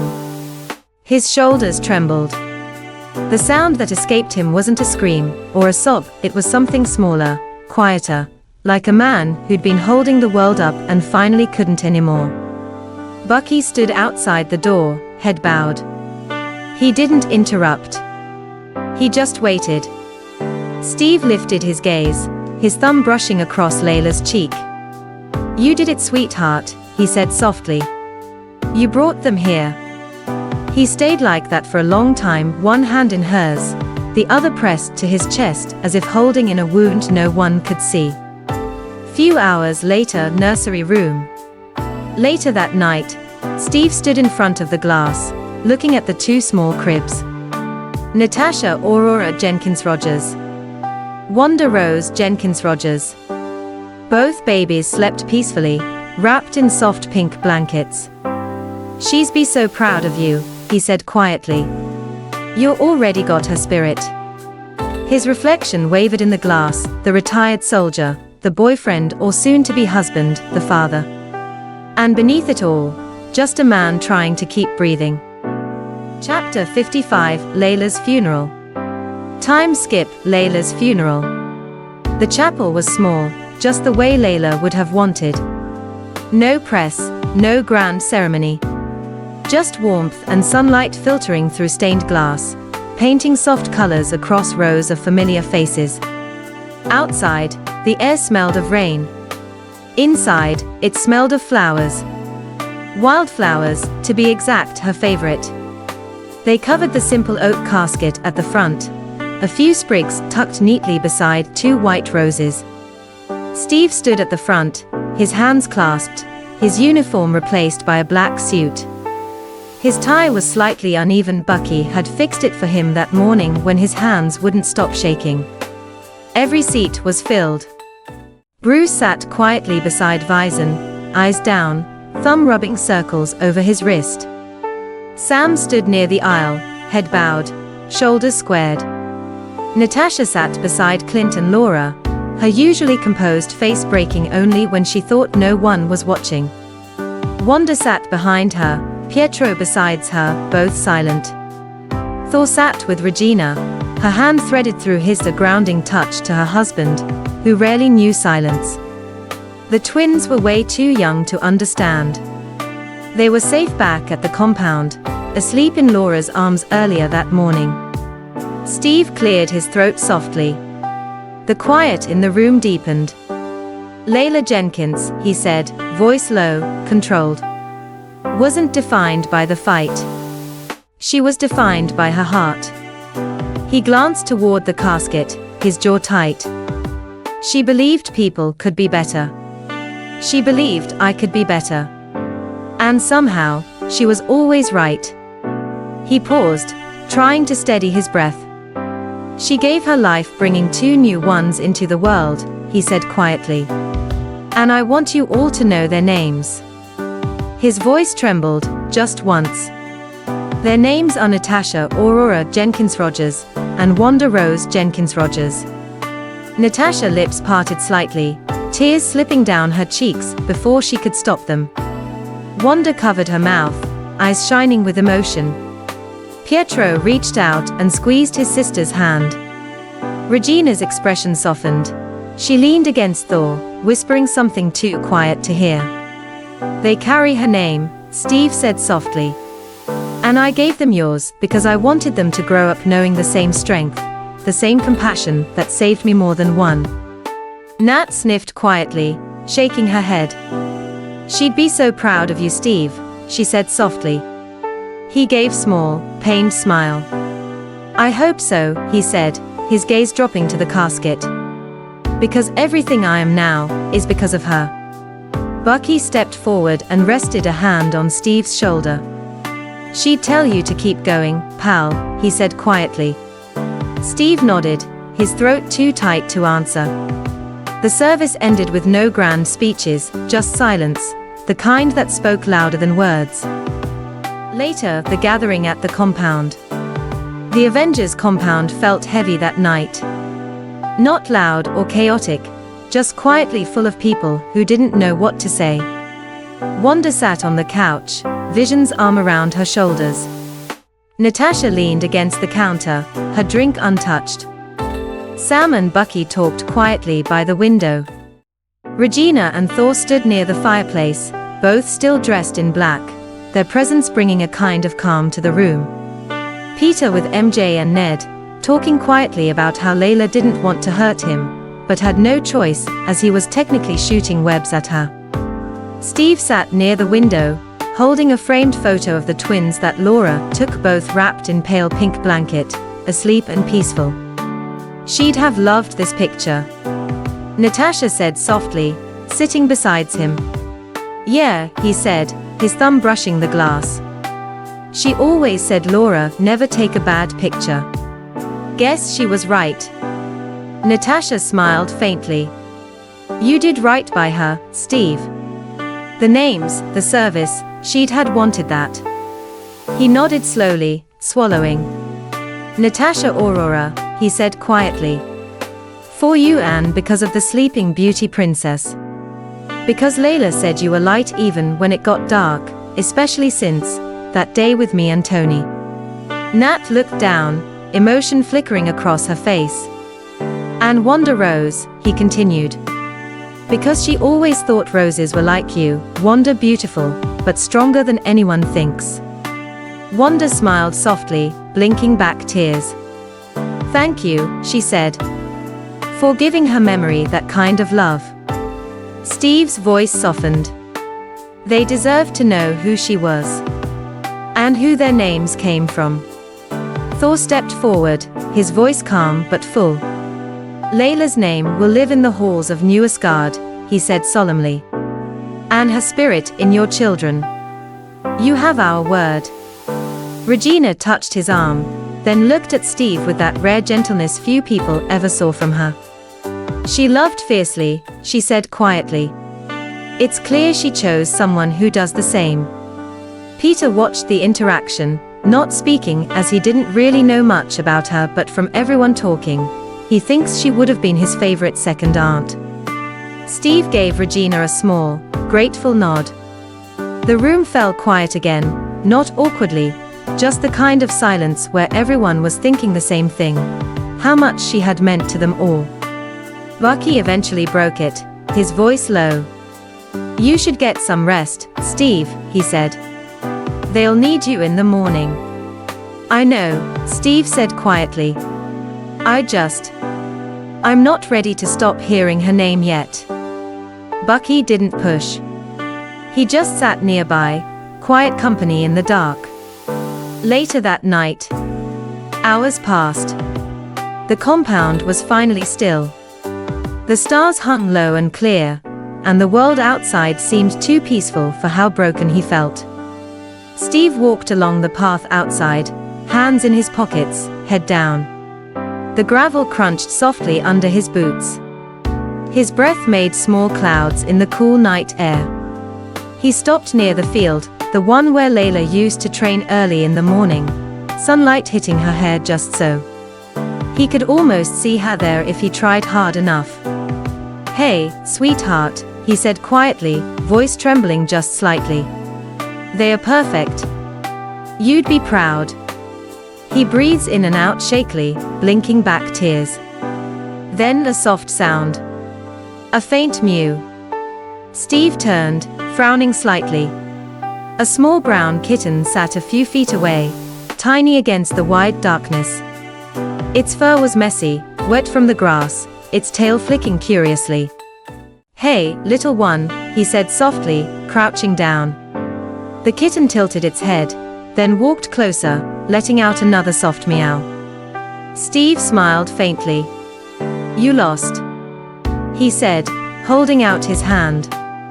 The kitten rubbed against his boot, then looked up at him like it had decided something. Steve reached down carefully, scooping the kitten into his hands. It didn't struggle, just curled against his chest, purring. He let out a quiet laugh, the sound small but genuine. "You've got good timing," he said softly. The kitten purred louder, pressing into the warmth of his jacket. Steve looked up at the stars again, the breeze brushing through the trees. For a moment, he swore he could feel her, that soft, reassuring warmth that had grounded him. "You'd like this one," he murmured, smiling sadly. "She's got your stubborn streak." He glanced down at the kitten, who blinked sleepily back at him. "Guess it's just us now, huh?" he said quietly. The kitten gave a small, contented purr. Steve smiled, tucking it closer to his chest as he turned back towards the compound. And under the quiet starlight, the soldier walked home, no longer alone, carrying a tiny heartbeat against his own. The end.